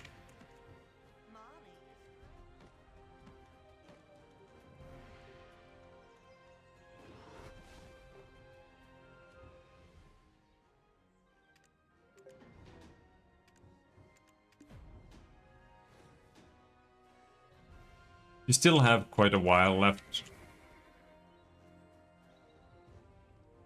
on the season.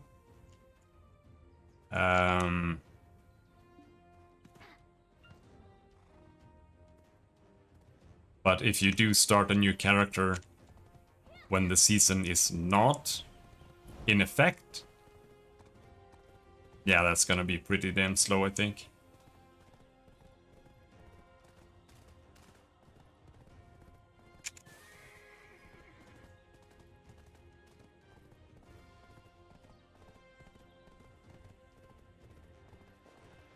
It hasn't dropped me any of the upgrade materials. Is it because I'm not on a season server, or am I not fighting monsters that are like high level enough?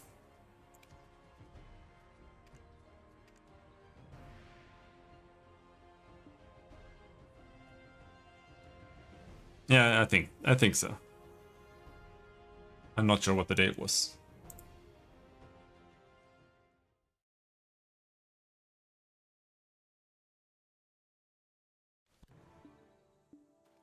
So if you want to get the most out of it, I would focus on just doing the main story until you finish this area.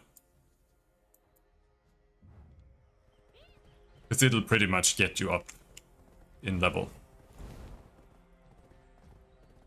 Don't bother too much with anything else. Just so you can get to 56 before the season ends. At least 56.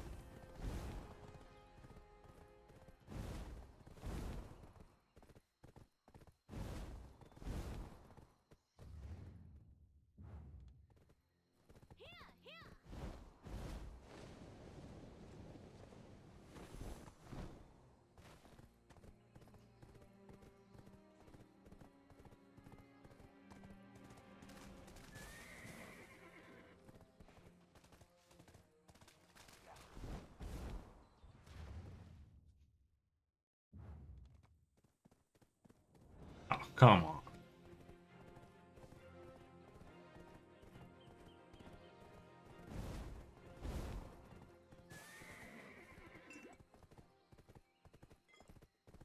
You want to do the Awakening quest as well, by the way. You want to do both Succession and Awakening. Because you need to have the Awakening weapon even as a Succession class.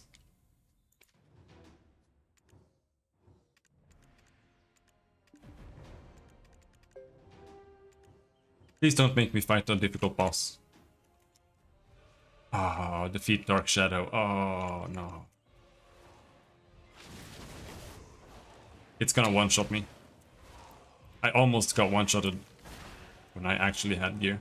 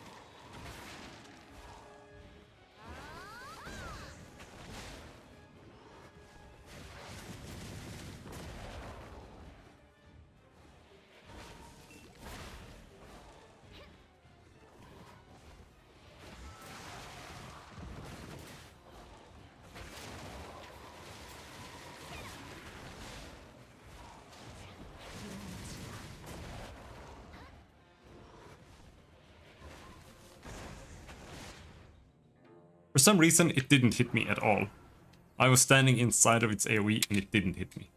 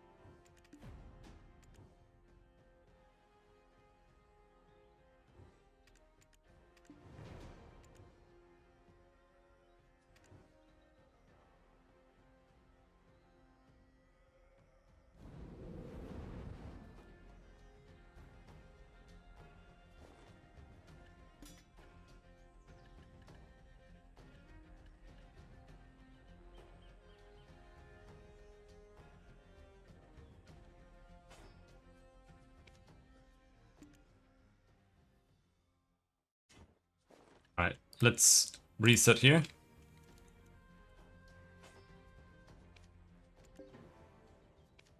Reset everything.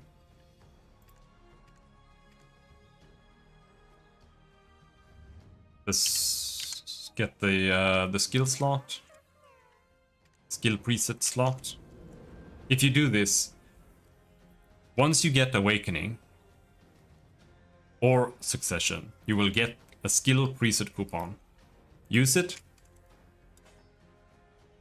and then you can hit reset all here. As long as you're below level 57, you hit reset all, and then you save the preset into slot number 1 here. Then you can always full reset your entire skill build whenever you want. Not that there is much of a skill build.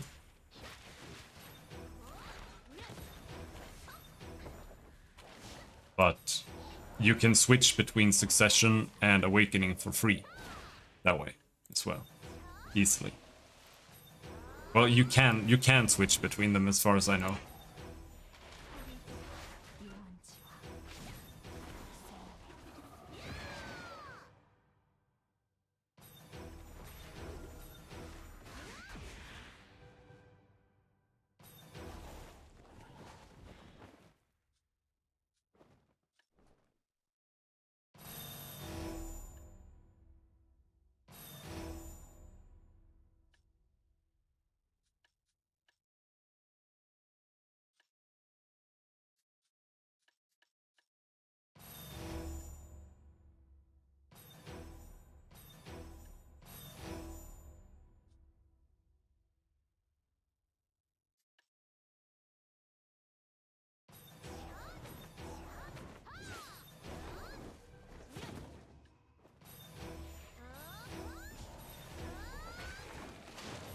Why is this so skill point intensive?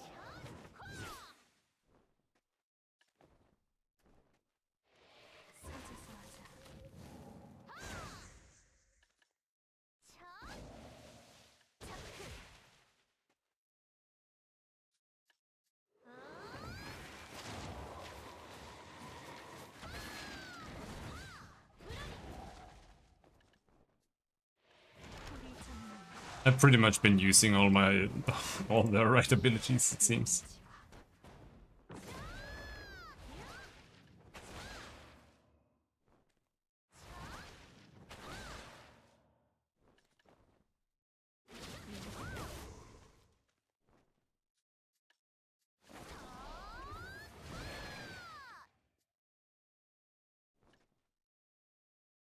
Shift plus C.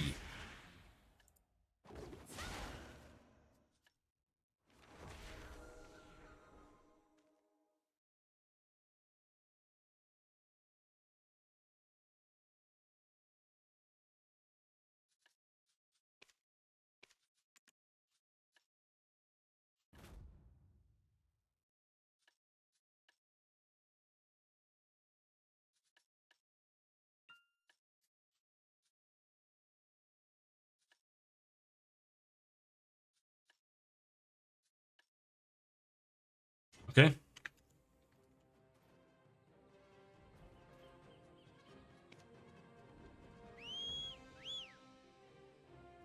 Let's see if we can finish the Awakening quest.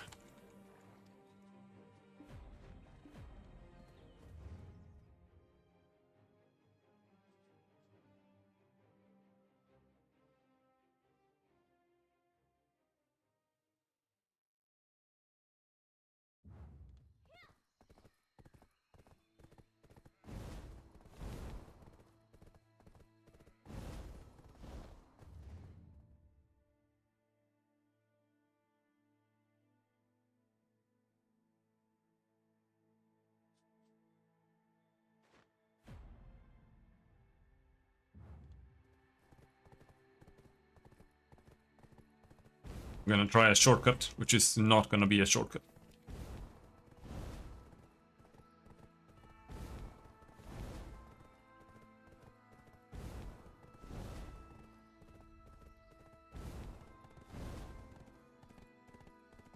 Well. If there's a path, I'm gonna try a shortcut.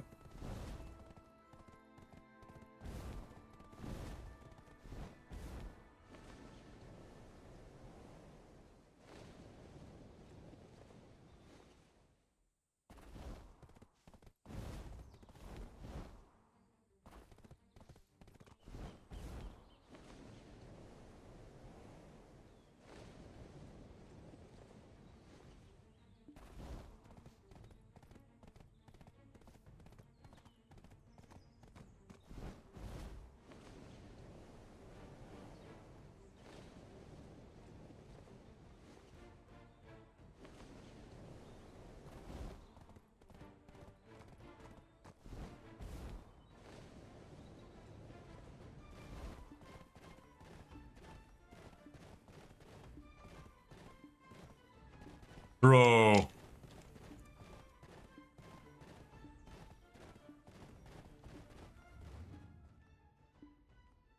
Does this area not exist?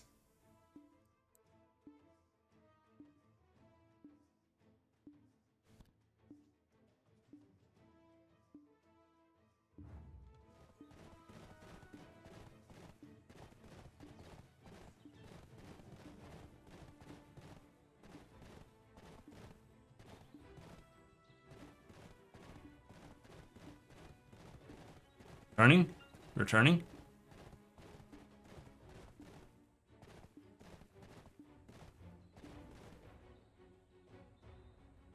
But now I and the horse are gonna die. Fuck off, piece of shit game.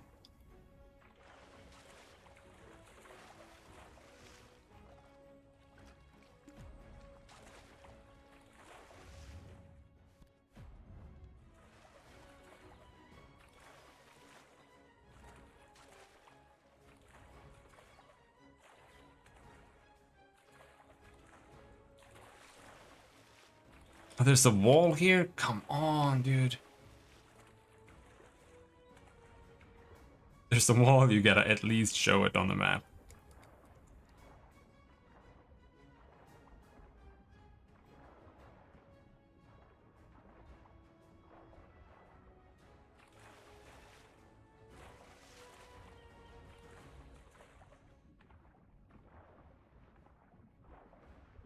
Yeah, this game is really bad about sticking into walls. Like, if you're riding a horse towards a wall and you try to jump, it doesn't go up at all. And it's the same reason that made that happen.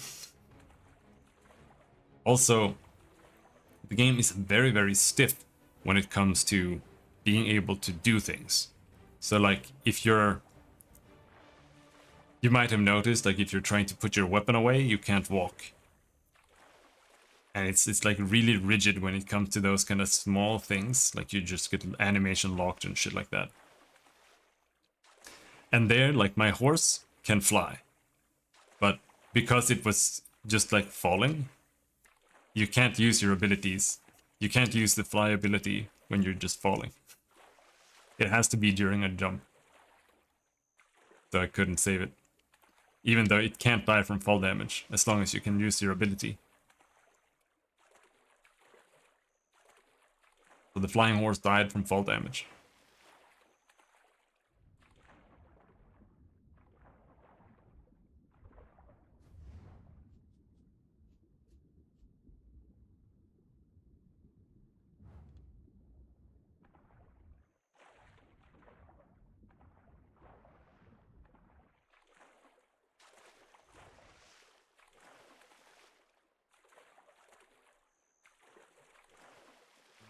Yeah, it's super annoying. It's an old holdover from the original developer. Like, this game was not good. I'll be honest. And it still is really, really jank. But it's getting better. But they haven't managed to get rid of all of the really weird janky shit.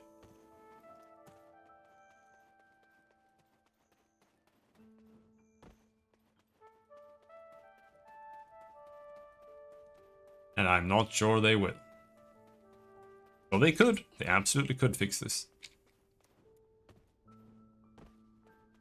Just not a priority.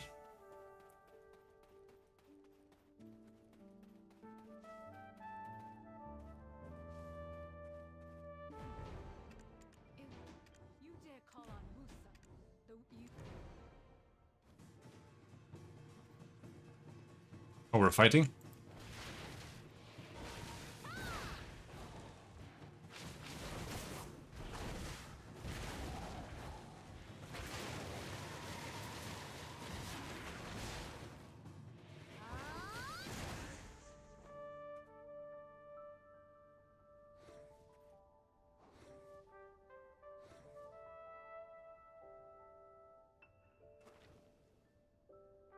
Yeah, yeah. Your cult's still on. It's all super janky. Enough fooling around. Prepare for... Like the in-combat controls are fine, I thought but everything outside of that, well, I don't know how the wizard plays. fan? A member of the Widow School here? This class is super, super stiff as well. Like all the evasion and stuff is really slow. And that's what you're after? Don't care about this.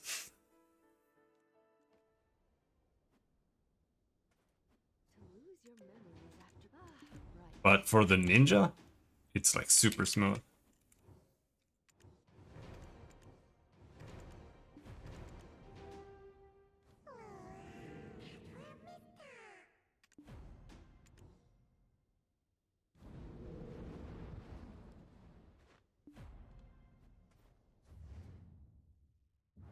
Okay, so where's the nearest stable?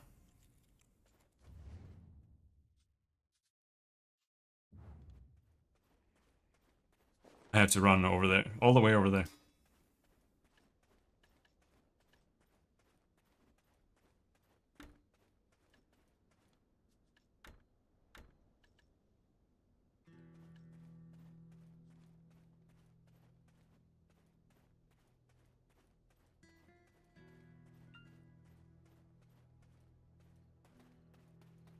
I'm thinking about like this, like your shift, like your teleports and stuff.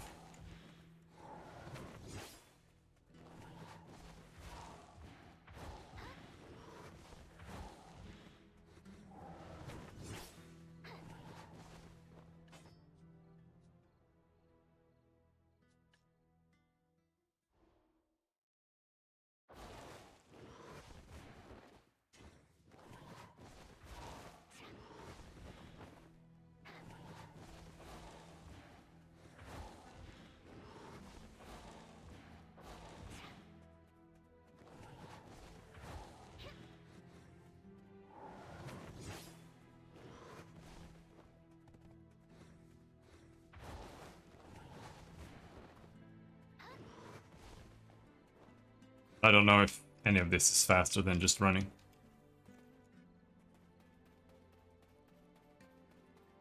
It's very chunky. But having slow teleports isn't necessarily a bad thing, because it might give you a lot of invulnerability.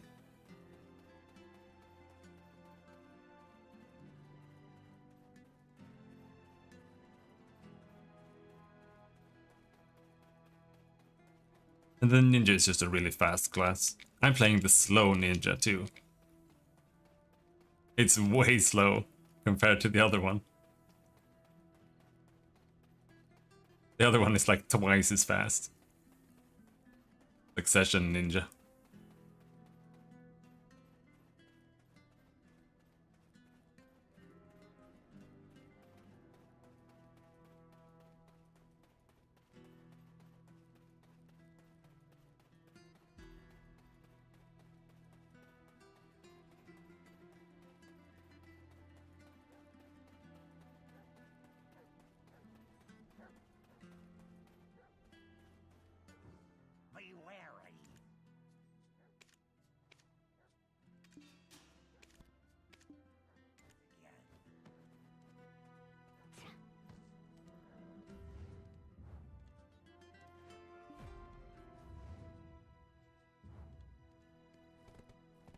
Okay. Oh, shit.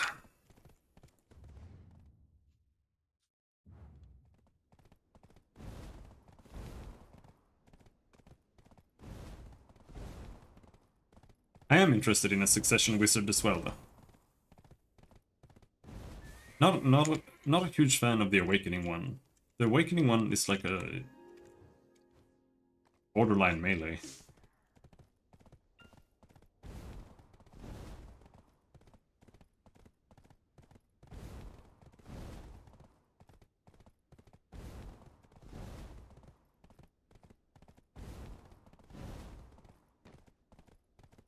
But we'll see. Before the next season, they might release a new class. And I'm gonna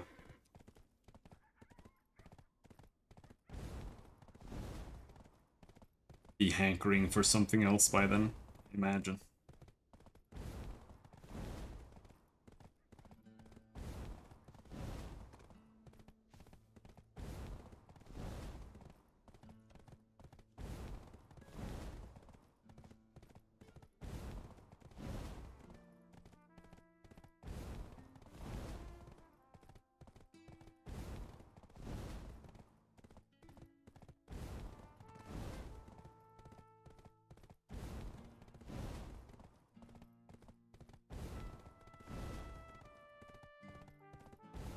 What I've found so far on the ninja is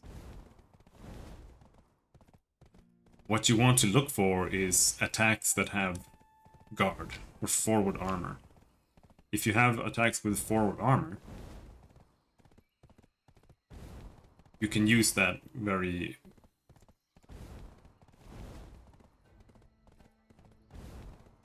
in very useful ways. Because if you got like a big monster that's slamming you or something in front of you, you can just use that and you'll just block them. Or if you have a bunch of enemies all hammering you in the face, you can just use that and you'll just guard.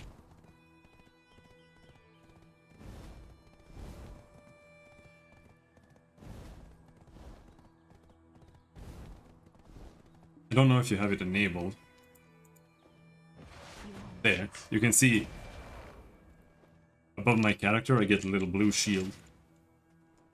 That means that that attack has a forward guard.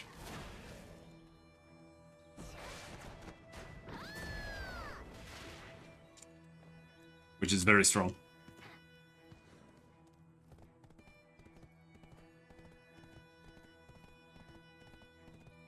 The other two effects means that you can't be knocked down, or you're fully invulnerable. But fully invulnerable is pretty much just on your dodge. Forward guard is like the most useful one, because it's very common. And you can use it for everything.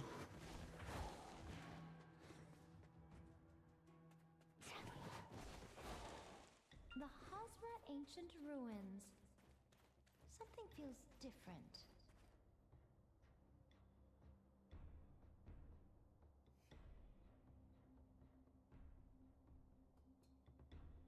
And yeah, you do lose all you do lose your abilities more or less. You can switch back, I think, with all classes, but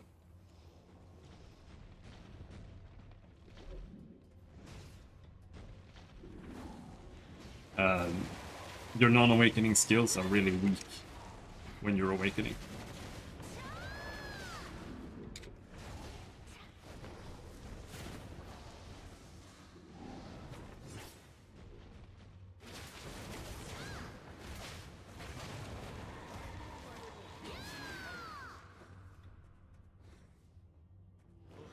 Not rush. Your moment will come in time. Father? Am I hearing things?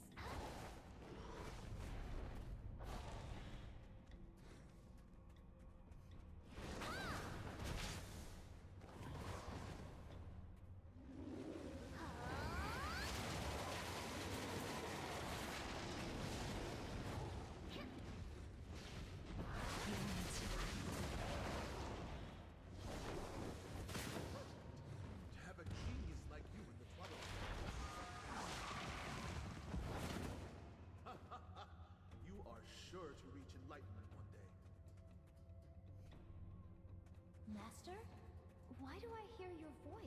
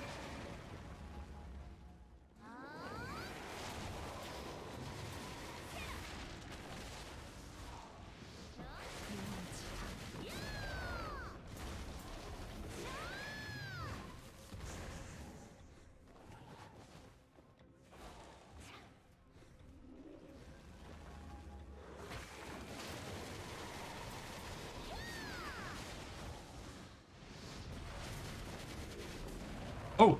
Oh, oh, oh! I got a heal. I have a heal now. I think.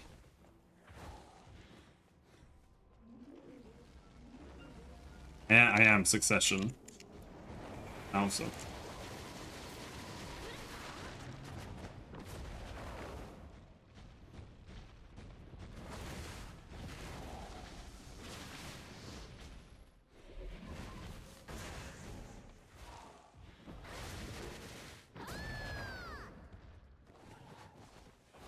There's so many monsters. What the fuck's happening?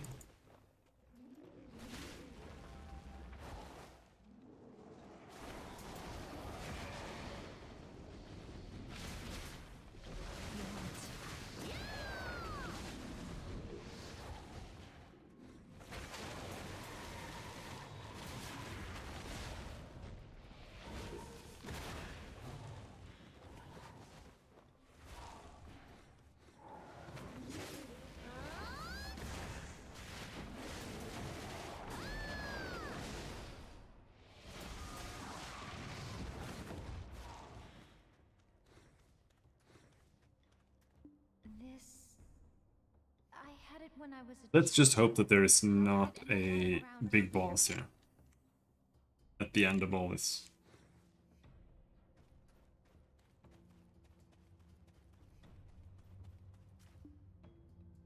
Two pillars, umbral and luminous energies. Could it mean my sister and I must work together?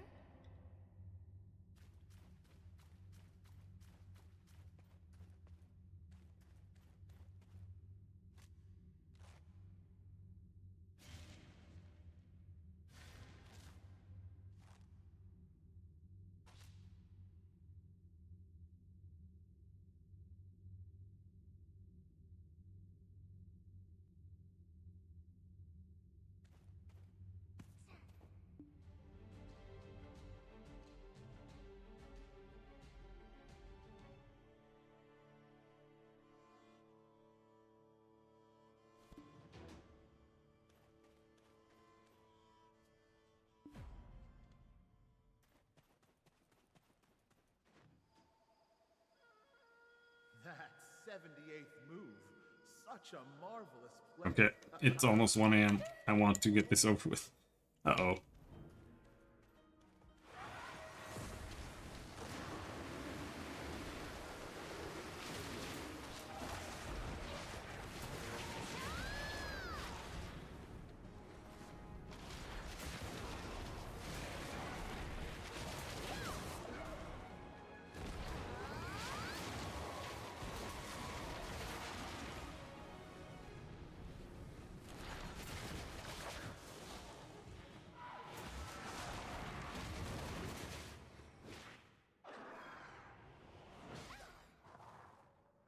Why can't I beat you?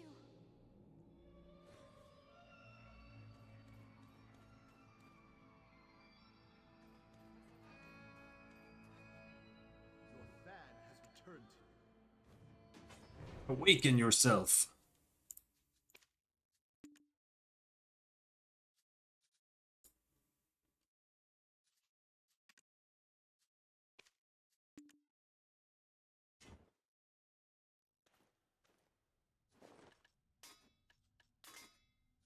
Kidding me.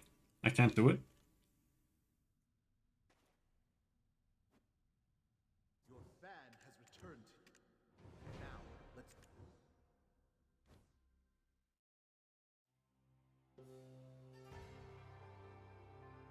Now, let's walk down this new path with confidence. First, take out the charm you're familiar with.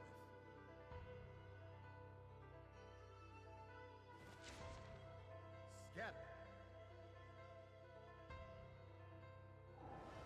Now, gather up that power.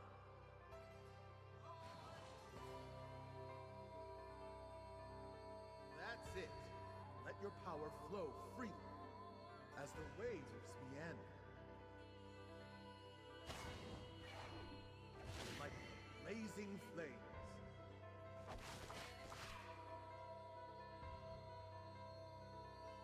Now, try to flow more like the winds.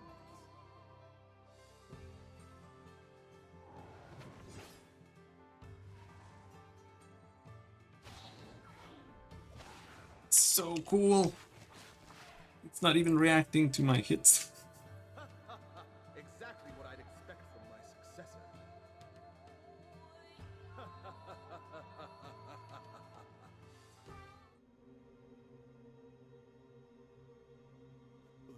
But it's been a while. How have you been? I'm not a... It's been a while. I can... Did you... This is end. The moment you must... It's been a while. Of course. Back to who? Swadom? Daughter, how have you been? Daughter, how have you been? You daughter. I wish I'd known go. I wish I'd known I could talk to a great deed go. I wish I'd go. I wish I'd known I could. You actually. I wish I'd known I could get. I wish I'd known I could.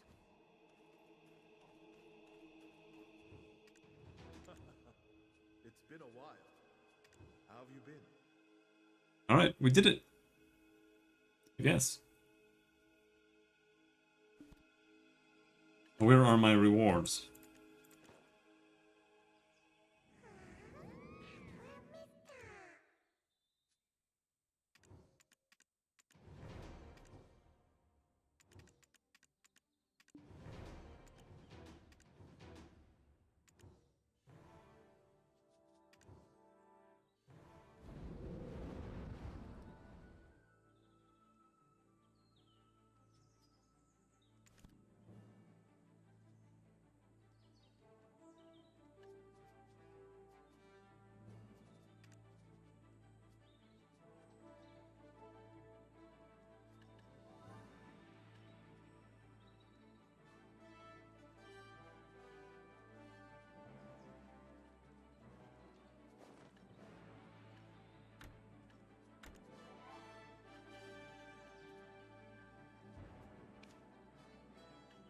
It didn't give me anything.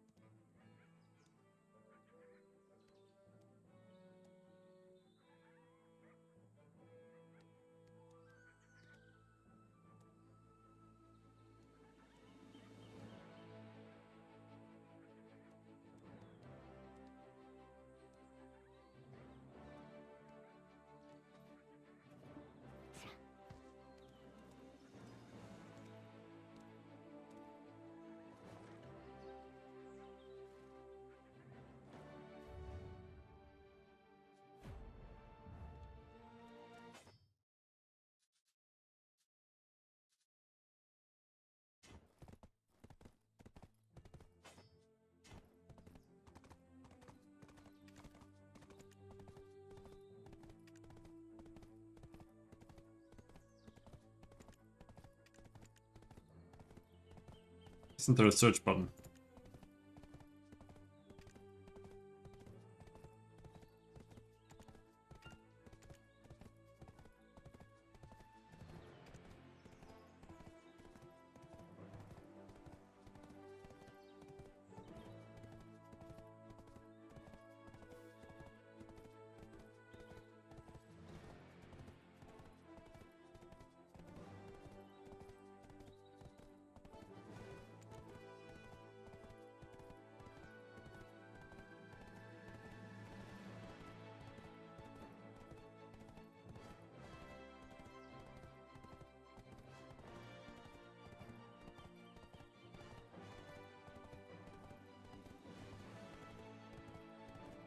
I'm so confused.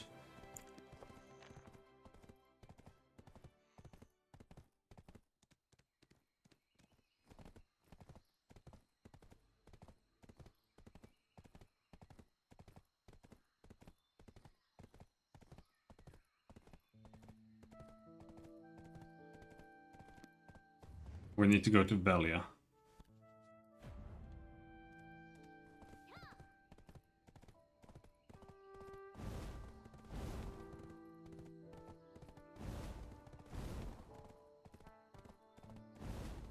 I guess.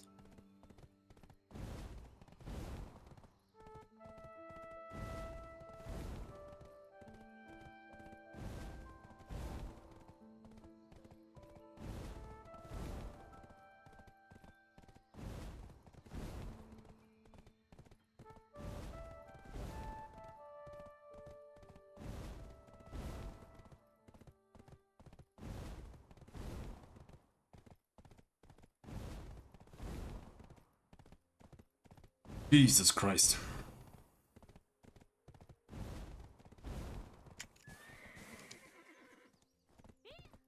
Did it have to be that complicated?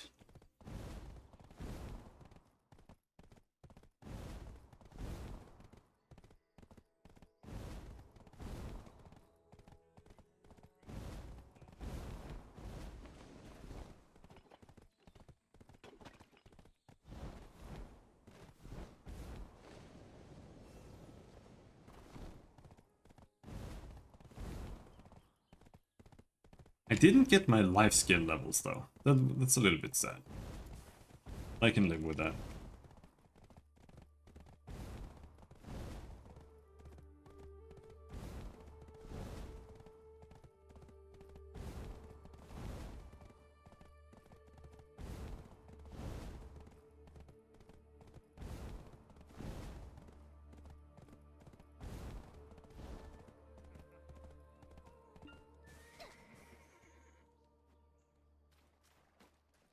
Is it this person I need to speak to? I'm a merchant. I bargain Oh. even in my dreams. Alright. Who do I need to speak to?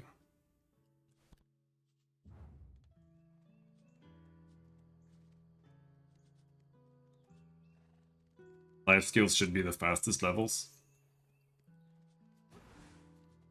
I mean, they aren't for a while.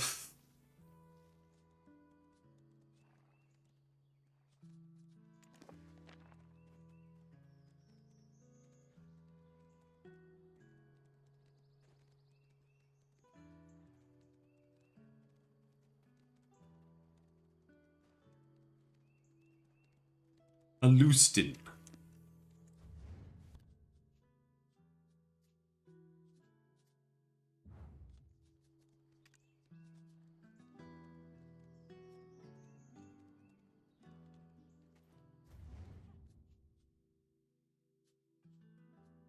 Alright.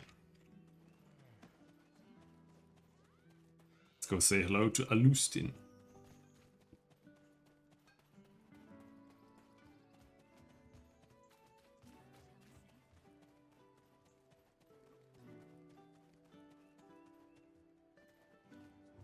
A greater world awaits your discovery. Come look for me often, for your own good. Accomplishments are not made through defeating others. The time spent on conversation and inquiry is never in vain. A greater your discovery.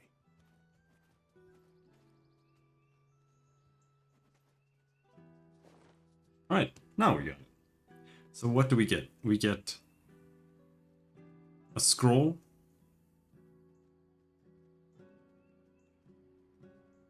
It gives us almost nothing.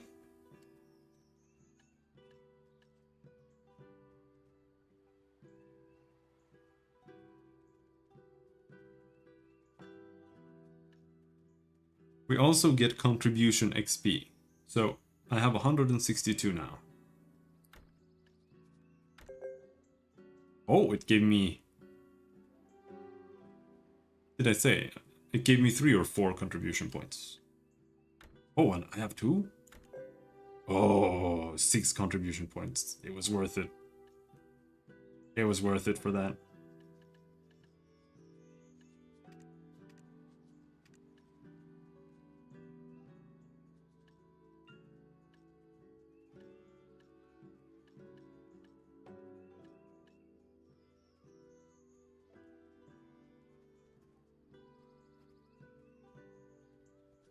Alright, but that will be that for today. Already way over time.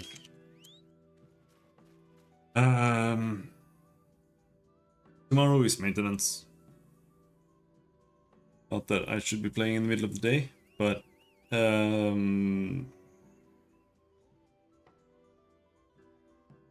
I'll graduate my other character tomorrow and we'll figure that out then.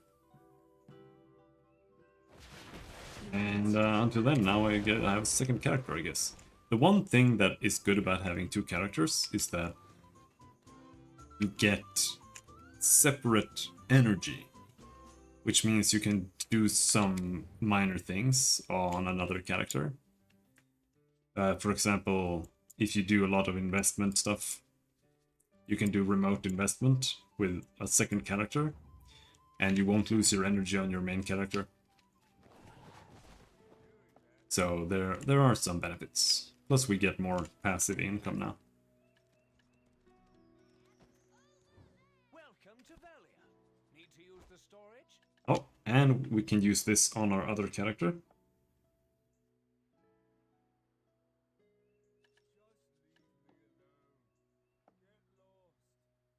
Increase extra damage, counterattack damage. Trash.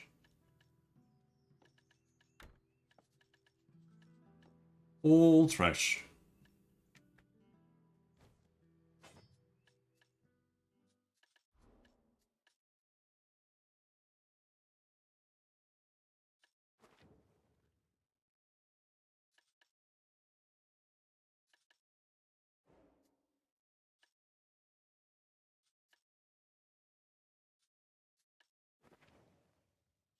Where's back plus LMB?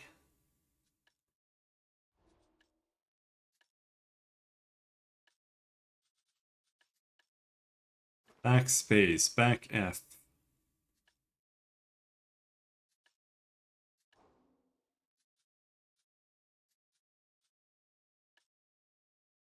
Back RMB. E. F. Q.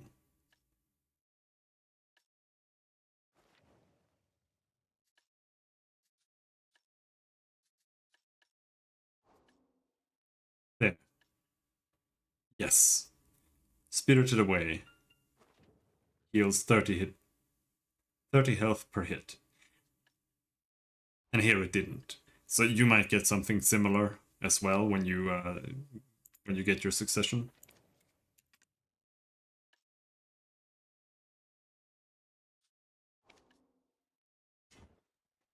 Or you get a random heal then.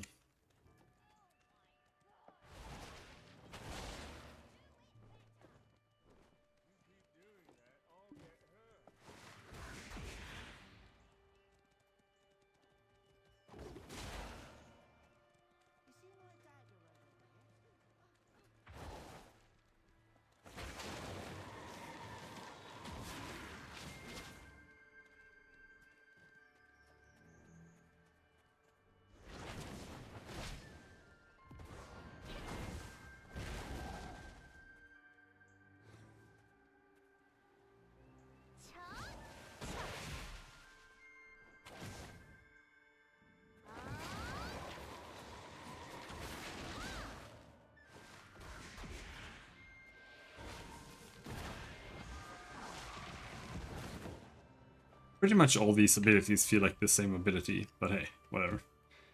Anyway, that'll be that for today. Until next time, thanks for hanging. Have a good night.